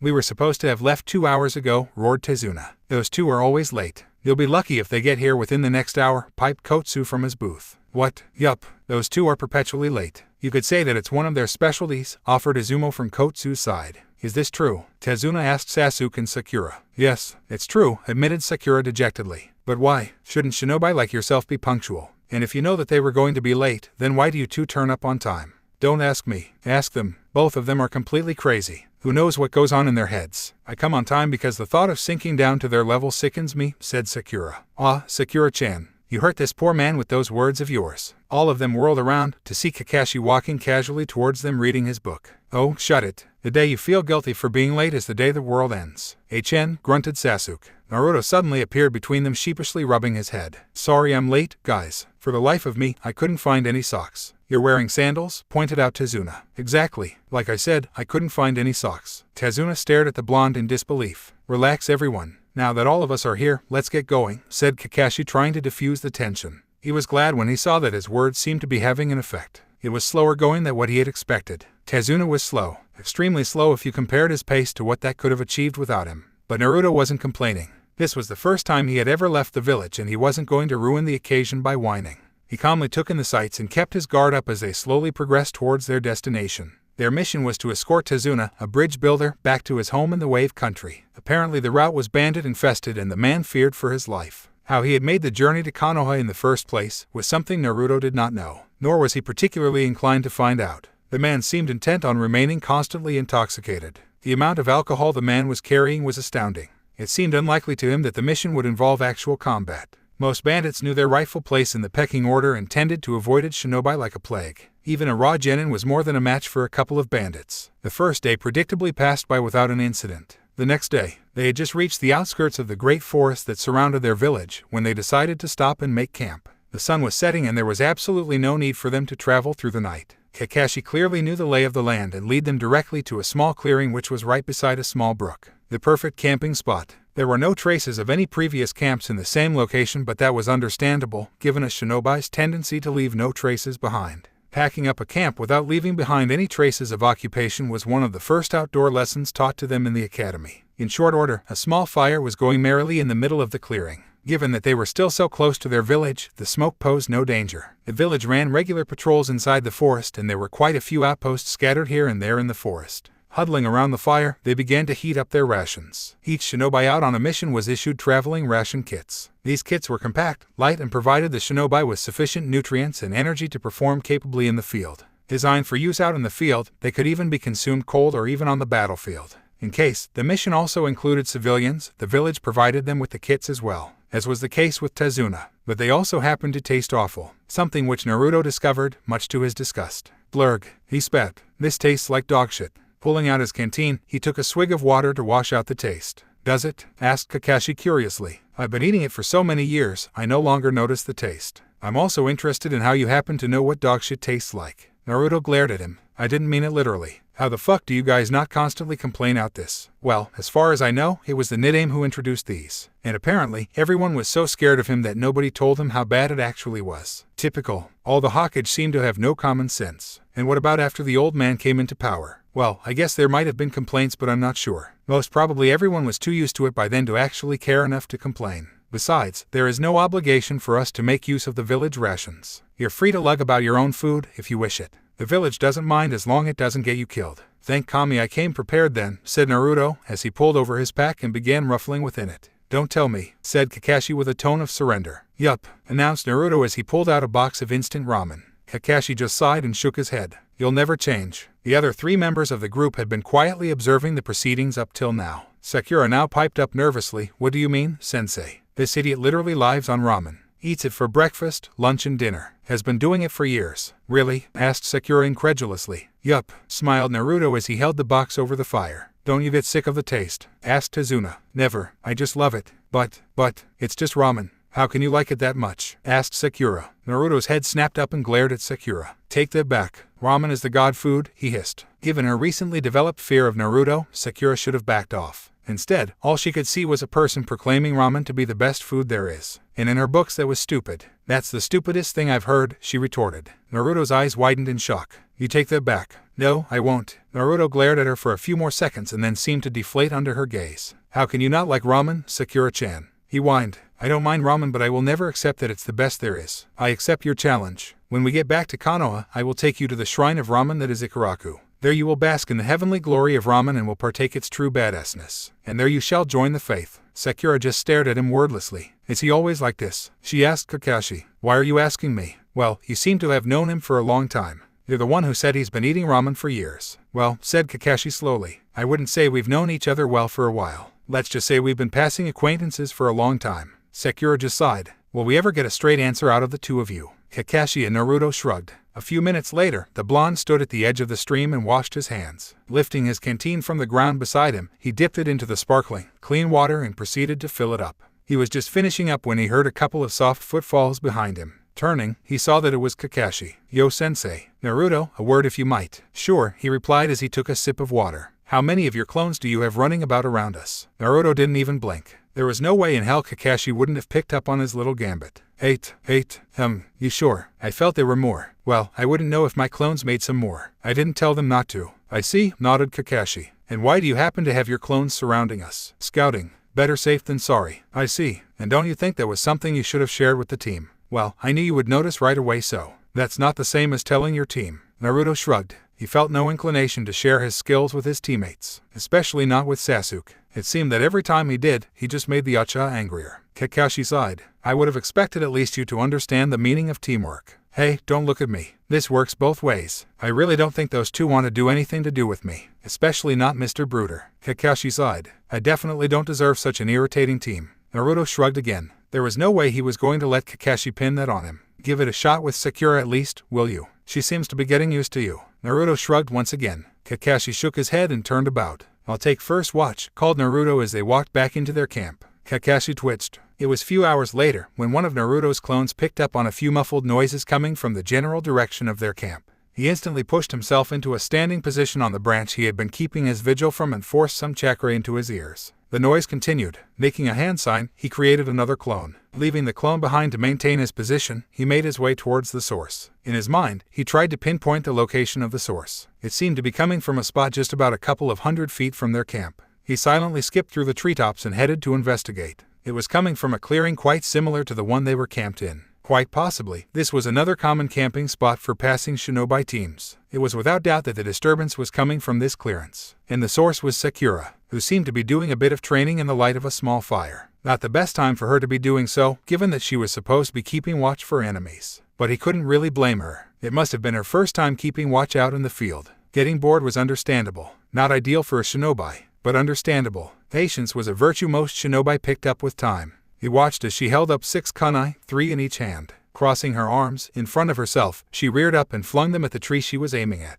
Only 3 hit the target. You're doing it wrong, he called out. His voice startled her. Instinctively whirling about, she located the location of his voice and hurled a kunai at him. By the time she was able to recognize him, the blade had already left her hand. A look of terror flooded her face as she watched her weapon hurtle at her teammate. Naruto, however, shared none of her concern and calmly plucked the kunai out of the air as soon as it was within range. Sakura placed a hand on her heart and took a deep breath to calm herself. Then she glared up at him. You scared me. And what do you mean I'm doing it wrong? And how did you do that? She cried shrilly. Naruto jumped down lightly. Sorry about that. And slow down, will you? I have no idea what you just said. Sakura took another long calming breath. How did you catch my kunai like that? She asked finally. Your throw was weak. It wouldn't have done much damage even if it had hit. That apparently was the wrong thing to say. His teammate just hung her head in disgust. Hey, no worries. That's very easy to solve. You just need to bulk up a bit. His teammate mumbled her response this time. What was that? I don't want to bulk up, said Sakura, much more firmly this time. Why not? She just glared at him. Naruto was just confused. You really are an idiot, aren't you? What do you mean? I'm a girl. I know that. So, I need to maintain my figure if I ever hope to date Sasuke-kun. Naruto just stared at her. Then he just whirled about and walked off. Good night, he called as he walked off. Wait, cried Sakura. Tell me what I'm doing wrong. No, why not? Because what you just said was an insult to everything I've been doing in the past few years. With that, Naruto jumped into the trees and took off. His teammate didn't seem to get the message though. She jumped up as well and chased after him. Wait, what did I say wrong? I didn't mean to insult you. Landing on the branch of an old oak tree, Naruto stopped and let his teammate catch up to him. Sakura-san, let me ask you a question, then. I presume you want to have a family in the future, don't you? Sakura nodded. What kind of guy do you want to be with? He asked. The answer was shot back at him almost instantly. He should be handsome, but also nice and understanding. Funny, good with children, great, and does your precious Sasuke-kun fall into any of those categories? Granted, he's good looking, but he doesn't have any other of the other qualities you mentioned, does he? So why do you go after him so much? For once, his teammate didn't rise up in defense of her beloved. Look, you're a shinobi now. Our job is to kill or be killed. We live for the mission. To protect the village. Going out to risk your life just because you want to impress a guy is fucking stupid. Grow up. Your precious Sasuke-kun has much bigger ambitions than getting with girls, and he isn't going to change anytime soon. People don't change, Sakura-san. You better give up ideas of changing him with the power of love or something like that. Look, the village is counting on you to be strong and to complete the mission. You're being paid to kill bandits, not pine for a guy. You need to train by putting your life on the line. Otherwise you're just going to die in the next few missions. And that'd be something I really don't want to be a witness to. Grow up, Sakura-chan. Grow up. Naruto turned and leapt away. As soon as he was out of earshot, he created another clone and dispersed himself. It wouldn't do if the original Naruto didn't know what his clone had just done. It was Kakashi who woke them up the next morning, having been the one assigned the last shift. Naruto slowly sat up and groaned. It was always painful when he received a rush of new information just as he woke up, especially when his clone had gone ahead and pulled a real dick move on him. He was the one stuck with the consequences of the idiot's actions. Whatever progress he may have made with Sakura was now completely down the drain. Later in the day, it was Naruto who led the team through the forest. Tazuna was right behind and the trio of Kakashi, Sasuke and Sakura followed behind. Predictably, there had not been a single word exchanged the entire day. Now that they were out of the safety of Konoha's forest, they actually had to be on their guard. They were now, well and truly, within bandit territory. Given the monotony of the mission, Naruto's mind had pretty much shut down. His body was just mechanically putting one foot in front of the other. Ordinarily, it was quite dangerous for a shinobi to be in this state of mind out in the field. However, given the fact that he had his clones scouting all around him, Naruto felt justified in letting himself switch off for a while. Hence it was quite a surprise to him when the enormous presence of Kurama slipped suddenly into his mind. Naruto, I sense 2 chakra presences right ahead. It took Naruto a few seconds to digest the information. Wait, how? How did they get past my clones? Simple. They must be better than your clones. Naruto cursed silently under his breath as his mind kicked into top gear. Due to the fact that he had completely cut off Kurama-san's supply of chakra, his clones did not have a trace of the Bijuu's chakra within them. In other words, they did not possess similar sensing capabilities. Given that Kurama-san was stuck within him, his sensing range was extremely limited, not more than 150 feet in any direction. Knowing that, Naruto had positioned his scouts on the circumference of a circle with a radius of 175 feet. And due to the fact that he had placed them at such distances, it was easier for any enemies to slip through the gaps. And that was what must have happened now. Naruto's blood began to race through his body as he realized that there were most probably enemy shinobi in the near vicinity. Bandits did not possess the skill to utilize and mold chakra. Where? Straight ahead, 100 feet. The path they were on was straight as an arrow, and it was also completely empty. In other words, the enemy had camouflaged themselves. Not breaking his stride, Naruto's hands locked fingers behind his lower back. Using Konoha's traditional sign language, he began to sign to his team. This was another skill taught to them in the academy. Oftentimes it was essential to communicate silently in the battlefield, and this was the means to do that. The language was updated regularly by the administration. Shinobi of the village disappeared every now and then, and it was quite plausible that an enemy village had compromised the language. It was the responsibility of every shinobi of the village to be up to date with the latest version, and that was something Naruto quite enjoyed doing. Enemies. 2. 100 feet. Straight ahead, he signed out as fast as he could, glad that Tazuna had no idea what he was saying. His fellow genin would have no idea how he knew that. Kakashi, on the other hand, would know instantly. The old man was sure to have briefed him on his abilities. A glance back told him that Sakura had tensed and stiffened up quite badly. Sasuke, on the other hand, simply looked excited. Naruto and his team walked on. As they covered the remaining distance, Naruto calmly scoured the environment for any telltale signs. He spied on a small puddle lying about 25 feet away. As far as he could tell, it hadn't rained anytime soon. Naruto glanced back and gestured towards the puddle with his head. Kakashi nodded back. It was most definitely an ambush, and the enemy was most probably also had some proficiency with Suten Jutsu. Naruto and his team walked on, right past the puddle, taking care to avoid it. The second they were past it, 2 dark figures burst out of the water. The enemies' faces were covered by masks and they both were wearing long black cloaks. Both of them were equipped with odd claw-shaped gauntlets, connected by a bladed chain. Slashed Kiri Hidayates were strapped on both their heads. Missing nins from Kiri. Silently, they lunged at the Konoha shinobi. Spreading themselves, they increased the tension in the chain and made it taut, effectively converting it into a deadly weapon. Naruto was the first to react. With a flash, he was bearing down on them. The enemy's eyes widened in surprise. Their ambush had been turned against them. He stepped under the first reflex thrust and dodged to the left to avoid being skewered by the chain. Spinning before his attacker could turn, Naruto swung his blade and stabbed the back of his attacker's thigh. His sword pierced right through the man's leg and emerged from the other side, accompanied by a burst of blood. The enemy tumbled to the floor with a small grunt of pain. With a roar of rage, the second enemy disengaged the now useless chain and charged Naruto. Naruto abandoned his blade and dodged backwards to avoid the banzai attack, a move which was rendered quite pointless an instant later. Before the enemy could get anywhere near him, a kunai embedded itself neatly into his attacker's throat. The man collapsed heavily with a gurgle and a spurt of blood. Mizu, his partner, cried out in anguish. Sitting up gingerly, he pulled off his gauntlet and began to flash through some hand signs. Before he could complete his jutsu, however, Kakashi appeared behind him and knocked him out with the butt of a kunai. Nice throw, Sasuke, Naruto called out as he walked over to retrieve his sword.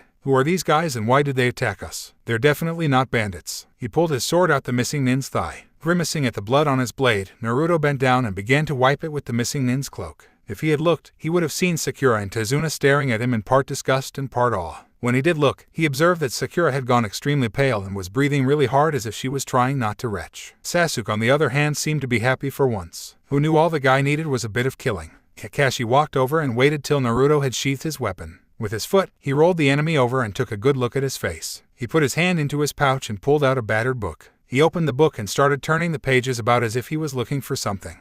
He finally found the page he wanted and began to read. While judging by the descriptions given here, I would say that these two are the demon brothers of Kiri, Chunin level missing nins. Bingo book? Asked a slightly jealous Naruto. Yup, nodded Kakashi. I have got to get myself one of those, muttered Naruto. Kakashi, however, whirled around and fixed Tazuna with a withering look. This mission is a C rank. We were supposed to encounter bandits, not shinobi. You lied to us. These two are most definitely after you. They have absolutely nothing to gain by going after us. I'm sorry I lied, but I had to do it, replied Tazuna as he backed away and withered under Kakashi's gaze. My country is being sucked dry by a man named Gato. Our only hope of survival is the completion of the bridge I am building. I needed to come to Konoha to place some orders which I couldn't do farmer here. Gato wouldn't allow it. The people of my country are dirt poor. We could not afford to pay for anything more than a C rank. And I had to get back. Gato the shipping magnate. Yes, that's him. He has complete monopoly over all trade in my country and has completely killed the economy. The bridge is the only hope we have. That may be so, but this is beyond our mission parameters. This is a genin team.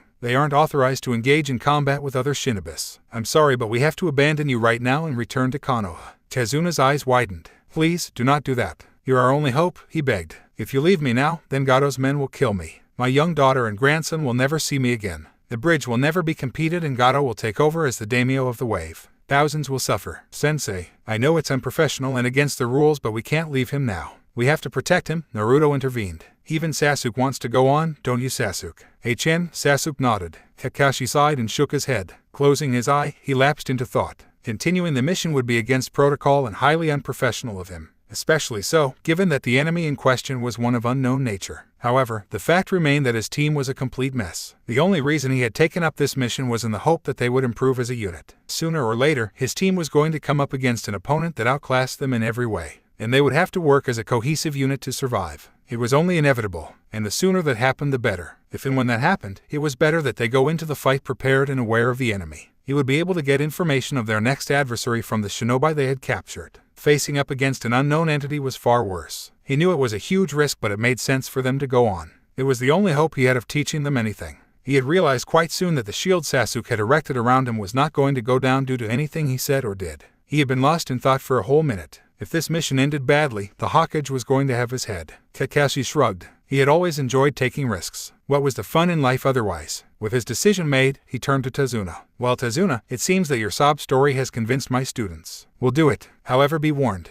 If I ever feel that this mission is too dangerous, then I will order a retreat. Got that, guys? Kakashi asked his students. After they all had murmured assent, he bent down towards the still unconscious enemy. Now, I'm going to interrogate this guy. It will be good to know who else Gato has in his employ. Watch carefully, you three. You might have to this on your own someday. Kakashi pulled up his Hidai-8 and exposed his Sharingan eye. Gasps escaped from Sakura and Tazuna. Sasuke, however, looked astounded. Apparently, he had not known that Kakashi was the only other Sharingan user left in the village. Kakashi woke up the missing nin with a sharp blow to the face. Look into my eye, he ordered simply. The missing nin complied instinctively. Almost instantaneously his face was drained of all emotions as if hypnotized. A drop of drool leaked out of the corner of his mouth. He started talking in a monotone. My brother and I escaped with Zabuza-sama and Haku-sama after his failed coup attempt. In order to earn the money for another try, he agreed to work for Gato. We were ordered to kill the bridge builder and any shinobi guarding him. As soon as the last words were out of his mouth, his eyes rolled in their sockets and he passed out. How the hell am I supposed to learn anything from that? You used your Sharingan to cast a genjutsu. What was the point of that whole learn from this nonsense? Naruto cried in indignation. Kakashi twitched and ignored him. He turned back to his hostage and frowned. His genjutsu hadn't worked the way he had intended it to. He had asked for much more information. Battle tactics, Zabuza's strengths and weaknesses, this Haku person's skill set. That could only mean one thing. He focused his Sharingan onto the man's head. What he saw confirmed his suspicions. There seems to be some kind of barrier in his mind. I believe if I interrogate him anymore, it'll kick in and take his life. Only a professional interrogator will be able to get more out of him. The Zabuza this guy mentioned is Zabuza Momochi, the demon of Kiri. He's one of the 7 swordsmen of the mist, said Kakashi harshly as he covered up his eye and stood up. He is an extremely powerful and dangerous jounin. Ideally, we shouldn't even be taking on a guy like this, but we can't go back on our word now, can we? If he does attack us, then I want all of you to stay out of it. He is way above your level. Even you, Naruto. You 3 have to protect Tazuna. You might have allies, and I can't fight Zabuza and protect Tazuna at the same time. Understood, said Kakashi, and once again waited for their response. Good, he said when they murmured their assents. Now give me a few minutes while I deal with this too, and then we'll get moving again. He pulled out an empty storage scroll and sealed both the brothers into it. He then pulled out a kunai and cut his thumb. Making a few hand signs, he slapped his hand onto the ground. With a puff of smoke, a small dog appeared. Hello, Pakun. I want you to take this back to Konoha. Tell them no backup is needed, said Kakashi, holding out the scroll for his summon. Pakun looked around and his eyes fell on the 3 genin. So this is your team, is it, Kakashi? Said Pakun, sniffing the air. He talks, screamed Naruto and Sakura. Of course I talk. I'm a summon, you brats. Not some common roadside mutt. He took the scroll in his mouth, raised a paw in goodbye and jumped off. Kakashi watched Pakun leave and then turned back to his team. Sasuke, can you activate your Sharingan? Yes, Sasuke replied with a tinge of pride in his voice. Good. Once we reach the bridge, I'll show you how to use it to cast Genjutsu. You're going to need it. Sasuke smiled. Naruto shuddered as he saw the expression on his teammate's face. He found it to be quite unsettling. That night, the sun had just set when they finally reached the seashore. The land of the waves was separated from the fire country by a large water body. Tomorrow, they would have to cross the sea by boat, a journey which took up to 7 minutes 8 hours depending upon the tides and the wind speeds. Tazuna looked about to get his bearings and then pointed south. My bridge is down there, about 250 kilometers away. I know where we are now. A friend of mine lives a couple of hours down the shore. He'll ferry us over the sea. Is he trustworthy? Asked Kakashi. Yes. He is one of the few who managed to escape Gato's reign and wishes to go back to his home as soon as he can. He will definitely help us. I'll take your word for it, nodded Kakashi. We'll stop here for now. If we leave before dawn tomorrow, we should be able to get to the land of the waves by evening tomorrow. Everyone nodded and began setting up camp. There would be no fires this time. In short order, they were done with their cold rations, a meal nobody particularly enjoyed, especially Naruto. But he didn't complain. He knew the importance of stealth. Once their meal was done and cleared up, Kakashi coughed and caught everyone's attention. Tazuna-san, if you would, could you please move a bit away? We need to discuss tomorrow's plan of action. Tazuna didn't look too happy at being ordered away but didn't have the gall to make a deal of it. His standing with the shinobi tasked with guarding him was poor enough as it was. Once Tazuna was out of earshot, Kakashi began talking. The shinobi we interrogated mentioned 2 names, Zabuza and Haku. I have never heard of this Haku person before. There is no mention of him in the bingo book as well. I checked to make sure. That can mean 2 things, that he is a non-entity, or he is good enough to not be in any bingo book. Given that he is in the company of Zabuza, I'm inclined to believe that it is the latter. Basically, we're at a disadvantage because we have no idea what we're up against. That said, the enemy is faced with the same problem. Hence, it is essential that we go in prepared. When the fight begins, let me handle Zabuza. That is essential. He is an elite jounin and you 3 stand absolutely no chance against him. I want you 3 to surround and protect Tazuna. In case there is a second enemy, I want Naruto and Sasuke to double team him. As long as he is not jounin level as well, you 2 should be able to handle him. Sakura, you will stay back and continue guarding Tazuna. That is essential. Do not leave him at any cost. And lastly, if my fight against Zabuza goes south, I want you 3 to take Tazuna and get back to Konoha. This is my final decision. The safety of my team is always my primary concern. Understand? If you guys aren't in agreement with this, then I guess we should turn back right now. He received no verbal response from his students. I'm taking that to assume that you all agree with me. Good, let's get some sleep. Same watches as last night, he called as he stood up and walked towards his bedding. Next evening, Naruto slowly padded along the side of the boat as they neared the shore. Tazuna's friend had come through and was stealthily smuggling them into the land of the waves under the guise of the thick fog that was rolling over the ocean. We're about a 3-hour journey from your house, Tazuna, whispered the boatman. I'm sorry, but I don't dare take you any closer than this. That's okay, Yamada. This is beyond what I expected as it is. This will not be forgotten, I promise, replied Tazuna as the boat made land and Naruto slipped ashore. The rest of his team and their client scurried ashore as fast as they could and helped Yamada push off into the fog. Taking advantage of his team's distraction, Naruto slipped away with a simple call of I'll just have a quick look around to make sure the coast is clear. As soon as he was out of earshot, he created 9 cage buncheons and nodded at them. He had felt exceedingly exposed without their cover during the short trip over the water. With a wave of his hand, he dispersed his clones and rejoined his team just as Yamada was disappearing off into the fog. All clear, he called. Kakashi nodded and said, right. I believe it would be best if we get moving right away. Tazuna nodded and pointed west. The sea curves away right about here. We'll make better ground if we take a straight path and cut inland. Kakashi nodded. We'll take your word for one. Lead on. They were just about an hour into the last leg of their journey when they came across the ocean again. See, I told you, said Tazuna. This is the end of the bay. We're close. Good, nodded Kakashi. Then I think it's best if we remain on our guard. I didn't actually expect to get this far unopposed. His team nodded and moved on, their senses on high alert. Naruto, especially. The ease with demon brothers had sneaked through his circle irked him. He had been overconfident in estimating the security of his precaution. If not for Kurama-san, they would have most probably walked right into the ambush. At least, he would have. He was quite certain Kakashi had not survived this long without being above par at spotting ambushes. Kakashi was way older than the average age of the shinobi workforce of Konoha, and that was why he was so widely respected. The older a shinobi was, the more dangerous he became. He was shaken out of his thoughts by the sudden arrival of a bubble of information.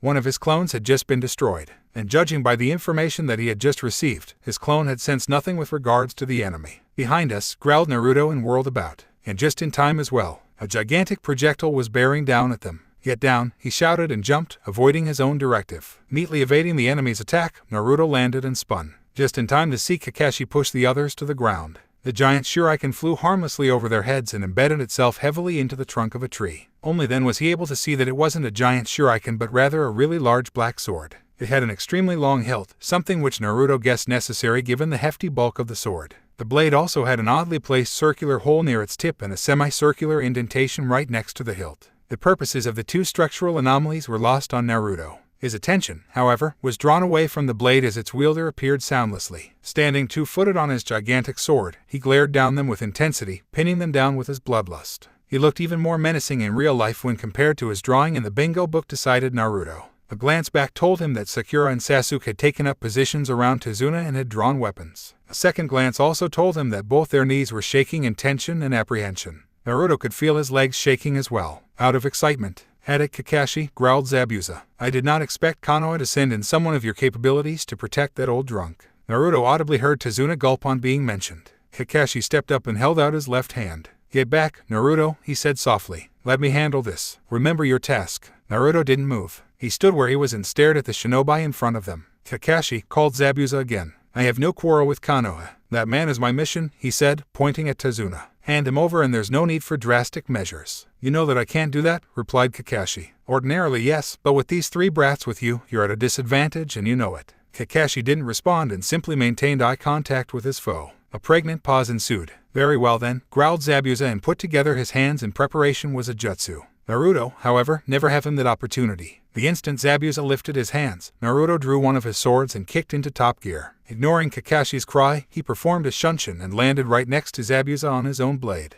Pivoting with his right foot, he slashed at Zabuza's neck as fast as he could. Naruto, no, screamed Kakashi and leaped forward. With a speed beyond Naruto's, Zabuza easily avoided his attack with a simple sway backwards. In a flash, a kunai appeared in Zabuza's hand and flashed towards Naruto's heart. There was no way he could avoid the kunai. And that was exactly what he wanted. Stay back, sensei, shouted Naruto as the kunai plunged into him. Nice knowing you, he grinned at Zabuza as he exploded. About 100 feet away, the real Naruto stood on the lowest branch of a tree and stared at the scene unfolding in front of him. Bunshin Daibakua, grinned Naruto. Judging by the reactions of his teammates, even they had fallen for it. Even Kakashi-sensei had not been able to see that the Naruto that had been traveling with them was not the real one. That was an achievement he was going to be proud of for a long time. With a burst of smoke, he created another Bunshin. Go, he said. Kakashi swore under his breath as Naruto's clone exploded. The brat had completely fooled him. He had been right about the number of clones. The real one must have been tailing them, hidden amongst the rest of his clones. He was going to have to keep a much sharper eye on the kid. He didn't like surprises, especially the ones that exploded in your face. A smoking blur emerged from the smoke and jumped back towards the sea. Before he could react, another blur burst past him and launched itself at Zabuza. Sorry, sensei. I had to try, shouted his idiot student as he charged at Zabuza with his blades flashing. His student was fast, but not fast enough to catch up with Zabuza before he got to the water. The second he was on water, Zabuza slung his sword behind his back and began to flash through hand signs. Now that Kakashi got a good look at him, he could see that Naruto's attack had managed to impart a decent amount of damage. Zabuza's torso was naked and singed heavily. Despite everything, Kakashi was impressed. First Tenzo and now Zabuza. His student was good at surprising opponents stronger than him. The second altercation went exactly as he expected though. Naruto burst onto the water, feinted with his right, spun and slashed at Zabuza with his left. A perfectly executed combo, but not something that was going to land a hit on one of the 7 swordsmen of the mist. Zabuza dodged with an easy sway and slammed his hands into the ram seal. The very sea surged and captured Naruto instantly in a sphere of water. Zabuza had an arm immersed in the sphere, feeding it chakra and keeping it stable. A water clone rose out of the water an instant later and took over responsibility over the prison. As much as Naruto struggled, he wasn't able to escape. The real Zabuza slowly stepped forward. "Your brat doesn't have long left," he called. "Hand over the bridge builder and I'll make his passing easy. Drowning is one of the worst ways to go, as I'm sure you know," he said with a gruesome smirk. "Wow," chirped a voice from behind him. "I really didn't think you would fall for that again. Crazy I may be, but even I'm not stupid enough to attack you head on like that. Not really my style." Standing just behind, slightly to the right, was yet another Naruto. "Please tell me that's the real you?" asked Kakashi in a tone of defeat. "Come on, sensei. I expected more from you. Besides, I think you should focus on him right now." On the appearance of the third clone, Zabuza let out a growl of annoyance. His clone along with the water prison submerged themselves slowly and disappeared into the ocean. A few seconds later, the water rippled heavily as the clone exploded harmlessly. "You're really annoying, kid. If you had balls you'd have attacked me yourself." "No thanks. Sensei showed me your entry in the bingo book. I'm happy fighting you this way. In fact, I'll let Sensei take over now." "He's all yours, Kakashi-sensei." Kakashi sighed and looked at his enemy. Naruto had managed to get under his skin quite successfully. "No more joking about," he called and lifted his Hidayate, exposing his Sharingan eye. Zabuza stiffened in response. "Get back, Naruto. Stay in formation and protect Tazuna. This is about to get ugly." The clone nodded and jumped back and joined his 2 teammates. "Don't worry, guys. I never let my team down." The second the words were out of his mouth, both of them sprang into action. Zabuza jumped back, all the while making seals to set up his next technique. Kakashi burst onto the ocean as well, all the while copying the seals as Zabuza made them. "Suten, Suryudan no Jutsu." They both yelled at the same time.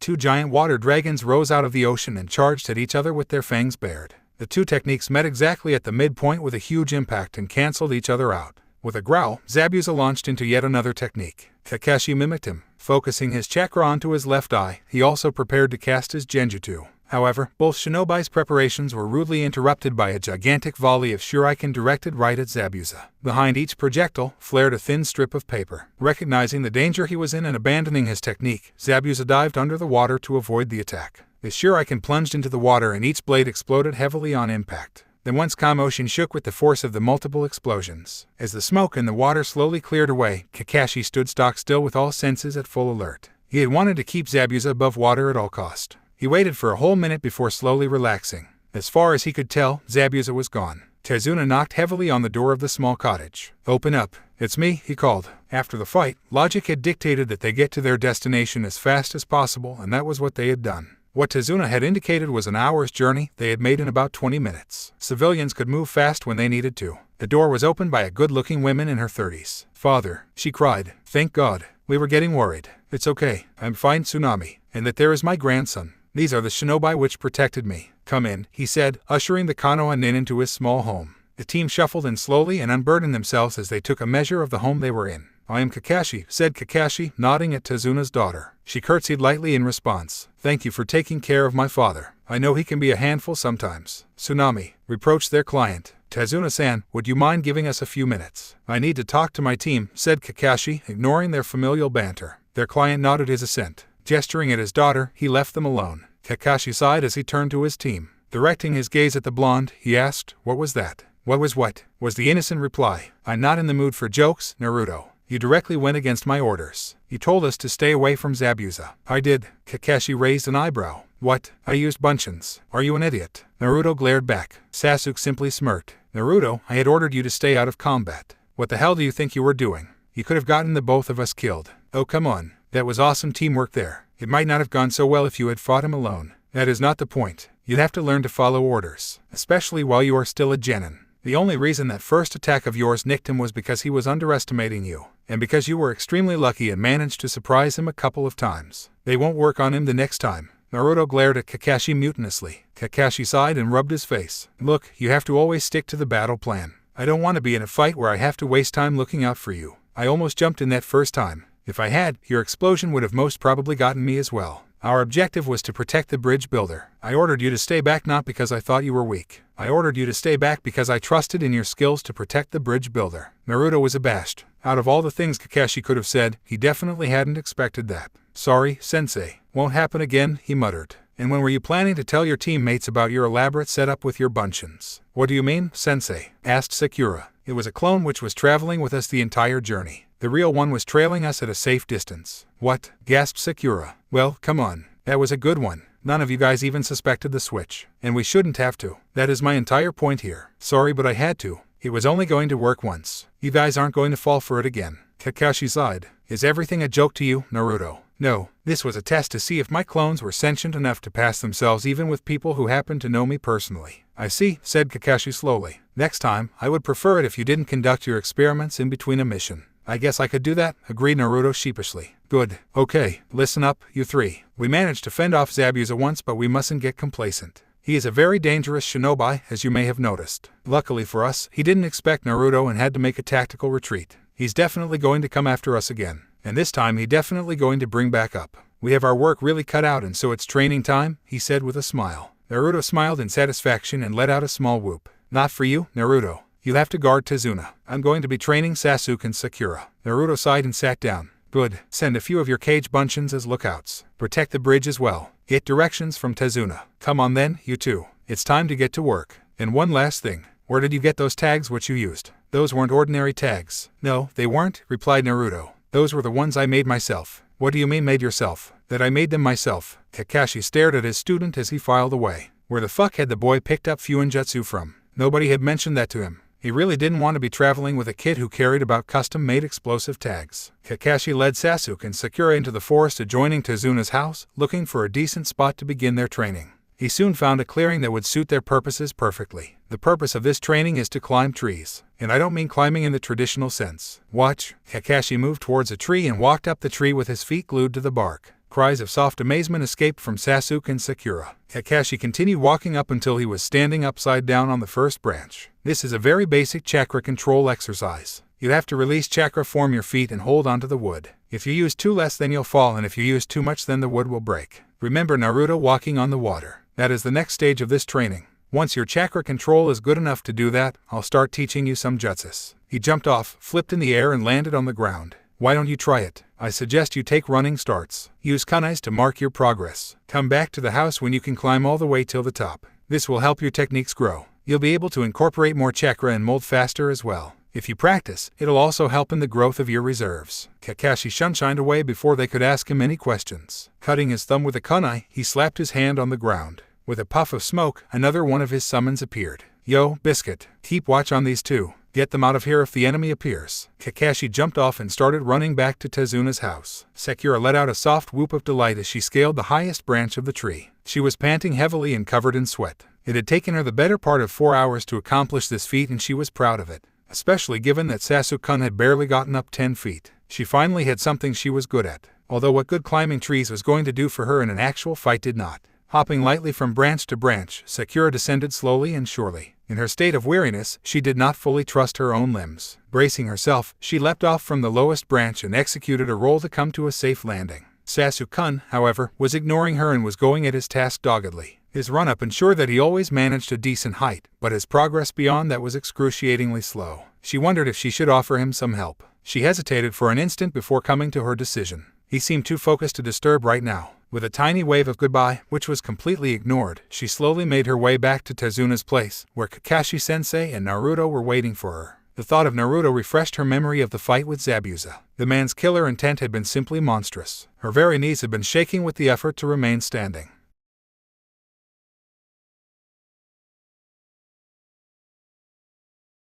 She knew now that the gulf between her and her teammate was even wider than she had previously anticipated. Speed, taijutsu, deception, ninjutsu, clarity of mind. He had it all. Over and above all that, he simply confused her. Why hadn't he displayed all these skills back in the academy? She had assumed that he was another lazy idiot just like Shikamaru. How wrong she had been. She hadn't even suspected that the Naruto traveling with them had been a clone. Had the one she had had the talk with also been a clone? How could a simple construct of chakra possess that level of intelligence? She would have to ask him when she got back. Sasuke silently watched as his female teammate walked away, having successfully accomplished the task assigned to them. Left all alone, his anger collapsed like a bubble. First Naruto and now even Sakura was showing him up. Some avenger he was, beaten by an absolute weakling of a girl. At this rate, Itachi was going to die of old age before he managed to get near him. The thought of his murderous brother spiked his anger again. With a curse, he took another run at the infernal tree he was practicing on. Once again, he got no further than before. The wood collapsed under his feet, launching him off quite unceremoniously. Frustrated, he didn't bother righting himself mid-air. He landed quite heavily on his back, all the breath knocked right out of him. Staring up the foliage, he wondered what he was doing wrong. He had been top of his class in academy. He had mastered everything they had to teach him. Why then was Naruto miles ahead of him? The dobe didn't even have a clan teaching him on a day-to-day basis. Yet Kakashi insisted that the dobe had put in much more work than he had. What had he done? Why was he millennia behind Itachi? What did his brother have that he didn't? And most importantly, why had Zabuza's aura rendered him immobile while Naruto retained the mettle to attack the Jounin without a shred of fear? One thing was clear to him. It didn't seem likely that he was going to bridge the gap anytime soon with Kakashi in charge. Zabuza refrained from scratching the wounds on his chest. His torso was covered with heavy burns and they were making all movements very painful despite Haku having done a reasonable job of patching him up. Scratching would only increase the risk of infection. Zabuza slowly stretched his neck and lifted himself up from the makeshift bed he was lying on. He had not expected the fight to go down the way it did. The blonde brat had been the game changer. Thanks to Blondie, he hadn't been able to get a full measure of Kakashi's abilities. He certainly had not enjoyed having his own techniques used against him. And that worried him. There had to be something more. Simply throwing back the enemy's jutsus would have given Kakashi the reputation he currently possessed. If the blonde brat hadn't attacked at exactly the wrong moment. He had wanted to get a measure of Kakashi's rate and skills. Kakashi entry in the bingo book specified that the copy ninja's most dangerous assets were his rate and techniques. Second, to the Sharingan of course. Nevertheless, that worried him. His suit and techniques had an inherent weakness to rate and chakra and he had intention of allowing that to be used against him. And for that neutralizing the blonde brat was essential. He had severely underestimated the blonde brat and that had given Kakashi the edge he needed. The kid had given off the aura of a raw genin but the way he fought clearly signified otherwise. The first clone explosion had been much stronger than he had expected.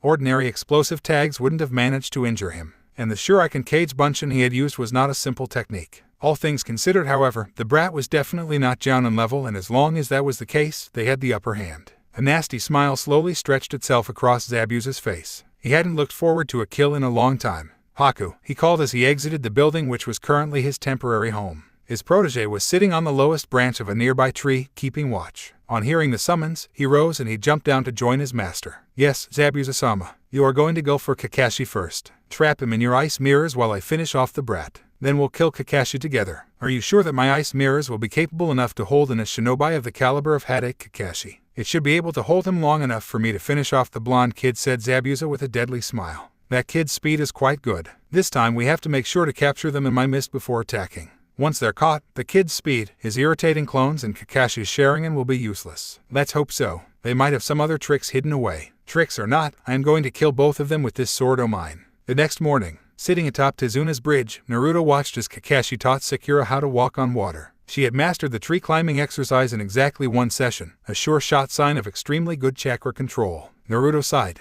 Why hadn't he been born with a similar talent? It would have made his life so much easier. The only consolation he had was that Sasuke didn't seem to be any better at it than him. Time passed quite slowly as the day grew older. Kakashi settled himself against a tree and pulled out his porn, giving Sakura the occasional pointer. The workers shouted and grunted as they labored under the noonday sun. While watching Sakura fall into the water with a shriek again and again was fun, boredom soon set in. Sensei, mind if I check out the town? I'll leave my clones as backup. Kakashi raised a lazy arm of acknowledgement without looking up from his book. Naruto jumped off from his spot on the roof of Tazuna's house and started walking towards the town. Tazuna had given him directions the previous night. As far as he could tell, the town wasn't far off. The road from the bridge passed through a few acres of farmland before coming upon the capital of the Land of Waves. At least that was what he was told. In reality, though, the farms weren't really farms. Almost all of them were completely abandoned and overgrown with weeds. The few that were still struggling on were in major states of disrepair and didn't have too many livestock to their names. All in all, the state of the farms didn't bode well for the future of the country. The town itself was in no better condition. He managed to cover the distance in about 5 minutes. The streets were dirty and most of the buildings were either boarded up or on the verge of collapse. Most of the population seemed to have simply left when the bad times had arrived. Those who had stayed behind were scrawny and dying. The streets were full of small children in rags, begging for food. Not that there was much to go around. The adults didn't seem to be much better off as well. Wearing tattered clothes and smelling of hunger and despair, they went about their businesses ignoring the sights of desperation around them. It didn't take long for Naruto to see who was in charge. The city was overflowing with mercenaries and thugs of all sorts, and as far as he could see there was only one person who could afford them. There was no police force to mention of. Gato had pretty much taken over the town, and it didn't seem that he was too bothered by the things his goons were getting up to. The citizens were clearly under their thumb, afraid of retribution if they stood up to their oppressors. The town was dying, and if they didn't do something, most of the citizens didn't have long to live. That night, Kakashi and his team sat at Tazuna's dinner table as Tsunami set the food she had prepared on the table. Their dinner consisted of fish which Tazuna had managed to catch out of the sea. Illegally, of course. Gato had long decreed that all fishermen had to sell their catch to him and then buy it back at his rates. "Where's Naruto?" growled Tazuna. "There are so many of his clones running about, I've lost track." "He said he was going to visit the town, Tazuna-san," offered Sakura. "Well, 5 minutes and no longer. My grandson is a growing boy and he needs to eat." Kakashi nodded in response and leaned back against the wall to wait for his errant student. His other students, on the other hand, seemed to have made progress. Sakura had managed to pick up water walking as well. He was considering teaching her how to dispel genjutsus. With her level of control, she could either be a capable medic nin or a genjutsu user. He looked over at his other student. "How high can you go now?" he asked Sasuke, although Biscuit had already supplied him with that information. "I'm almost at the first branch." He paused for a second and seemed to be struggling with himself for a few seconds. How did Sakura manage it so easily? He asked softly. That had clearly been an extremely difficult thing for the kid to do. Kakashi hoped that it wasn't a one-off thing and that his talk from the other day was finally bearing results. "Sakura has an exponentially smaller chakra reserve than you. That's why she can control it so well. The lesser there is, the easier it is to control. For combat specialists like you and me, control comes with practice." Sasuke nodded thoughtfully. "Where's Naruto?" Sakura whined. As if on cue, Naruto walked in. It was a testimony of his character that nobody called him out on his lateness. For once, however, there wasn't a sheepish grin on his face. For once, Naruto looked serious. "Hey old man, I just visited your town. How long have things been this bad?" Tazuna sighed. "Like I told you before, all the problems of this country are caused by Gato. He initially came here to set up his shipping industry. The land of the waves is the perfect position to set up a trading industry like his. The daimyo invited him and even helped him without suspecting a thing. Gato soon bribed all the members of the court and most of the officials. He holds all the power now. You can say the daimyo is basically a figurehead. He used his power to pass a slew of new taxes which he collected by brute force with the army of mercenaries working for him. Soon, the entire country was in his grasp and he shut down all the trade routes. Now the only food we have are the things we managed to grow here. And there isn't much of that. That is why the bridge is our only hope. The daimyo managed to order its construction and gave us the funds when he realized what Gato was up to. It was after this act of defiance that Gato completely subjugated him. Nobody's seen the daimyo for a while now. The kid was angry. That was clear as day to Kakashi. "Naruto, I know what you are thinking, but it can't be done. Our mission is to protect Tazuna, not save Wave," Kakashi said quietly. "So what? We let this country rot even when we can help. We are not gods, Naruto." Naruto scowled in response. Midnight, Sasuke felt a rush of triumph when he finally managed to scale the tree. Tired and drenched with sweat, he sat down on the tip and looked out over the forest. He started and almost fell off when Kakashi appeared on the branch below him. Why did the man always have to do that? Couldn't he ever move about like a normal person?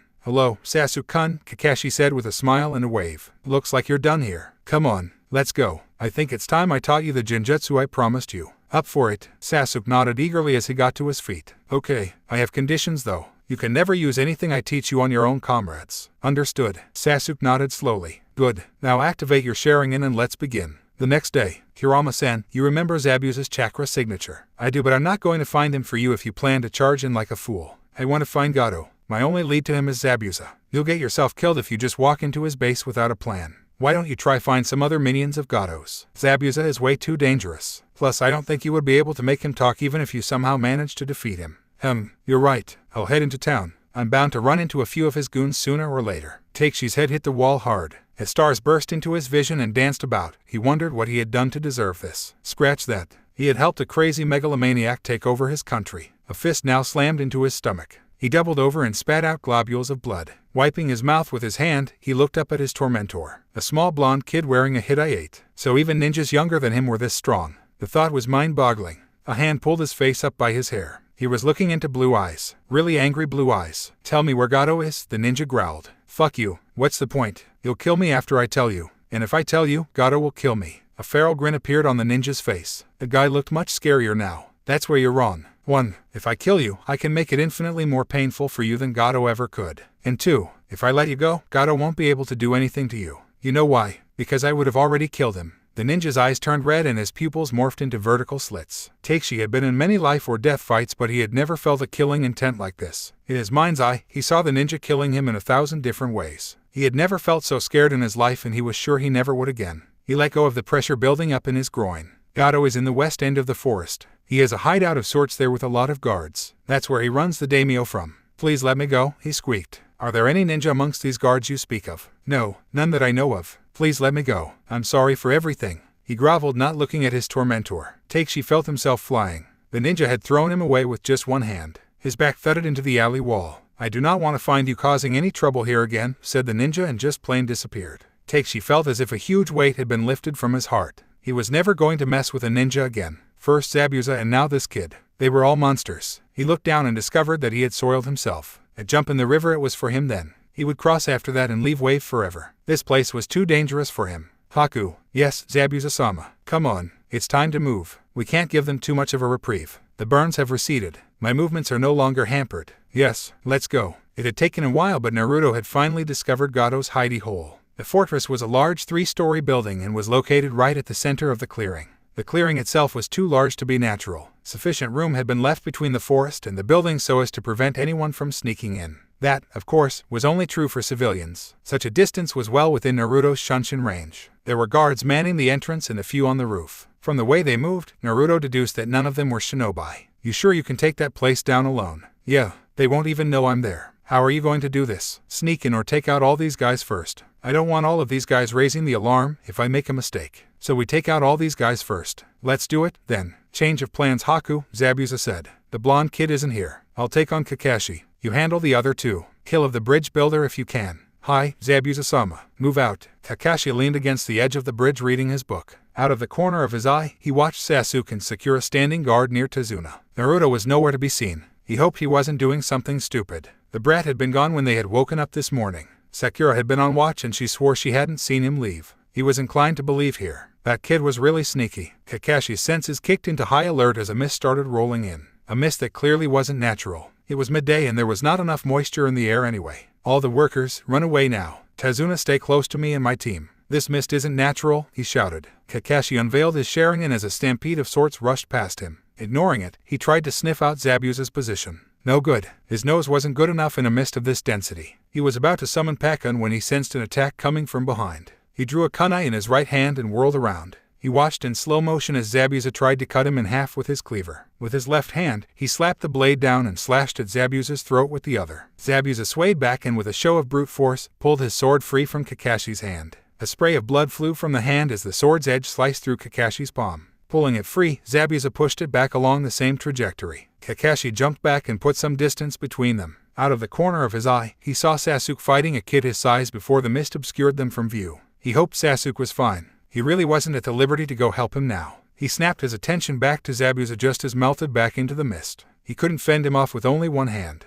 Only one choice then. Sasuke had activated his Sharingan as soon as the mist had started rolling in. That was how he had managed to see the hail of Senbon coming at Tazuna. He had blocked them with a Katen. Sakura, stay close to Tazuna. I'll handle this. He pushed Chakra to his feet and rushed ahead in the direction that attack had originated from. 3 Senbon came at him. He dodged them with a sidestep. The enemy used that moment to attack from above. Had it not been for his eyes, he would have never seen it coming. He rolled to the side and threw a kunai. The enemy caught it mid-air and threw it back. Sasuke dodged again and for the first time, he got a good look on his opponent. His opponent was wearing an ANBU mask but seemed to be of his size. From his build and musculature, Sasuke guessed that his enemy wasn't too much older than himself. He wasn't going to lose to someone of his age again. Naruto was more than enough. The guy lifted his hand and made some hand signs. Sensatsu Suisho. Using the water of the ocean, the enemy launched a hail of thin water needles at him from all directions. With another burst of chakra to his feet, he jumped out of the way and spun to face his opponent, but his enemy had disappeared into the mist. You have the Sharingan. I will have to bring out my strongest attack to defeat you.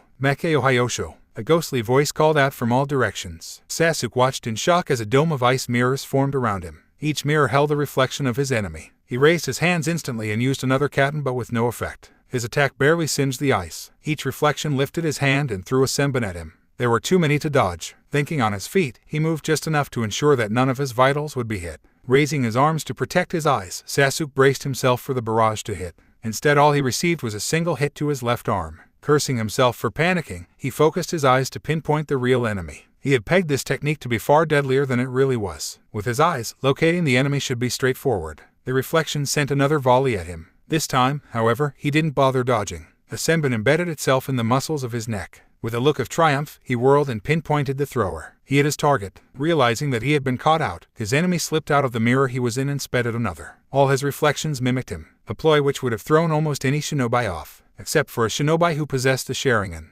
With his eyes, he carefully tracked the original thrower. The guy was looking right at him, which was exactly what he was hoping for. He locked eyes with his enemy with a grimace of triumph on his face. Naruto counted the number of grunts on the roof from his position at the edge of the clearing. They were sitting at a table and playing cards. He could see a bunch of crossbows lying abandoned to the side. Snipers, forming a single hand sign, he shunshined silently to the center of the table. The guards jolted in surprise and began to move. Naruto's hands flashed into his pouches and pulled out 5 shuriken, 2 held in his left and 3 in his right. Spinning, he flung his weapons at the guards in a single, fluid motion. His aim of true. There were 5 spurts of blood as 5 shuriken lodged themselves into 5 skulls. They collapsed without a sound, their blood flowing freely, killed before they had even gotten the chance to scream. Naruto looked down and inspected his clothes. They were spattered with red. His stomach churned violently at the sight and he gagged. Holding a hand to his mouth, he suppressed the impulse. There was still work to do. He walked over to the edge and looked down. He counted 4 at the entrance. Naruto drew both his katanas. He climbed onto the ledge and jumped down.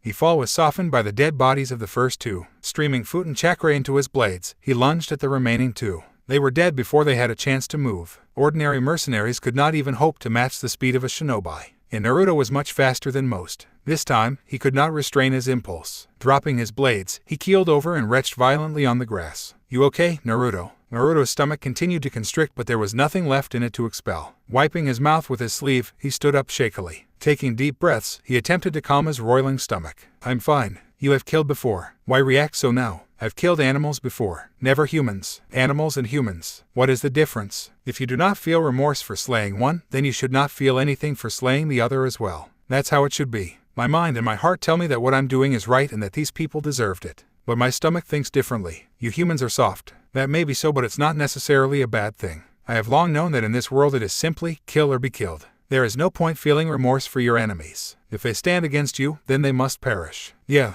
I guess I better get used to it. I'm a shinobi. I'm going to be killing people for a living. Then what gives you the right to judge them and execute them? How many more? 3 more. All 3 in the same location. Must be Gato and his personal bodyguards. Only 2 guards. Yes, makes it easier for me." His enemy's body collapsed like a puppet with its strings cut and flopped to the floor with a heavy thud. His creations of ice slowly began to melt away as the source of chakra that kept them up faded away. With a grimace, Sasuke rubbed his head in pain. That had consumed much more chakra than he had expected. The drop was something he was going to have to get used to fast. With a snarl, he pulled the senbon out of his neck and threw it behind him. Pulling out a coil of ninja wire, he began tying his downed opponent securely. He had no idea how long his genjutsu would last. Kakashi pulled out a scroll with his right hand and smeared it with blood from his left hand. Ignoring the pain, he forced his hands together and made 4 hand signs with the scroll held between his thumbs. He then slapped the scroll and his hands onto the ground. Kuchios, Daten, Suiga no Jutsu. The ground around Kakashi vibrated heavily and developed cracks. A short distance away, Zabuza broke off the jutsu he was about to perform and heightened his guard.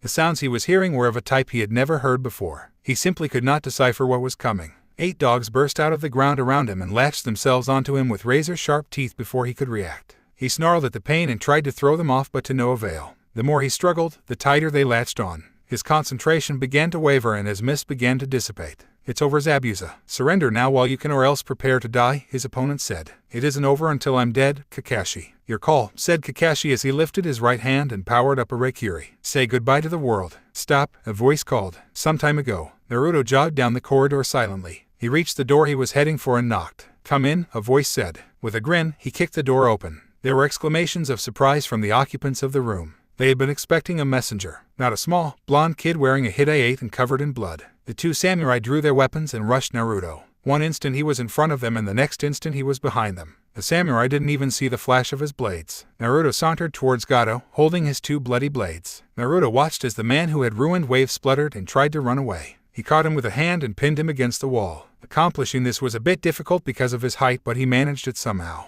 "Hello," he said with a ferocious grin. "Who are you?" "Me. I'm the guy who's here to kill you." No, please don't hurt me. I'll give you all the money you want." "No thanks. I have all the money I want," said Naruto, pulling out a kunai. Kakashi and Zabuza looked to where the voice had come from. It was Naruto. He had a small man dressed in black slung over his shoulder. With a grunt, he lifted the man and threw him down. Jumping down, he used his leg to turn the corpse over and expose the face. "Zabuza, this fight is pointless. The dead can't pay you," said Naruto as he towed Gato in disgust. It was with a huge effort that Kakashi controlled his face. He had definitely expected the kid to do something stupid. That was a given. What he had not expected was the kid managing to take out Gato without any help. At least that is whom he assumed the corpse was of. This whole scenario would not make any sense otherwise. One look at Zabuza's expression was enough to settle his doubts. Kakashi, we're done. This fight is pointless now. Haku and I will be off. With a sign, Kakashi called his dogs off. He still kept his Reikiri active. Zabuza sheathed his sword. Relax, Kakashi. I'm a man of my word.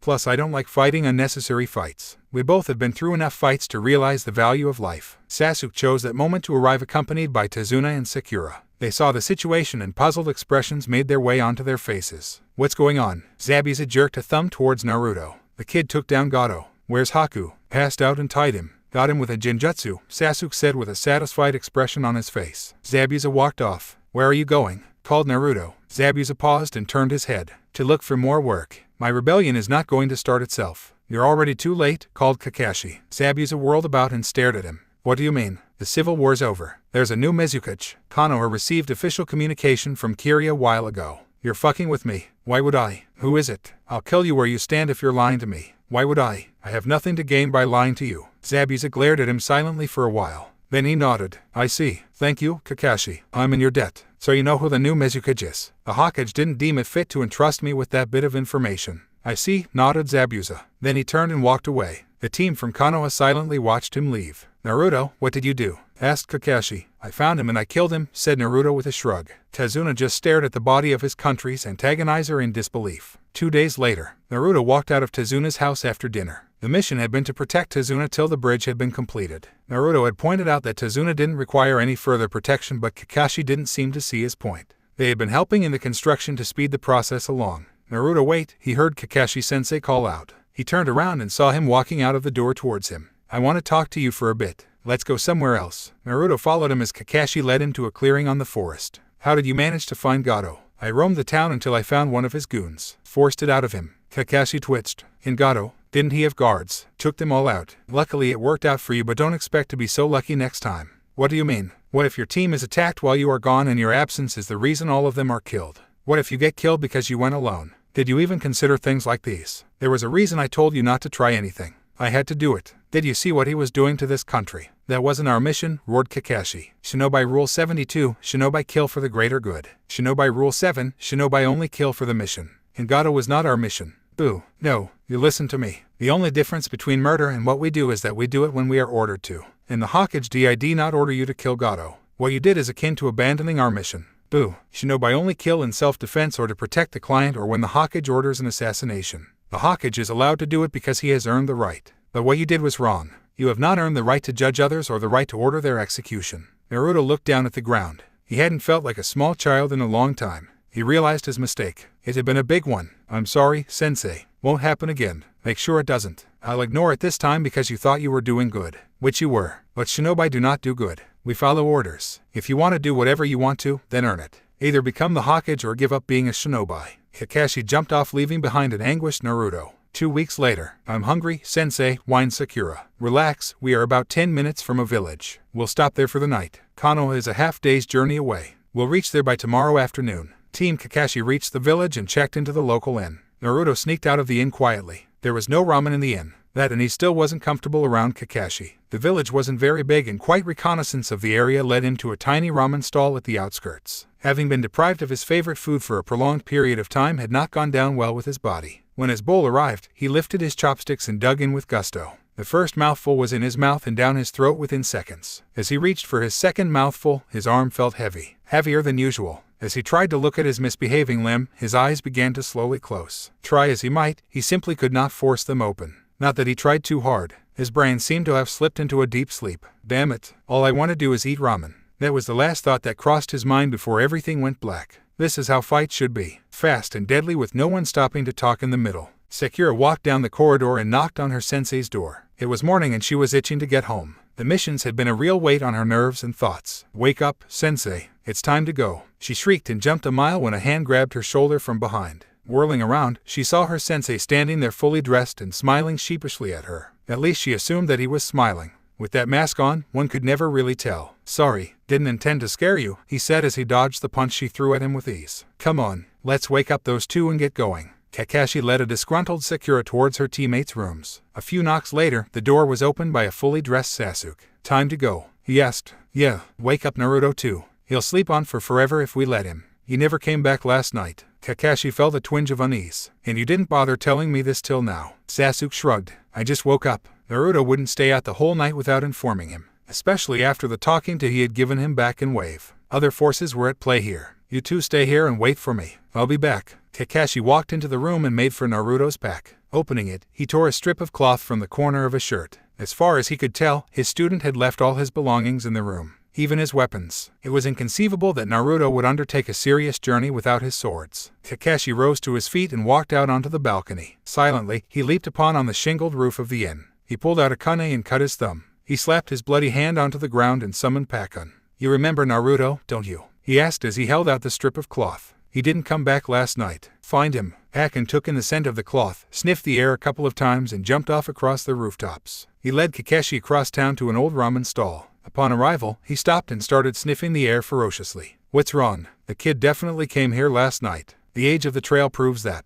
After that, his voice trailed off and he started sniffing the air again. Pakkun, his trail just disappears here. I can't smell it any direction. Not just his scent. That whole stall has been stripped clean of scent somehow. Must be some jutsu. I can only smell things that have occurred since the time whatever happened here happened. Fuck, cursed Kakashi. He wasn't one for obscenities, but the situation clearly warranted bad language. He's been taken by someone with intel on Konoha. They knew that he was with me and they knew that I tracked by scent. We have a spy. This is bad. Why don't you question the owner? No use. This thing reeks of professionalism. There is no way they left any loose ends like that. He pulled out a kunai again and cut his thumb once more. He summoned his entire pack of ninkin. All of you spread out and search for Naruto's scent. It's got to reappear at some point. A jutsu like this can't be maintained for too long. He pulled out the piece of cloth and held it out to them. As soon as you find anything, use Hakuchiyo's no jutsu and summon me there. Got it. Pakkun, you head back to the hotel. Take Sakura and Sasuke back to Konoha and tell the Hokage about this. Ask him for an ANBU tracking team. Wait, ask for an ANBU combat squad as well. We have no idea how strong the kidnappers are. Bring them back here to me here. Don't summon me unless you absolutely need to. Go, go, go. Sarutobi had been having a reasonably good day until Pakkun had stormed in. Everything had gone downhill after that point. He slapped both his hands down onto his table in anger as he received the report from Kakashi's summon. He didn't get angry very often, but he was now. Somebody had kidnapped his adoptive grandson. Get Tenzo's and Santa's teams right now. I don't care what they are doing, he roared at his secretary. As soon as she was gone, he swiveled his chair around and looked at the huge, white-haired man leaning against the wall. You have good timing. You're going as well. I want him back at all costs. I will not let my adoptive grandson die. I would have gone even if you had told me not to, the man replied with a grim smile. He's my heir as well, you know. I'm leaving it to you. While you're gone, I'll try and find the leak. Dusk. Kakashi's face remained impassive when the two ANBU teams and Pakkun landed next to his position just outside the village. The last light of sun was just fading from sight. The fact that one of the ANBU was riding a huge black dog didn't faze him the slightest. His face, however, did change when he saw the person accompanying them. Jiraiya-sama, what are you doing here? He asked in astonishment as he jumped down. The Sanin's usually cheerfully face was very serious. I'm here to get my godson back. I already heard your Mutt's report. Anything new? No, my other ninkin haven't picked up anything yet. You, the Hyuga, check out the stall. An ANBU with a bird mask stepped forward and made a single hand sign. Chakra signatures. Very faint. They have been wiped. Without the Byakugan, no sensor would have noticed it. How many? 2 performed the grab. They met up with 6 more at a spot around a kilometer from here. How wide is your range? Can you see them? Another ANBU asked. The grab occurred last night, more than 12 hours ago. There is no way they are any way near enough for me to see them. But as far as I can see, they're moving north. We should get moving. Let's inspect the meeting point first. We might find something there, said Jiraiya. 10 shinobi jumped off in unison. The Inuzuka's ninkin sniffed the air and let out a doleful bark. He still can't smell anything, said his partner. Hyuga, you sure that this the exact spot the enemy were? Asked Jiraiya. The ANBU nodded. Jiraiya pulled out an empty scroll and drew a complex array on it. He placed a scroll on the ground and positioned both his hands onto it. He channeled a burst of chakra into it. The array leaked out of the scroll and spread onto the entire clearing. I have deactivated the use of chakra inside this zone. The jutsu which is wiping their sense and their chakra signature should have been negated. The dog sniffed the air again and let out a series of barks. The Inuzuka nodded. He is their sense. Tell him to remember it. They'll disappear again when I release the seal. He'd better be able to pick it up again after we get past this jutsu's range. I haven't seen this particular technique in a long time. From what I recall, it's not particularly easy to pull off. Let's go. Try and keep up with me, you lot. I'm going to go as fast as I can. I know I can catch up to them by tomorrow morning, and I intend to do regardless of the fact that I may be the only one to make it, Jiraiya called as he took off. Jiraiya-sama, you say you've come across this technique before. Where and in those hands? Questioned the Inuzuka as they sped away. It was a long time ago. It matters not. Next morning, Naruto was moving fast. That was the first and the only thing I was able to discern when he slowly came to. His head felt dizzy and the speed of locomotion was definitely not helping. It took him a while to muster the energy to open his eyes, but when did he so he found that he had been blindfolded.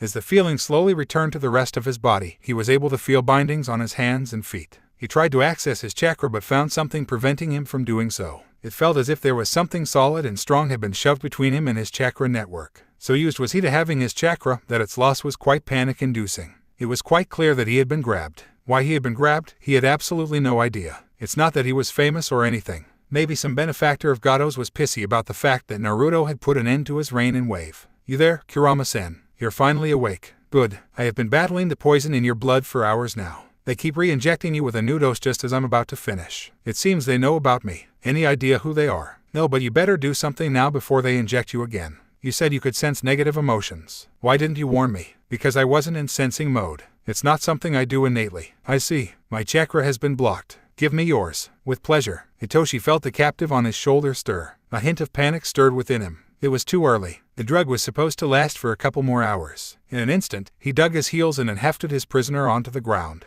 He's waking up Muta. Give him another dose of poison fast, he shouted. He watched as Muta fumbled for the poison. After the last incident with Roshi, he had learned the hard way never to anger a Jinchuriki, and one thing was for sure. If the kid woke up, he was going to be angry as hell. Muta pushed a syringe into a bottle and drew the poison into the tube. He bent down and tried to stab his captive but failed. There was something red oozing out his captive's body. The needle disintegrated on contact. He watched as the kid lifted his head and looked at him with red eyes. Time to fight then. They were all Iwajounen. They could take on a single Jinchuriki, a single untrained, young Jinchuriki. The ANBU team halted as one when they felt a powerful flare of chakra they hadn't felt in 12 years. The chakra was powerful enough for even non-sensors to feel it at their distance. They set off again following the trail Jiraiya, Kakashi and Tenzo had left for them. Skilled as they were, they couldn't keep up with their speed. They were over 5 hours behind their trailblazers. You're good, kid. What's your name again? I didn't expect anyone other than Kakashi to match my speed, Jiraiya called at the ox-masked ANBU following him as they swept from one tree to another. Tenzo, was the curt reply. Tenzo.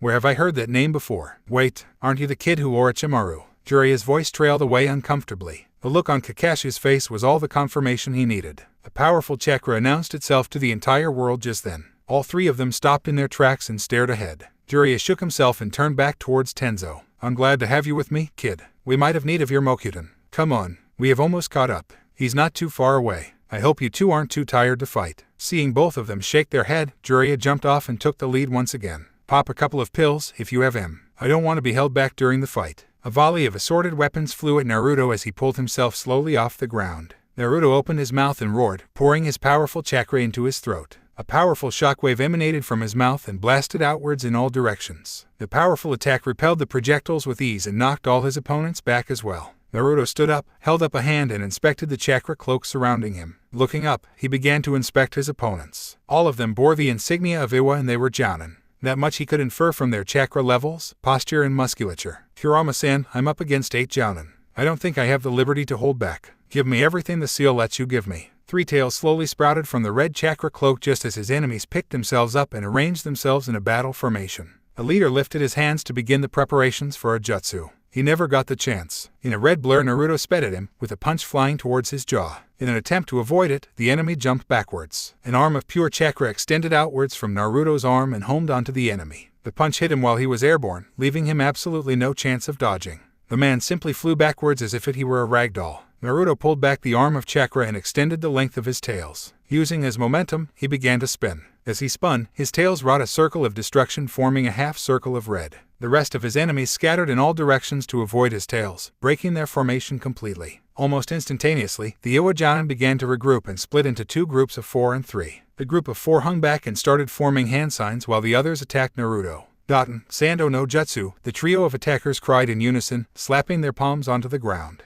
2 rock formations rose on either of Naruto's sides and attempted to sandwich him in between. Pushing chakra to his feet, Naruto jumped and cleared the attack. As he fell back towards the ground, a complex ceiling array made its appearance around the 4 Iwajounen. With speed, the array began to grow and spread in size. In an instant, the ground right below him was enveloped by the glowing green array. What the hell is that? It is some kind of seal. Do not touch at any cost. It must be something made to contain my power. Kage Bunshin no Jutsu, Naruto cried and created a clone. A task which was extremely difficult given the turbulence of the powerful chakra he was wielding. If not for his familiarity with the Kage Bunshin technique, he wouldn't have been able to pull it off. Jumping onto his clone midair, he pushed off and landed clear of the seal. Backtracking to avoid the ever-growing array, he sped away and made some space. This is bad. I really need to learn some long-range techniques. Although I don't like the notion of running away, it's the only thing to do right now. This team seems to specialize in anti-biju techniques. Let's call it tactical retreat. Sounds much better than running away. Kurama chuckled. Tactical retreat, huh? I like the sound of that. Better get going then.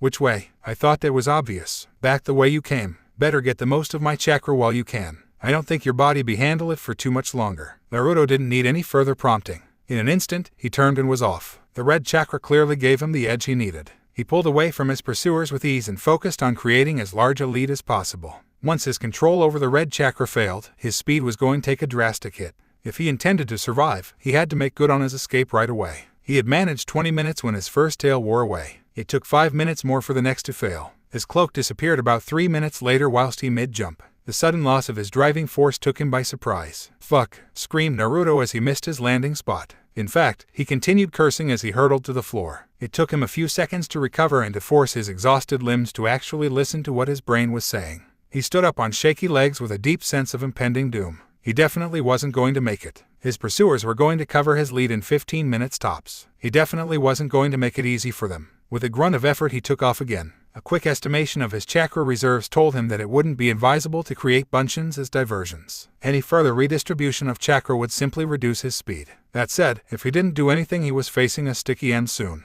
With a hand sign, he created 2 clones mid-leap. Adjusting his course, Naruto ran. Every step was an effort and every leap almost killed his legs on landing. Still, he persevered. If his diversions worked, he might have a slight chance of escape. He knew that they would still catch up to him. But thanks to his clones, he would be up against 2 or 3 opponents. Not the entire team. While the odds were still stacked against him, it was still better than earlier. Grasping heavily to that sliver of hope, he pushed on. His first clone was destroyed 10 minutes later. The second clone didn't last much longer. Fuck, growled Naruto as his faint hope survival came crashing to reality. Kurama-san, can you give me some more of your chakra? Yes, but you better hold on to till the fight. Using it now would simply be a waste. Naruto nodded grimly. His partner's logic was sound. He labored on. His focus was interrupted by his partner soon. They're within my range. I can feel them now. Keep going as long as you can. How many? 3. Naruto nodded grimly. The rest wouldn't be far behind. When the time came to take these 3, the rest would catch up during the fight. That if he managed to last that long. Naruto, it's Kakashi. Right ahead. Hurry. He has Tenzo and someone really powerful with him. What? How? Just run, you fool. Naruto complied. A few seconds later, a trio burst out of the foliage ahead of him. He recognized Kakashi instantly, and the man in the ANBU getup had to be Tenzo. They were being led by a man he had read about. Jiraiya of the Sannin. His father's teacher. Naruto. Kakashi screamed as soon as he laid eyes on his student. Jiraiya came to a sudden stop and raised his hand to signal a stop. They're right behind me, shouted Naruto as he closed the gap and landed in their midst. Yo sensei, Naruto panted. I would like to stop and chat, but we should really get moving. There are 7 of them after me. Who are they? Tenzo interjected. Iwa Jounin. Iwa, Kakashi said in surprise. Wow, they must really hate sensei if they tried to pull off a stunt like this after so many years. Can we talk later? We need to move. There's no need for that now, Tenzo said. Why? Jiraiya-sama is here, Kakashi said simply as the enemies came into view. This statement brought a huge smile onto Jiraiya's face. That's right, kid. I am the one and only great Toad Sage of Mount Myaboku, Jiraiya of the Sannin, he shouted as he struck a pose. As if on cue, the Iwa team rushed into view and stopped almost instantaneously. It was quite clear that they had identified Jiraiya and were now eyeing him warily. The Sannin may be old, but his reputation was quite intact. Without warning, Jiraiya disappeared.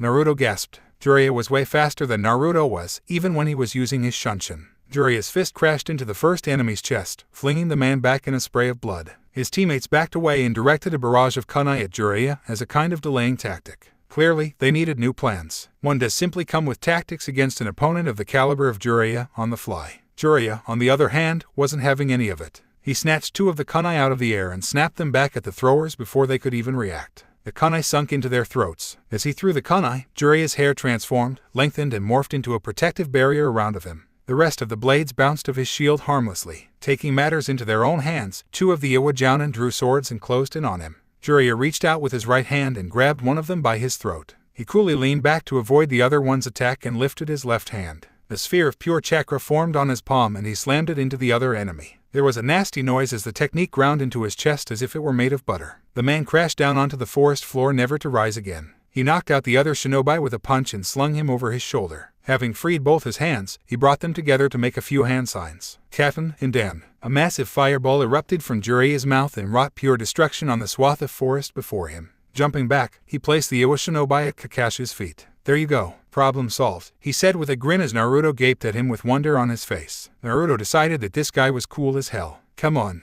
let's meet up with the others first. These guys might have backup coming. 2 days later, Muta bowed low and hoped that he wouldn't be punished too badly. He had failed a S-rank mission, one that had been specifically entrusted to him. I'm sorry, Tsuchikage-sama, but the boy escaped. We kept injecting him with the serum, but we underestimated his recovery time. He was able to break free. The tiny old man sitting in front of him leaned forward. So he woke up. That was within the plan. Why didn't you capture him again? He asked. When he woke up, he summoned his Biju's chakra and took us by surprise. He got me first. I am only alive because I just managed to harden my skin before he struck. I don't know what happened after that. When I woke up, they were all gone. There were no bodies at my location. A large part of the nearby forest was burned down. I assume it was a Katen technique. I was able to find some charred remains there, but I can't be sure of the numbers. It is possible that some of my squad may have been taken captive. The Tsuchikage stood up. This was bad. Konoha could start a war over an incident like this. Nobody was supposed to find out about their involvement. Erase all records of yourself and your team. If Konoha inquires, then I will inform them that you and your squad were a bunch of missing nins. Got it? In the worst case scenario, be prepared to be a peace offering.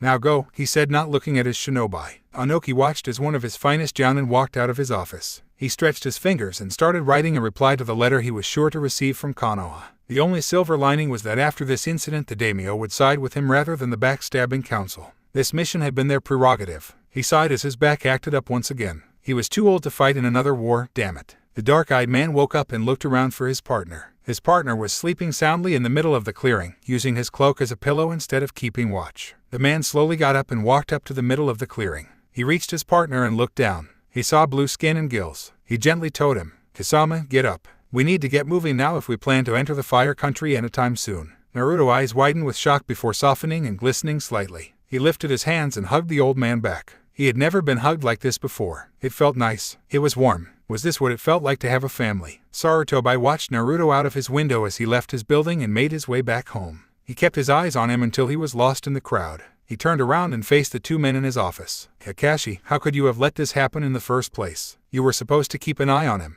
not let him get grabbed by. A knock on the door interrupted him. Come in, Sarutobi called. A man wearing a bandana and bearing 2 long scars on his face entered. Good Ibiki, you came fast. Jiraiya has a prisoner for you. Get anything you can out of him, but do not kill him. Nothing permanent as well. He is an Iwajounin and who knows what might happen in the future. A healthy hostage might be useful. Ibiki, you sure grew up, didn't you? Haven't seen you at all in my last couple of visits to the village, Jiraiya said from his usual position against the wall. There was a toad sitting on his right shoulder. It is good to have you back, Jiraiya-sama. The prisoner. The toad leaped off from Jiraiya's shoulder and landed on Ibiki's. He's inside. You know what to do. Hi, I'll get to it then. Ibiki turned and left the office. Sarutobi turned his attention back to Kakashi. Well, I thought he was good enough to go alone for a ramen run. We were pretty close to Konoha after all. I wasn't expecting any trouble this close to home. Sarutobi sighed. I really don't know what to say to you. You know as well as I do how important that boy's safety is to the village. This is the second time, you know. You're right, replied Kakashi. And like last time, I'm willing to take any punishment you feel inclined to mete out.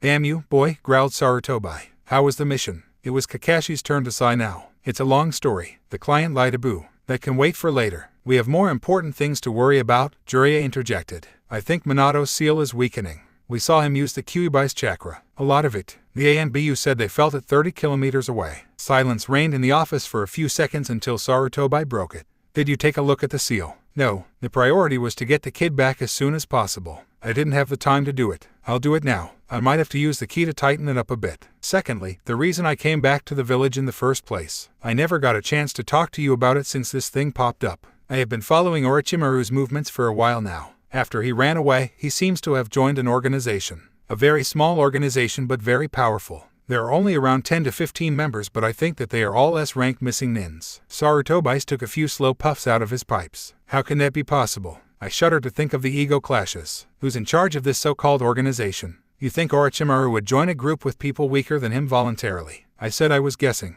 I am not sure of any of this. Another reason for my guess is that Orochimaru seems to have either been expelled or left this group. Not sure which, but all this seems to point to the fact that this group is dangerous. Very dangerous. What is their goal? Another conjecture. I have this spy in an underground organization which puts out bounties. As far as I can see, all they have been doing for the past couple of years is building up their finances. However, recently they have stopped that and are now making forays into different countries. Now we are entering into even more muddy waters. This group made a foray into Takagakure and Iwagakure recently. I have a couple of people in the secretariats of both the villages on my payroll. Both of these forays coincides with the disappearance of a Jinchuriki. I know I'm pushing it here, but I think that they are hunting Jinchurikis. Sarutobi didn't respond right away. He slowly walked over to his desk, refilled his pipe, picked up a lighter and fired it up again. The probability of this thing being true is very small. This is all conjecture, and that too quite far-fetched. However, I can't ignore it. Though small, the chance that it is true still exists. He took a couple of drags from his pipe. Jiraiya, what do you think I should do? Confine Naruto to the village. That won't solve anything.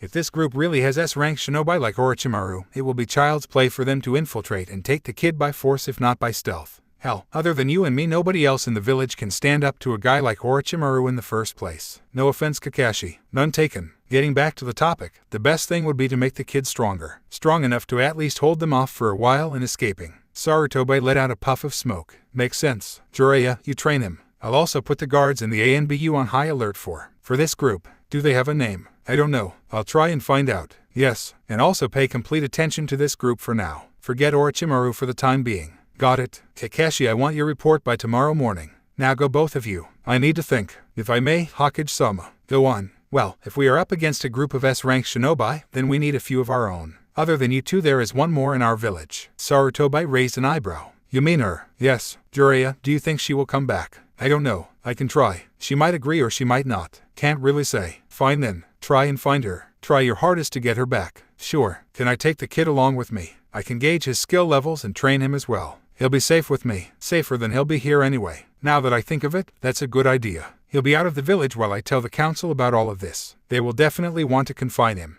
I'll figure something out by the time you get back. Great. That's settled. Hey Kakashi, where can I find that kid? Jiraiya, if you corrupt that boy in any way, then I will kill you. Painfully. Got that. Sarutobi called as his student left the room. Heap. Jiraiya shuddered. He was going to have to be careful with his research around the kid. Danzo slowly walked down the dimly lit corridor with the assistance of his cane. Stopping in front of a door, he knocked on it with the end of his stick before entering. Waiting within were a team of his most trusted ANBU, gathered around a large table. What went wrong? He asked as he took his customary seat. I instructed you to return with the Jinchuriki. Instead, we now have a potential war on our hands. The leader of the team spoke up. The intel we were given proved false. The Iwa team used alternate routes. We were nowhere near enough to be a threat at any point of time. I see, said Danzo slowly after a pause. You are dismissed. His warriors vacated the room instantly, leaving their commander to his thoughts. Within his calm exterior, Danzo was seething. He had been betrayed. It was clear now that his man in Iwa was a double agent. He had some cleaning up to do. Literally, especially in Iwa. A hand shot out from under the blanket and turned off the blaring alarm. Pushing off his blanket, Naruto rolled off the bed. He rubbed his eyes open and stretched. He let out a cry of pain as his joints screamed and popped in protest. Damn you and that crazy strong chakra of yours. My body feels as if it has been trampled by a herd of crazy animals. You would be dead right now if not for it. Plus, it was you who asked me to not lend you my healing abilities. Want me to fix it? No. I need to let my body get used to your chakra naturally. And I asked you that because I didn't want to rely on your power. I'll use it if I'm in a tough fight. Not otherwise. Suit yourself. It's okay. It's nothing a warm bath won't cure, said Naruto as he shed his clothes and walked into his bathroom. It was almost noon and he hoped that the building had some hot water left as he turned the knob. A single droplet of water slowly dribbled out of the nozzle and fell on his head. With a scream of exasperation, he rushed out of the bathroom and pulled on a towel. Padding out of his apartment, he made his way down to the landlord. Oi, you old fart. Your water supply is broken. Fix it fast, he screamed as he knocked on the door belligerently. The door opened and a grizzled old man stepped out, completely unfazed by his screaming tenant. The man was a retired shinobi who had fought in the previous 2 wars. He was always crude but also extremely fair. Naruto had always suspected that the Jiji had had a hand in assigning him this particular landlord but had never had the occasion to confirm it. Hey, you rent first if you want to get anything, brat. And the next time you scream outside my door, you haven't a tongue to do it again. A sheepish expression flitted onto Naruto's face. Fuck, I keep forgetting that the Jiji stopped paying my rent since I graduated. Ashimo-san, I'm a little short right now. Give me a couple of more days. Can I please have some water? I really need a hot bath. Just got back. Pay your rent if you want water. Tomorrow your electricity goes. The door slammed in Naruto's face. Damn, how the hell am I going to earn my rent in one day? Izuma looked up from his paperwork as Naruto stepped into the mission assignment office. Yo, kid, you've been creating some noise around town. Heard you had a run-in with a couple of Yuanin. Bumped into a couple, Naruto answered evasively. I'll tell you the whole story some other time. Hey, where's Kotsu? In the hospital. He got drunk and tried to grope Anko at a party a couple of days ago. Naruto grimaced. Glad I wasn't around to see that. Anyway, I'm running low on cash right now. I thought I'd do a couple of D ranks. Sure. How many? How many do you have? Jiraiya was not having a good day. He had been looking for Naruto since his meeting with the old man. Till now all he found were a couple of hundred shadow clones, none of which seemed to know where the original was. Sakura looked up in surprise from her book when someone knocked on her door of her house. Her parents weren't supposed to be back for hours. Pushing herself off the couch she was settled in, she strode to the door and opened it.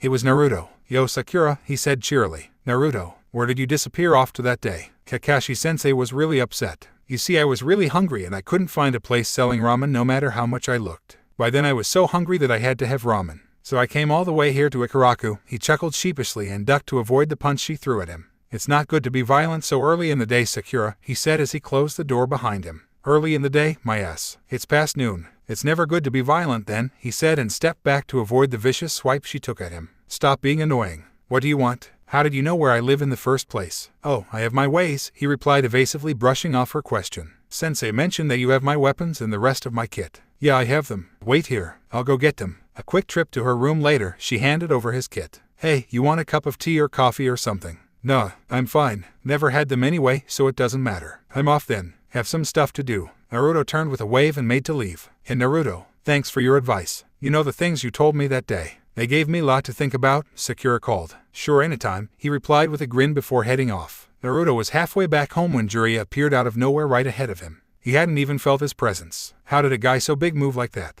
He also seemed to be really angry going by the large tick on his face. Why am I still bothering to look? This must be another one of his dastardly clones, he grumbled. Actually, I'm the real Naruto, offered Naruto. A sharp knock to the top of his head was what he received in reply. Oh, what was that for? I have been looking for you since hell knows when. All I have been finding are your damned shadow clones. Why the fuck did you make so many clones? I was doing D ranks. I need money to pay my rent. Are you staying in a palace, kid? Why do you need more money for your rent after you're a rank? A rank? What a rank? Huh, didn't the old man tell you? Your mission to the wave was upgraded to a rank. Those pay a lot. Although he was quite pissed after Kakashi's report. I hear you took on Zabuza Momochi and managed to survive. Good work. At any other time, he would enjoy Jiraiya's compliment. This time, however, he barely managed to register in his mind. What? I did all those shit missions for nothing. I'm going to kill that old fart right now. He turned and ran towards the Hokage tower. A laughing Jiraiya reached out and grabbed him by the back of his shirt. Forget that. We have things to talk about. Somewhere more private preferably. Let's go to my house. As soon as Jiraiya left him, he shunshined to the next building, but before he could do the jutsu again he felt a hand grip his head tightly. He felt himself being lifted and turned around. Not so fast, kid. I'm not letting you out of my sight again after all the shit I had to go through to find you. Get back at the old man some other time. Now lead the way. Jiraiya looked around as he walked into Naruto's apartment. The place was pretty much threadbare. The kid didn't seem to have anything that wasn't absolutely essential. The place was also filled with scrolls. As Naruto went into his room to deposit his bag, Jiraiya went through a few of them. His eyes widened as he came across a couple of scrolls filled with calculations for a custom seal. A custom explosive seal, no less. The kid was smart, he decided, as he went through some of the other things Naruto had written down. Smarter than he let on, that was for sure. So what did you want to talk about? Naruto asked as he returned. Well, your tryst with Iwa has the potential to become a huge international incident, Jiraiya said as he put down the scrolls. The council might take this as a chance to confine you to the village for good or a similar drastic measure. The old man wants you out of the village and his hair while he deals with them. So you and I are going on a little trip together. Works for me. When do we leave? Huh, that's it. You agreed pretty easily, Jiraiya replied in surprise. Why the hell would I say no to a trip with Jiraiya of the Sannin? A shit-faced grin grew on Jiraiya's face. He was beginning to love this kid. Now he just hoped that the kid turned out to be a pervert as well. That would be too good to be true. How long do you need to get ready? Not long. I just need a bit of time to let my friends know that I'll be gone. Couple of hours. Yeah, that should do. Hi, called Shikamaru as Naruto landed softly on his roof. Yo, good thing I found you. Don't have much time. What's up? Asked Shikamaru as he slowly sat up. I'll be gone for a while. Mission? No. What then? Training trip. With whom? Jiraiya. The Sannin. Yup. Holy fuck. How? Why? Well, that's a long story. Don't have that long. Leave a clone. That's brilliant, Shikamaru, cried Naruto. Here you go. I'm off to get Chouji. Then I need to get to Gai-sensei, Anko and Uruka-sensei as well. This is far enough, said Jiraiya and set down his pack. Come at me with everything you've got. I want to gauge your level. They were standing on a dusty road which is heading west. The sun was already hidden behind the green treetops. It was one of the many routes which through the great forest which surrounded and hid the village. The duo had left the village a few hours ago. Naruto wordlessly dropped his pack onto the dirt and slipped into a battle-ready stance. Without warning, he flung a few shuriken at Jiraiya and disappeared. He appeared again a few feet above Jiraiya. Shuriken Kage Bunshin no Jutsu. A barrage of sharp weapons rained down on Jiraiya. Without a change of expression, Jiraiya dodged all the shuriken with ease with a backward leap. Naruto was there just as he landed, both his swords flashing through the air. Jiraiya jumped again and the swords whistled past harmlessly below him. Naruto vanished again and appeared right behind Jiraiya in an attempt to impale him from behind. Kage Bunshin no Jutsu. A replica of Jiraiya poofed into existence right between them, took Naruto's attack in the chest and dispersed in a cloud of smoke. A hand reached through the smoke and grabbed the front of Naruto's shirt. Without a sound, Jiraiya effortlessly threw Naruto at the trees. Naruto was pummeled through the first trunk by the force of the throw before the second brought a halt to his motion. He sat up slowly with a loud groan. How strong is that guy? He grumbled as he got up and brushed himself off. He hefted his swords once again and emerged from the trees. Jiraiya was waiting for him. That all you got, kid? I expected more from the son of the yellow flash. Naruto collapsed backward and lay on the dirt panting. His clothes were drenched in sweat and his body was covered with welts. His view of the night sky was suddenly obscured by Jiraiya's face. Nice try, kid. Not bad for someone your age. Rest here. I'll get something to eat. A grunt was all that he got in response. Correctly translating that as go ahead, Jiraiya walked off into the forest. Naruto stared at the sky as he analyzed his fight with Jiraiya. The man was a monster. He hadn't even been anywhere close to getting a hit on Jiraiya. Jiraiya seemed to be able to predict all his moves and was more than fast enough to counter all of them. He needed to get better, he decided as his exhaustion got the better of him and he dozed off. A pleasant aroma woke him from his slumber in a while. There was a fire crackling near him and Jiraiya was roasting what appeared to be a couple of rabbits. He got up with a groan of pain. His nap had cramped up all his muscles. How are you feeling? As if a horse trampled all over me. Eat now. You'll feel better. Here you go. As Naruto started wolfing down the proffered food, Jiraiya began to talk. Firstly, you are way too impatient, kid. You are trying to kill your enemy with every move. Never be hasty. You'll be the first to fall for the enemy's traps if you fight this way. Think before you attack. Analyze your opponent. Analyze the environment. Develop a strategy. Running headfirst into every situation is going to get you killed really easily. Secondly, your style is no good. Naruto stopped eating and listened to Jiraiya with rapt attention. You have a decent shunshin, I accept. However, it's of no use if your body speed is slow. You're playing with the big leaguers now. I can see that you have trained your body really hard to reach this level, but it isn't enough. You need to improve upon it. Your shunshin speed is reasonably decent like I said, but it doesn't matter if your body speed isn't enough to finish the enemy off. Almost all jounin and even a few chunin will be able to counter your moves right now. You need to get faster if you want this style to work. Thirdly, you know no long-range jutsu. You are currently completely a close-range fighter. The last problem is the easiest to fix while the other two will take some time. Sleep for now, kid. I'll teach you a couple of new jutsus tomorrow. I don't fight this way, supplied Naruto. What do you mean? Running in head first is the last thing I would do in a fight. You told me to come at you, so I came at you. I see, replied Jiraiya slowly. And is this your ego talking here? But third about getting beaten up. No, said Naruto emphatically. I didn't expect anything. Come on, I'm not an idiot. You're a Sannin. I've read about the stuff you've done. I knew I never had a chance in the first place. You said you wanted a measure of my skills, so I showed you my skills. Like I said, this is not how I fight. I see, said Jiraiya. Why don't you prove this to me tomorrow? Sure thing. If you manage to impress me, I'll reward you with a technique which I wouldn't necessarily have taught you right away. You don't need to dangle a carrot in front of me to motivate me, old man. I don't like losing. I like that, kid. You got spunk. Let's see if you can actually back it up with actions. Next morning, something poked Naruto in the side. Sharply, he sat up with a curse and glared up at the old man grinning down at him. There was no need for that, he mumbled. Well, what's the fun in that? Fuck you. You know, you're quite lucky that I'm so nice, kid. Any other shinobi of my caliber would simply have gutted you for that. Naruto mumbled his response as he pushed off his blankets and rose to his feet. What was that? Called Jiraiya as he walked back the breakfast he was preparing. I said that the Jiji would gut you in turn if you did that. True that. The old fart seems to have a soft spot for you. By the way, if he does ever end up hearing you use such language, just blame Kakashi, will you? He's after my ass enough as it is. Don't worry, I've used worse in front of him before. He can't blame you for anything. You did, and you got away with it. Well, yeah, the fuck. How? That bastard gave me hell if even thought of cursing. There were more pressing matters at hand. Lucky you. Now, come on, eat up. We need to get a move on. And you need to prove your little boast to me as well. The sooner I beat that out of you, the better, said Jiraiya with a grin.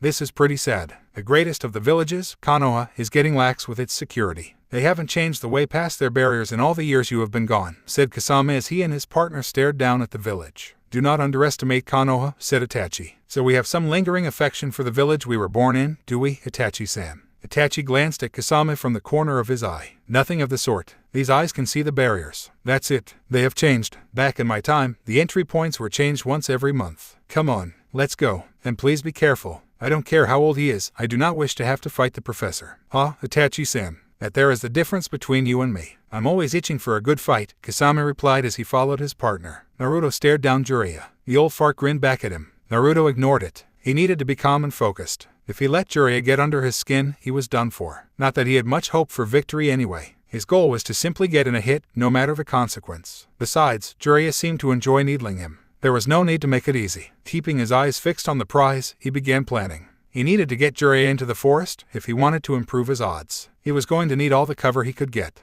In an instant, he shot into action. His hand flashed into his pouch and pulled out a standard smoke bomb. He flung it at Jiraiya and burst off to the right. The bomb exploded and released a giant well of thick smoke, obscuring his target from vision. Pulling out a shuriken, he flung it towards the smoke and performed a few hand signs. The shuriken multiplied in number and disappeared into the smoke. Naruto hoped that Jiraiya would dodge by leaping back into the forest. What actually happened was that Jiraiya burst out of the smoke, completely unharmed, and charged right at him, fist raised. Too easy, whelp, he whooped. With a yelp, Naruto shunshined out of the way and escaped into the forest. His mentor simply bundled after him. Well, at least they were in the forest now. He not expected Jiraiya to take the fight to him. The old man had been quite happy with remaining passive the previous day. This was a direct result of his speech. Jiraiya had no intention of making it easy for him. Naruto grinned. He liked the way Jiraiya worked. For once, he knew what was going on. With Kakashi, one could never be sure as to what was going on. With a leap, he jumped up onto the trees and slipped into the foliage. Soundlessly, he created two clones. As he had done with the Iwa Jounin, he and his clones separated and sped off in different directions. Is running all you can do? Screamed Jiraiya. All noise of pursuit abated. Naruto continued pulling away. Just you wait, you old man, thought Naruto. The forest was his domain.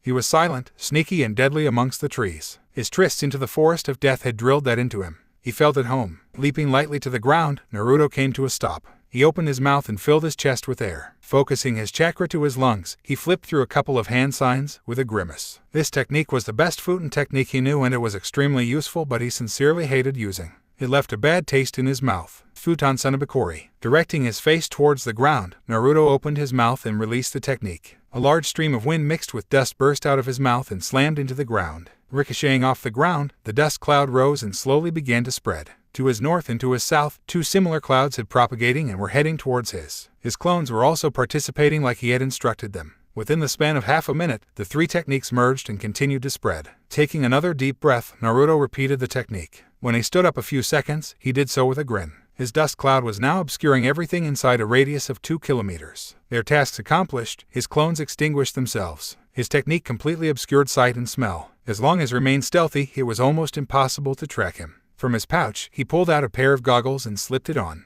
It was the type which covered his nose as well and filtered out the dust particles. Silently, he leapt into the trees and approached his prey, his skin tingling. Given that the entire dust cloud was permeated with his chakra, it felt as if it was an extension of his body. Thanks to this, he could sense and track all living objects trapped within his technique, trees included. This was one of the few futon techniques that he had been able to find in the public library. As such, it was one of the most basic futon techniques available, but it was one which Naruto put to full use. Jiraiya was standing stock still right where he had left him. Keeping his distance, Naruto began to circle Jiraiya. There was no way he was going to underestimate the Sannin and get caught out. He was sure that if he went anywhere near the Sannin, he would get caught. As he circled, he created two clones and commenced his first attack. His clones split up and rushed at Jiraiya from opposite directions. The first pulled out one of his special explosive tags, attached it to a kunai, and flung the blade at their opponent. At the last instant, Jiraiya sensed the projectile bearing down at him and leapt out of the way quickly, completely avoiding the gigantic conflagration. The second clone attacked Jiraiya just as he landed. Blades drawn, he leapt down from the tree and bore down on Jiraiya. Jiraiya, however, was much faster. Blinded though he was, his senses were still top-notch. Stepping in faster that clone, he dealt it a devastating blow to the chest. "What the fuck is wrong with you, you brat?" yelled Jiraiya as the clone exploded as well. The real Naruto grinned. His explosive tags were so powerful that it was impossible to completely avoid taking damage if one dealt the killing blow oneself. He had to have scored some points for that. Jiraiya was definitely pissed and things were about to get real. As he had predicted, he sensed the Sannin preparing a technique. What happened next was something he absolutely not prepared for. His senses were completely scrambled as something gigantic appeared right where Jiraiya had been standing. "Jiraiya-san, what is this?" coughed a deep and extremely loud voice. With every cough, Naruto's cloud was dispersed. He could literally feel his cloud shrink as portions of his cloud were pushed out of the main body. With a curse, he began climbing the tree he was on. A few seconds later, he emerged from his dust cloud and stared in amazement at the sight in front of him. There was a gigantic magenta-colored toad slap-bang in the middle of the forest, coughing and waving his dust cloud away. And sitting atop the toad was singed Jiraiya. He seemed to have lost a bit of his right sleeve. "Gamekin-san, sorry for the sudden summon. Would you mind getting rid of this infernal cloud?" screamed Jiraiya. "With pleasure," replied the toad, pulling off the enormous shield that was strapped to his back. With a single hand, he lifted the shield high by its rim and brought it down sharply. And that was enough to completely annihilate Naruto's technique. "There you are, you brat!" shouted Jiraiya as Naruto watched the scene unfold aghast with the proceedings. A second later he broke himself out of his reverie and began to run. Kusama and Itachi walked down the bustling street keeping their faces hidden. "So Itachi-san, what's the plan?" "Capture and interrogate a random shinobi." "No need for that. We know his name. I will infiltrate the operations building and find out whether he is in the village or not. If he is here, I'll find out where he lives. If he's away right now, I'll determine the whereabouts of his mission. Using Samhata we can track him down en route. Recon is a pain. Let's hope he's here." "Yes, but I request that you not do anything rash. I do not enjoy the notion of being hunted down by ANBU for the next few weeks." Kusama sighed. "Valid point. Let's get a hotel room somewhere. I'll wait. Kusama stopped and stared at a man from his past. A man who had played a major role in the events which had led to him betraying Kiri. A man with a single long scar on his face back then. Now he had one more to accompany it. Many years as a shinobi had given Ibiki very sharp senses. But he didn't even need those to feel the killer intent that had been directed at him. It had been suppressed in an instant, but it had been unmistakable. Many of the shinobi around him had noticed it as well. He whirled about with a kunai in his hand and looked around. "You two there, in the black and red cloaks, show your faces." The two men who had been walking away stopped. The one on the right turned around slowly and looked up. Two red eyes were all Ibiki remembered seeing when he woke up later. Anko had been eating dango when she had felt a malicious killer intent and heard Ibiki's shout. She looked up from her plate in time to see Ibiki fall down unconscious. Chaos broke out. A barrage of weapons flew at the men in the black cloaks. There was a veritable explosion in the chakra and killer intent emitted by one of the two. The man started making hand signs faster than her eyes could follow. He pulled off his hat, shouted, "Suten, Suijineki," and spat out an enormous volume of water. She glimpsed blue skin before the water blocked her vision. The water formed a huge wall around the two and blocked all the weapons. "Suten, Bakusui Showa," she heard before the water exploded outwards and enveloped everything she could see. Sarutobi snapped out of his nap when he felt an explosion of chakra. He had never felt this chakra before, but it was monstrous. It was definitely human, but its levels were comparable to those of ANBU. Definitely a S-class shinobi and definitely an enemy as well. So it seemed Jiraiya was right in his hypothesis. It was a good thing that Naruto was out of the village, but he could have really used Jiraiya's help right now. He jumped out of his window and left before his ANBU could arrive and start spouting nonsense about protecting him. He could take care of himself. When the water subsided, Kusama and Itachi were surrounded by the debris of destroyed buildings and scores of bodies. There was not a thing still standing in a radius of 50 feet around them. "Let's get going before more shinobi get here," said Itachi. Both of them disappeared with two simultaneous puffs of smoke. Sarutobi stood and observed the destruction that had been wrought on his village. Shinobi from the medical corps were bustling all around him. "Report," he said as his secretary walked up to him. "Things are better than what they seem, Hokage-sama. The Suten attack was huge but mostly destroyed the buildings and didn't cause much damage to life. We have only 4 casualties till now, although a lot more are injured. The injured are being treated. We don't have an ID on the attackers yet, although what the witnesses say is that they attacked after Ibiki-sen confronted them. I believe he must have recognized one of them. Ibiki, where is he? He appears to have been put under some form of genjutsu. He has woken up but is not coherent yet. He hasn't been able to give us anything useful yet." "I see. Keep up the efforts and get me something solid fast." The secretary cringed slightly at Sarutobi's harsh tone as she walked away. Sarutobi looked around the crowd, and once he spotted the person he was looking for, he walked towards him. "Kakashi, Hokage-sama, use your Ninken and track these two down. Take Tenzo's team with you. Your goal is to track them without them knowing and getting as much information about them as possible. Stay out of combat. Hokage-sama, about what jury? I know, this is too much of a coincidence and I don't believe in those. That's why I'm sending you and not an Inuzuka. You know what is at stake. Now get going and here, take this." He pulled out a scroll and handed it to Kakashi. "Use it only if you get into a really sticky situation." Kakashi opened the scroll and gave it a cursory glance. His one eye widened.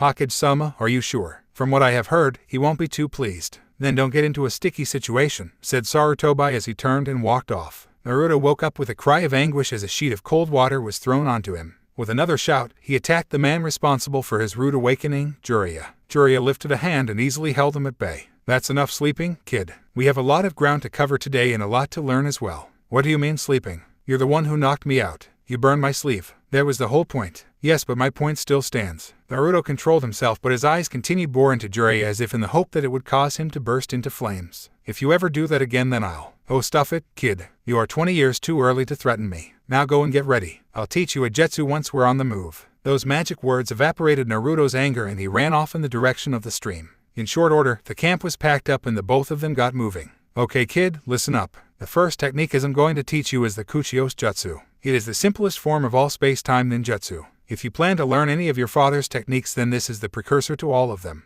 Anyway, to perform the Kuchiyos Jutsu you first need to form a blood contract with any animal. After that, you can summon them to you anytime you wish using your blood. To summon any animal, you must use an equal amount of chakra as the animal possesses. Hence, the bigger the creature you summon, bigger the drain on your chakra. So that's what that toad was. Yes, I can summon toads. So could your father. I still say it was overkill. Your dust thing was pissing me off. Enough bullshit. Will you let that go? Okay. So how do I make a contract? And how do I convince an animal to make a deal with? That's why I'm here, Jiraiya said with a grin. I gave your father the toad contract. And now I'm going to give it to you as well. That's it. You just give it to me. Yeah, what did you expect? I don't know, shrugged Naruto. Some trial of some sort. Jiraiya clapped his hands together. A large scroll appeared in his hands accompanied by the usual puff of smoke. He unrolled it and placed it on the ground. No, there you go. Sign your name in blood and we can start. Naruto unsheathed an inch of his sword, cut himself on the edge and signed his name. Good. Now watch me. I am going to show you the required hand signs. In time and with some practice you won't need to use them. Naruto watched Jiraiya flip through the hand signs and memorize them. He put his hands together and got ready to do it himself. How much chakra do I use? He asked. Pumpin' how much ever you can. Let's see how big a toad you can summon. You got it, Naruto replied with a grin. Naruto focused for a second and gathered up as much chakra as he could muster and performed the jutsu. Accompanied by a gigantic puff of smoke, another equally gigantic purple toad wearing a coat appeared. Geez, what a pain, thought Jiraiya as he rubbed his neck sheepishly. This kid is even more troublesome than Minato. How the hell did he manage to summon Gamabunta on his first try? How much chakra does he even have? And more importantly, how am I going to handle Bunta? He must be still pissed off from the time I summoned him in salt water. Itachi. What? The Uchiha asked as he swept from tree to tree in the forest surrounding Konoha. Samhata says that he senses 3 gigantic chakra signatures nearby. And one of them tastes like a fox. I'll go scout ahead. You take care of the ones following us. Try not to let everyone in a 10-mile radius know, will you? Relax. I can be sneaky when I need to be. Silent killing is an essential art if you want to become one of the 7 swordsmen of the mist. Jiraiya, you bastard. Where have you summoned me this time? I'm not going to fight for you again. I told you that the last time, Gamabunta roared as he looked around for his summoner. Hey Bunta, long time. Wasn't me who summoned you. It was this guy here, he said, jerking his thumb towards Naruto. Hello, I am Naruto, called Naruto. What? How can a runt like him summon me? Stop fucking with me, Jiraiya. I am in no mood for one of your jokes. No jokes, Bunta. This is Naruto, Minato's son. He just signed the contract. Gamabunta bent over and stared at Naruto with one gigantic eye. You look just like him. HMPH. So it seems you have inherited his skill. Well then summon me again sometime. We will have some sake and seal the deal. And if you summon only when the shit hits the fan like this jerk does, then the deal's off, grumbled Gamabunta, pointing at Jiraiya with his pipe. Huh, what do you mean? When exactly does he summon you? Every single time he gets into some sort of wild rampage. And no other time. You mean he doesn't call you over just to hang out or something? Jiraiya twitched. Now you're talking, kid. Jiraiya learned something from him. Jiraiya twitched again. Don't worry, Gamabunta-san. I'll summon you just to have fun and nothing else. You do that, kid, said Gamabunta with a laugh as he disappeared with a puff of smoke. Bah, come on kid, you're no end of trouble. Let's get moving, Jiraiya grumbled. Wait, I have questions. Who else can I summon? How many toads are there? Are they all as big as him? Where do they come from? Calm down, kid. I'll tell you as we walk. They did not notice a pair of red eyes staring at them from amongst the trees. Kakashi, they have split up and one of them is heading right at us. They knew that they were being followed, shouted Pakan as he came to rest atop a branch. Damn it, Senpai, what do you want to do? Fight? Tenzo asked as his squad ground to a halt as well. The Hokage said no combat. Let's set up a trap and retreat. If he falls for it, we'll capture him and take him back. If he doesn't, we retreat till he gives up. I don't think he will come near the village again. Come on, let's move fast. If this is the same guy who pulled out that suitin back in the village, I have no intention of fighting him unless it's absolutely necessary. Kakashi, there's no time for traps. He's almost upon us. Run while you still can, Pakan shouted. Before the Pakan's words had sunk in, the air around them began to get thicker. What the hell is this? One of the ANBU cried. It's missed. This guy must be from Kiri. This is the caretaker no jutsu. This is bad. My vision's almost already gone. What should we do, senpai? Tenzo shouted. Just as Tenzo finished talking, a monstrous chakra and killer intent announced itself to them. Well then I'm out of here, then. Summon me again if you live, Kakashi, said Pakan as disappeared in a puff of smoke. Sarutobi walked down the hospital corridor towards Ibuki's room. Ibuki had come to his senses and had asked for him. He opened the door and walked in. His torture specialist opened his eyes and looked at him alertly. Who was it? Itachi Uchiha. Jiraiya cursed when he sensed an enormous chakra erupt out of nothingness. A guy with this much chakra was definitely a S-ranker. This was no coincidence. This had to be something to do with the group which had expelled Orochimaru. This was not good. He frankly had not expected them to find Naruto so fast. Sensei, is that guy human? How can someone have so much chakra? The kid asked, his eyes wide as he looked back at where the chakra was emanating from. Now you know how other people feel when they meet you, kid, Jiraiya answered gruffly. Naruto rubbed the back of his head sheepishly. Come on, Naruto. Time to get moving. I don't really want to meet this guy. Me neither. Itachi blinked when he felt Kasama's chakra explode. Damn that idiot. I told him to be sneaky, he sighed. He sensed that his targets had sped up drastically. They were moving away from Kasama. He moved to intercept. Kakashi lifted his Hidai-8 and exposed his Sharingan eye. He pulled out a Kuni and had a look around. It was useless. The mist was too thick for him to see anything even with his Sharingan. The chakra source was so huge that it was impossible for him to pinpoint its source. The mist was interfering with his sense of smell as well. This was not good. He could tell, however, that this was the same person as the one who had attacked Konoha. He had seen the devastation this guy had caused. He frankly did not want to face an attack of that scale head-on. Delta formation, he called out. The five of them formed a circle with their backs facing inwards. We have to find a way to Loka. Before he could complete his sentence, a giant bandaged sword emerged from the mist and slashed at them. The thing was big enough to cut through all five of them if they allowed it to. Blocking something that big and moving that fast was suicidal. They jumped out of the way. Kakashi and Tenzo landed on the same branch. Senpai, how do you think he is tracking us? Either he is a sensor or he is using sound.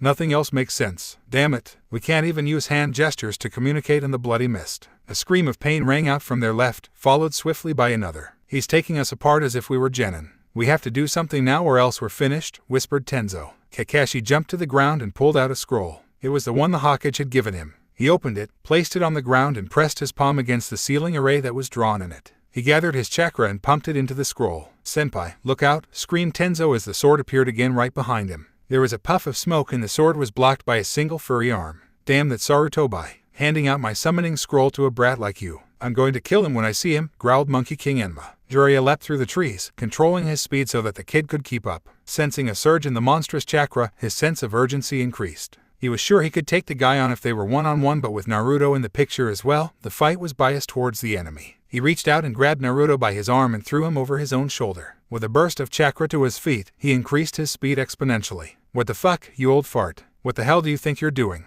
Hollered Naruto. Where did you learn language like that, kid? Now enough nonsense. If we're attacked, I'm going to send you to Mayaboku. That's where Bunte and his toads live. You'll be safe there. Got it, he replied harshly. Yeah, got it. I get that we're in danger, but you didn't have to grab me lie. Naruto suddenly fell silent and closed his eyes. Jiraiya-sama, Kurama-san says that there is an Uchiha nearby and it's not Sasuke. What are you blabbering about? Who the fuck are Kurama and Sasuke? Jiraiya growled as he burst out of the forest into a clearing. Kurama-san. He's the Kyuubi. He can sense chakra. He says he senses an Uchiha following us. Within 100 feet. But how is that possible? I thought Sasuke was the last Uchiha, asked Naruto as they burst into a clearing. Jiraiya knew exactly how it was possible. Sarutobi had informed him of the boy's connection with the Kyuubi. He definitely had not expected it to be so useful. This day was not turning out well at all. Raising his hand, Jiraiya bit his thumb and released a dribble of blood. Before he could do anything further, a shadow flitted across the clearing. Abandoning his attempt at the Kuchiyos Jutsu, he grabbed Naruto and jumped away just as the clearing exploded into flames. Seeing that his attack had been blocked, Kasama jumped back and melted away into the mist. Enma raised his head and sniffed the air a couple of times. I can't smell him. What kind of mist is this? He asked. It's not a natural one.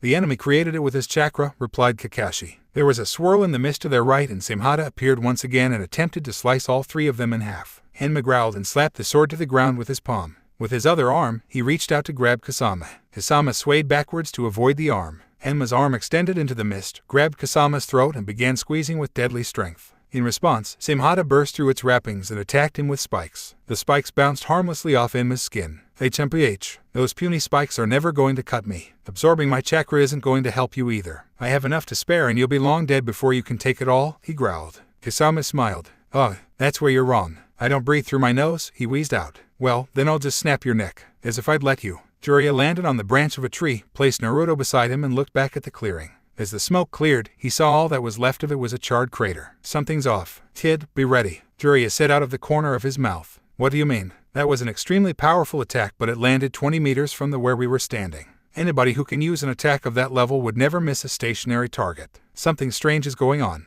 A man wearing a black robe adorned with red clouds emerged from the smoke and looked up at them. His eyes were red and were adorned with 3 tamo each. Jiraiya-sama, Naruto-kun, sorry about the fireball. I had to attack as it is essential that my partner think that we are fighting. How is Hokage-sama holding up? Itachi Uchiha asked in his deadpan voice.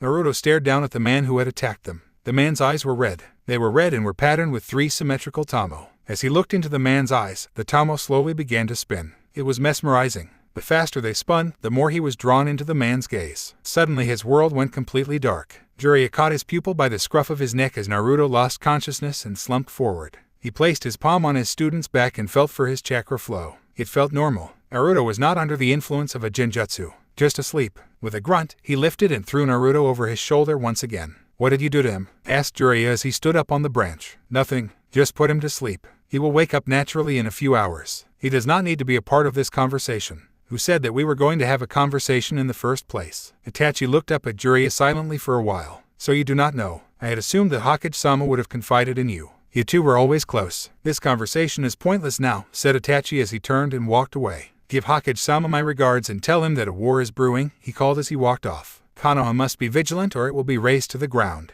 I suggest that you get out of here while my partner remains distracted. His sensing range is quite impressive and both of you happen to have very distinctive chakra signatures. Itachi paused for a second as he reached the edge of the clearing and looked back. Sayonara, Jiraiya-sama. I hope that we never meet again. With those final words, Itachi jumped off into the trees and disappeared from sight. Jiraiya stood silently for a while before jumping down onto the ground. He placed Naruto on the ground and then performed the Kuchiyose Jutsu. Take Naruto back to Miyaboku. I have some important business to attend to. Request Fukasaku-sama to train him till I get there, he told the summoned toad. Hi, Jiraiya-sama, the toad replied obediently as he disappeared with Naruto. Jiraiya waited for the smoke to clear before he went after Itachi. As Enma and Kasama continued their power struggle, Kakashi charged up his Raikiri in his right hand and attacked. As he got within range, his Sharingan eye watched as the sword absorbed his Raikiri. Without losing any momentum, he spun and pulled out a kunai with his other hand and sliced at Kasama. Tenzu, seal him away now. Both of them can absorb chakra, he yelled. With a snarl, Kasama pulled free of Enma's death grip, leaned back to avoid Kakashi's attack and retaliated with a low swing of his sword.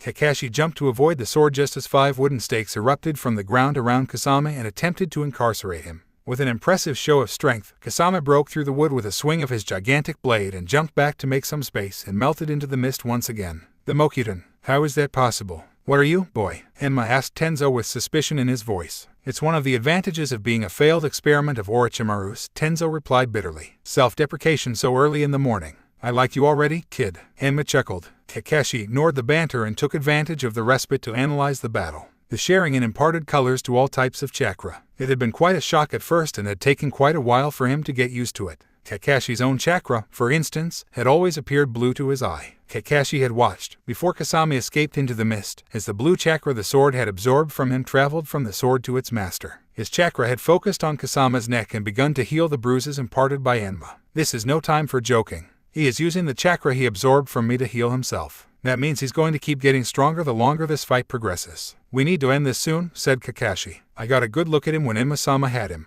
That's Kasama Hoshigaki, the monster of the mist. Gulped the bird-masked ANBU, the only remaining member of Tenzo's squad. Yeah, and his great sword Samehada. We have our work cut out. Naruto stirred slightly as he felt something poke his stomach. He ignored it and tried to go back to sleep. He grunted in annoyance when he was poked again and got up with a struggle. He opened his eyes and looked around blearily. His eyes widened as he took in the environment around him. He seemed to be in a valley of some sort and was surrounded by greenery on all sides. He twisted in order to identify the person who had woken him up. It was a small toad. Good, it said when it saw that he was awake. Follow me. The elders are waiting, the toad called as it ran off. Wait, Naruto shouted as he scrambled up. Who are you and what is this place? How did I get here? He asked in confusion. The toad paused and turned around. I am Gamakichi, he replied, son of the chief toad Gamabunta. Hey, you're the Gamabunta-san's son. But you're so tiny. I'm not tiny, Gamakichi snarled. I'm just young. Soon, I'll be as big as my father. Sorry, Naruto said in a placatory tone. He held up his hands in apology. I didn't know. It's okay, Gamakichi sniffed. This place is Mount Mayaboku, the sacred land of the toads. Jiraiya-sama summoned me and asked me to bring you here. He said he would come to collect you when it was safe. Naruto finally remembered his encounter with the red-eyed man, and with that memory came shame. He had been completely taken out of the battle and he had absolutely no idea how. What happened, Kurama-san? He asked. That man was an Uchiha and a powerful one at that. He cast a genjutsu on you and put you to sleep.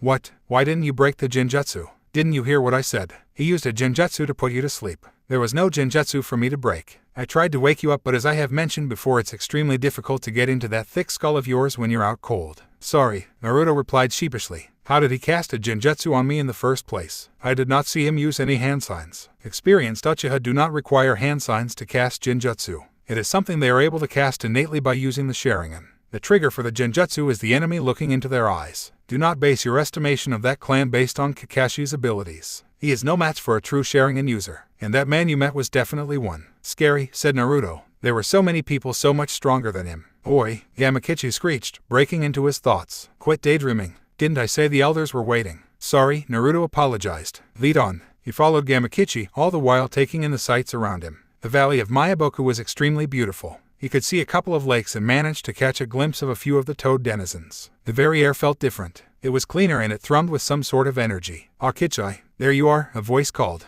Naruto looked up to see that they seemed to have reached their destination. The toad who spoke was of the same size as Gamakichi but was much older. Gamakichi bowed to the old toad and ran off. Welcome to Mount Mayaboku, Naruto. I am the great toad sage Toad Fukasaku. Jiraiya-chan and Minato-chan were my students. Jiraiya-chan has requested that I train you till he gets here. I have acquiesced to his request and we will begin your training shortly. However, I can see from your face that you are bursting with questions. Let us quench your thirst for knowledge before we begin, shall we? Well, first off, what exactly is this place? As Gamakichi may have already told you, this is Mount Mayaboku. It is the sacred land of the toads and it has been so for thousands of years. Mayaboku is hidden from the rest of the world and it is impossible to get here unless you happen to know all the secret paths. In fact, it was a matter of great chance that Jiraiya-chan managed to find this place during his travels. He got lost and he somehow ended up here. How he ended up here is something even Jiraiya-chan can't answer. On his arrival, we bestowed upon him our summoning contract. Wait, so how did I get here? Gamakichi brought you here with the help of the Akuchios no Jutsu. That is the only other way to get here. Do all toads grow up to be as big as Gamamanta-san? No, they do not. Take me for an example. There are many species of toads living in Mayaboku and they all have their own abilities. Why, the great fire-breathing toad is even much larger than Bunta-san. So how do I summon specific toads? Well, you need to utilize an equal amount of chakra as the toad you want to summon. For example, no one has as much chakra as Bunta-chan. So if you pump in that much chakra, then you'll get him each time. For the rest of us, you'll have to get familiar with us and remember our chakra signatures. I see, Naruto said. Well then I'll just have to get to know you all much better, said Naruto with a smile. That you'll have to do, Fukasaku chuckled. So that means toads can use ninjutsu as well. Definitely. We toads have many secret ninjutsu which we share with no one besides our summoners. Also, just like you humans, we can also use elemental manipulation. I, for example, can use Futen. That's awesome, whooped Naruto. I can use Futen as well but I'm not very good at it. You can teach all kinds of cool jutsu. Yes, I can. However, let us begin with your taijutsu. If you want to become proficient in the toad arts, then you must integrate the frog katas into your taijutsu. Follow me. I would like to have a demonstration of your skills. We need to get rid of this mist to even stand a chance against this guy, Tenzo said as he peered into the mist for a sign of Kasama. Leave that to me, Bird called out as he flashed through some hand signs. Futon, Datapa. Bird released a powerful gust of wind from his mouth and blew away the mist. So you had a Futen user with you. I should have taken him out first. Kasama stood on a tree a few meters away. I don't really enjoy fighting in a forest like this, he said, gesturing at the trees surrounding them. It's too claustrophobic. You don't mind if I create small clearing, do you? He asked as he slung his sword behind him and began making lightning-fast hand signs. However, Enma was even faster. The forests were his natural habitat. He pounced on Kasama with a growl before he could complete his ninjutsu. Kasama jumped backwards to avoid the swipe to his face. Without losing any of his momentum, Enma lightly swept over the branch and jumped after him. He spun in midair and hit an airborne Kasama in the chest with a kick. Kasama was forced through multiple trees by the sheer force of the attack. Kakashi watched the high-level display of taijutsu by Enma in awe and then leapt after him with Tenzo and Bird. Kasama landed harshly on his back and managed to draw his sword, but Enma was on him before he could get up. A hard punch to the stomach made him double over and cough up blood. Enma raised his fist to finish the fight but was thrown back as Simhata tackled him. Enma cursed in anger as he wrestled with the shark-like sword. The longer he wrestled with it, the larger it got. Enma-sama, get out of there now. That thing's absorbing your chakra and growing, Kakashi shouted. Enma reared back and punched the sentient sword as hard as he could. The thing flew back and crashed into a tree. Kakashi watched from the tree he was standing on as the hilt of the sword extended itself towards its owner. He had to stop it before it reached Kasama and gave him Enma-sama's chakra. He charged up another Reikiri and lunged down to stab Kasama. Kasama lifted his right hand and grabbed his arm before Kakashi could stab him. His Reikiri fizzled out as Kasama absorbed his chakra. Using his brute strength once again, Kasama threw Kakashi away. "Tenzo, get him!" shouted an airborne Kakashi as Kasama sat up and reached for his sword. "Mokuden, Mokijoeki!" Tenzo shouted as he made the required hand signs. A dome of wood burst out of the ground and enveloped Kasama. "Get ready. This won't hold him for long," cried Tenzo. The words were hardly out of his mouth when Kasama burst out of his wood prison. All his wounds seemed to have been healed. Kakashi cursed. More than half of his chakra had been absorbed by Kasama when he had grabbed him. The suction power of their enemy was something else. They couldn't drag this fight out much longer. If it hadn't been for Enma-sama, they would all have already been dead. "Futon, Keiskiri no Jutsu," shouted Bird. "Daten, Doryuden," shouted Enma. A mud dragon rose from the ground next to Enma and spat a gigantic globule at Kasama. Bird simultaneously launched a scythe-shaped wind blade at the enemy. Kasama flashed through a few hand signs of his own and shouted, "Suten, Suijineki." Like in Konoha, he spat out a large amount of water which formed a protective wall around him. "Suten, Bakusui Showa." The water wall exploded and cascaded outwards at the Konoha shinobi. They retreated hastily in order to avoid the oncoming wave as it obliterated the forest with ease. Kakashi stooped up on a fallen tree trunk and shook his hair as the water settled down to form a lake of sorts. Enma, Bird, and Tenzo took up positions around him. "This is not good," Enma growled. "I'm summoning Sarutobi if the situation gets any worse." Kakashi's eyes widened. He didn't know if summoning the Hokage himself was such a good idea. They were miles away from the village. What if Kasama's partner returned? A giant water dragon burst out of the water and attacked them, driving all thoughts out of his mind. He jumped out of the way as the dragon crashed onto the tree he had been standing on. His sharing and I told him that the water was conducting Kasama's chakra. Kakashi couldn't locate Kasama as long as he stayed underwater. Yet out of the water, he called as he made a few seals and dived in. He hit out a couple of strokes and started looking around. It took him a few seconds to spot the enemy. The man was light-heating fast in the water. He started making seals as Kasama swam towards him with a feral grin on his face. If Kasama reached him before he completed his jutsu, it was all over. "Suten, Deibakufu no Jutsu." A huge wave of water rose and cascaded down on Kasama. Kakashi hoped to Kami that it had worked. He tried to peer through the foam and spot a body. With a cry of victory, Kasama burst through the foam and sliced at him with Simhata. Tenzo watched as a massive explosion rocked the center of the lake. The entire water body crackled and began to steam. Kasama burst out of the water with a roar and took to solid ground. His body was streaming and covered in burns. He didn't seem to have his sword with him. Kakashi emerged from brush behind him. "I used a Raten Cage Bunshin," his senpai said with a nonchalant shrug. "Good move," Enma growled. "Leave the rest to me." With a speed the three of them definitely couldn't match, Enma charged Kasama. As he ran, Simhata exploded out of the water and lunged at the charging Enma. Enma put a burst of speed, avoiding the blade entirely, and pounced at a panting Kasama with his fangs bared.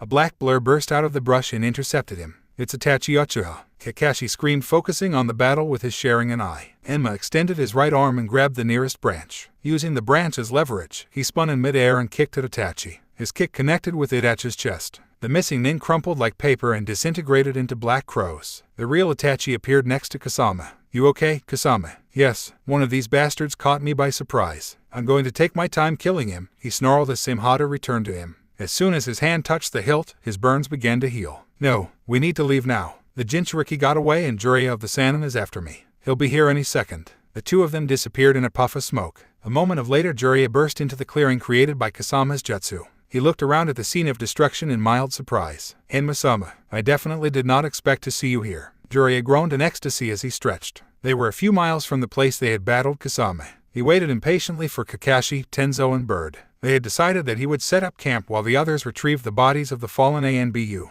He leaned forward and flipped the rabbit that was roasting on the makeshift campfire he had made. He had no idea why Kakashi and his team were here, and he desperately wanted a debriefing. He heard a rustling noise behind him and turned to see them walking into the light of the fire. "Found them." "Yeah, I've sealed them off," replied Bird. "Great, now take those fucking masks off. They always get on my nerves," growled Jiraiya. Tenzo and Bird looked uncomfortably at Kakashi, who nodded at them with a shrug. With a sigh, they both pulled off their masks. Bird was a reasonably good-looking guy in his mid-20s, his features marred by a nasty burn scar covering his right cheek. "Good. Name? Yusu Katano." "Good. Now tell me, what the fuck are you guys doing here?" Kakashi sighed in relief as he plopped down beside Jiraiya. Jiraiya guessed that the fight had exhausted all of Kakashi's chakra. "Those two infiltrated Konoha right after you and Naruto left. knocked out Ibiki and destroyed a couple of blocks. In fact, I think this was the same jutsu, said Kakashi as he waved a hand in the direction of the lake. Not too many casualties. Hokage-sama sent me and Tenzo's unit to track them with specific orders to stay out of combat. Well, you can see how that turned out, he snorted. Go on. They must have sensed us somehow and split up. I guess Itachi came after you. Yeah, I managed to get Naruto to a safe place and fought back. He wasn't too keen on hanging around once Naruto was out of the way. You mean to say Itachi was after Naruto? Why? Asked Tenzo. Jiraiya cursed himself at his slip and glanced at Kakashi. Kakashi nodded once to indicate that they were trustworthy. He rubbed his face in exhaustion and replied, yeah, it seems that way. Look, consider this snippet of information to be of highest priority. I don't want this getting out. But why would a man like Itachi be after Naruto? Asked Yusuke. Jiraiya raised an eyebrow and looked at him. I thought ANBU were supposed to be smart. You know what Naruto is. Take a guess. Looks of comprehension dawned on Tenzo and Yusuke. Exactly. Now you know why this information is so sensitive. If one of you spills this, then I'll personally hunt you down and kill you. Got that? Both of them shuddered at the menace in Jiraiya's voice and nodded. Their assent seemed to placate Jiraiya a bit. And lastly, how the hell did Enma-sama get here? The Hokage-sama gave me his summoning scroll. Told me to use it if things went really south. I judged the appearance of Hoshigaki-Kasama to be exactly that. Jiraiya frowned. The old man must be really worried about Naruto's safety if he had handed over the scroll to his personal summons so easily. Plus Emma wouldn't be too happy about being summoned by someone other than the old man. Rest up. I need to get back to Konoha as soon as possible. We move at dawn. I'll take the last watch. The next day. You guys can head home, said Jiraiya as they entered Konoha. I need to talk to the Hokage alone. You too, Kakashi, he said as the copy ninja hung back. This isn't about Naruto and the guys after him. It's something else. We'll talk later. Kakashi looked taken aback for a second, but he quickly schooled it into his customary bored expression. I didn't want to ask in front of the others. Where's Naruto? Asked Kakashi. Mayaboku. He'll be safe there. And your trip? Still going. Considering that Konoha has just been infiltrated, it's better that the kid stays away from here. Plus, we definitely need her strength now. Kakashi nodded in agreement and walked off home with a lazy wave. Jiraiya waited for him to leave before taking to the roofs. There was a lot the old man had to answer for, and he intended to weed them out at all costs. The old man was in a meeting of sorts when he walked into his office. As soon as the Hokage saw Jiraiya, he hastily cleared his office with a worried look on his face. What wrong? Where's Naruto? He asked as the door closed behind the last person.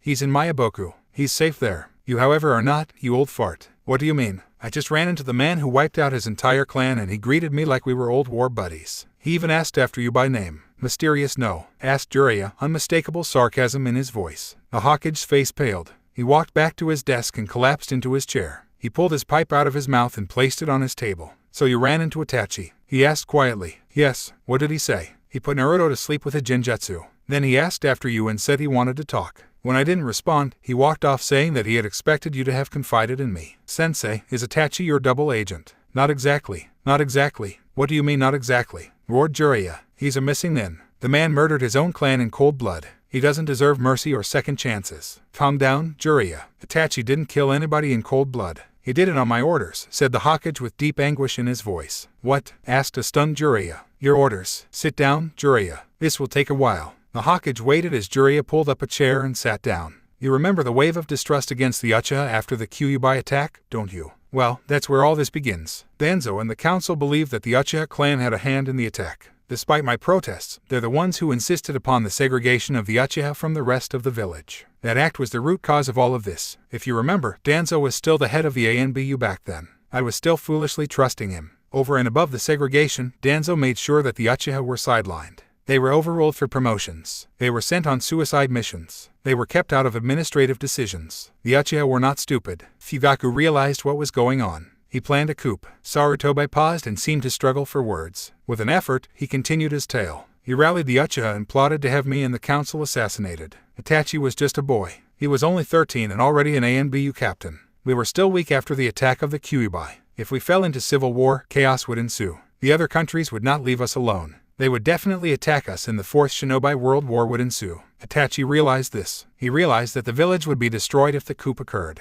He knew that wide-scale war would break out and millions of lives would be lost. He came to me. He told me about the coup. He became a double agent and fed us information. Then you ordered a genocide, accused Jiraiya. No, I did not. I started talks with the Uchiha, tried to placate their anger. They realized that there was a traitor in the midst. I believe the fact that we had managed to turn one of their own against them really angered the clan. I tried everything I could, but Itachi informed that the coup was still going to be held. So I did the only thing I could. I weighed the loss of millions of lives against that of a clan and I chose. Sarutobi's voice faltered and trailed away. He looked up into Jiraiya's eyes. I chose the lesser evil. Silence reigned in the room for many long minutes. Why order the boy? Why not do it yourselves? If the other villages saw us turning on one of our own clans, they would have considered it to be a sign of weakness. So you ordered him? Yes. He agreed to it. Itachi had always been sensitive. He wasn't like the rest of his clan. He was peace-loving. He knew that he had to prevent the coup for the greater good. We entrusted him with the mission and he agreed to do it. His only condition was his brother, Sasuke. Yes, Sasuke. Sasuke was only a child and blameless. He made me swear to protect him and to never tell him his brother's secret. That was his condition. I agreed. Silence reigned once again in the room. Jiraiya got up slowly. Why didn't you tell me? He asked softly. What was there to say? I did not have the courage to tell you. I'm not going to defend or approve of your actions. I have no expectations. You are free to judge me as you wish. I did what I could to protect the village. Jiraiya nodded as he left the room. You've given me a lot to think. Kuchiyo's Judo, the summoning technique, is a space-time ninjutsu that allows the summoner to transport animals or people across long distances instantly via blood. Akuchiyo's no Jutsu, the counterpart of the summoning technique, this technique allows an animal to summon humans that they have a contract with. Suten, Suijineki, this defensive technique creates a wall of water around the user. Enemy attacks are completely intercepted by a fence of water blown out from the mouth and is raised from below with tremendous might. Suten, Bakusui Shoha, the user spits out a great volume of water from their mouth, swallowing up and crushing the enemy with the advancing surge. Futon, Daidappa, this is a relatively simple technique that creates a sudden gust of wind, but its scale varies greatly depending on the user. Daten, Doryuden, this technique can create a dragon-like head to fire balls of mud at an opponent. Futon, Keizukiri no Jutsu, using their chakra or a ninja tool such as a war fan to manipulate or else create an external source of wind. The user can create a single or several blades of wind which are capable of slicing through their target with ease. Suten, Daibakufu no Jutsu, this technique extends water over a large scale, surges and rises up to several dozens of meters high. Then it streams down to the ground in one big cascade, much like a gigantic waterfall. Ratenkage Bunshin, this technique allows the user to make a shadow clone infused with lightning. Because it is a shadow clone, it is able to perform techniques and interact with the environment due to it having physical substance, and also evenly distributes the user's chakra to each clone. If the clone is injured, it will revert to its natural lightning state, at the same time electrocuting whatever it is touching.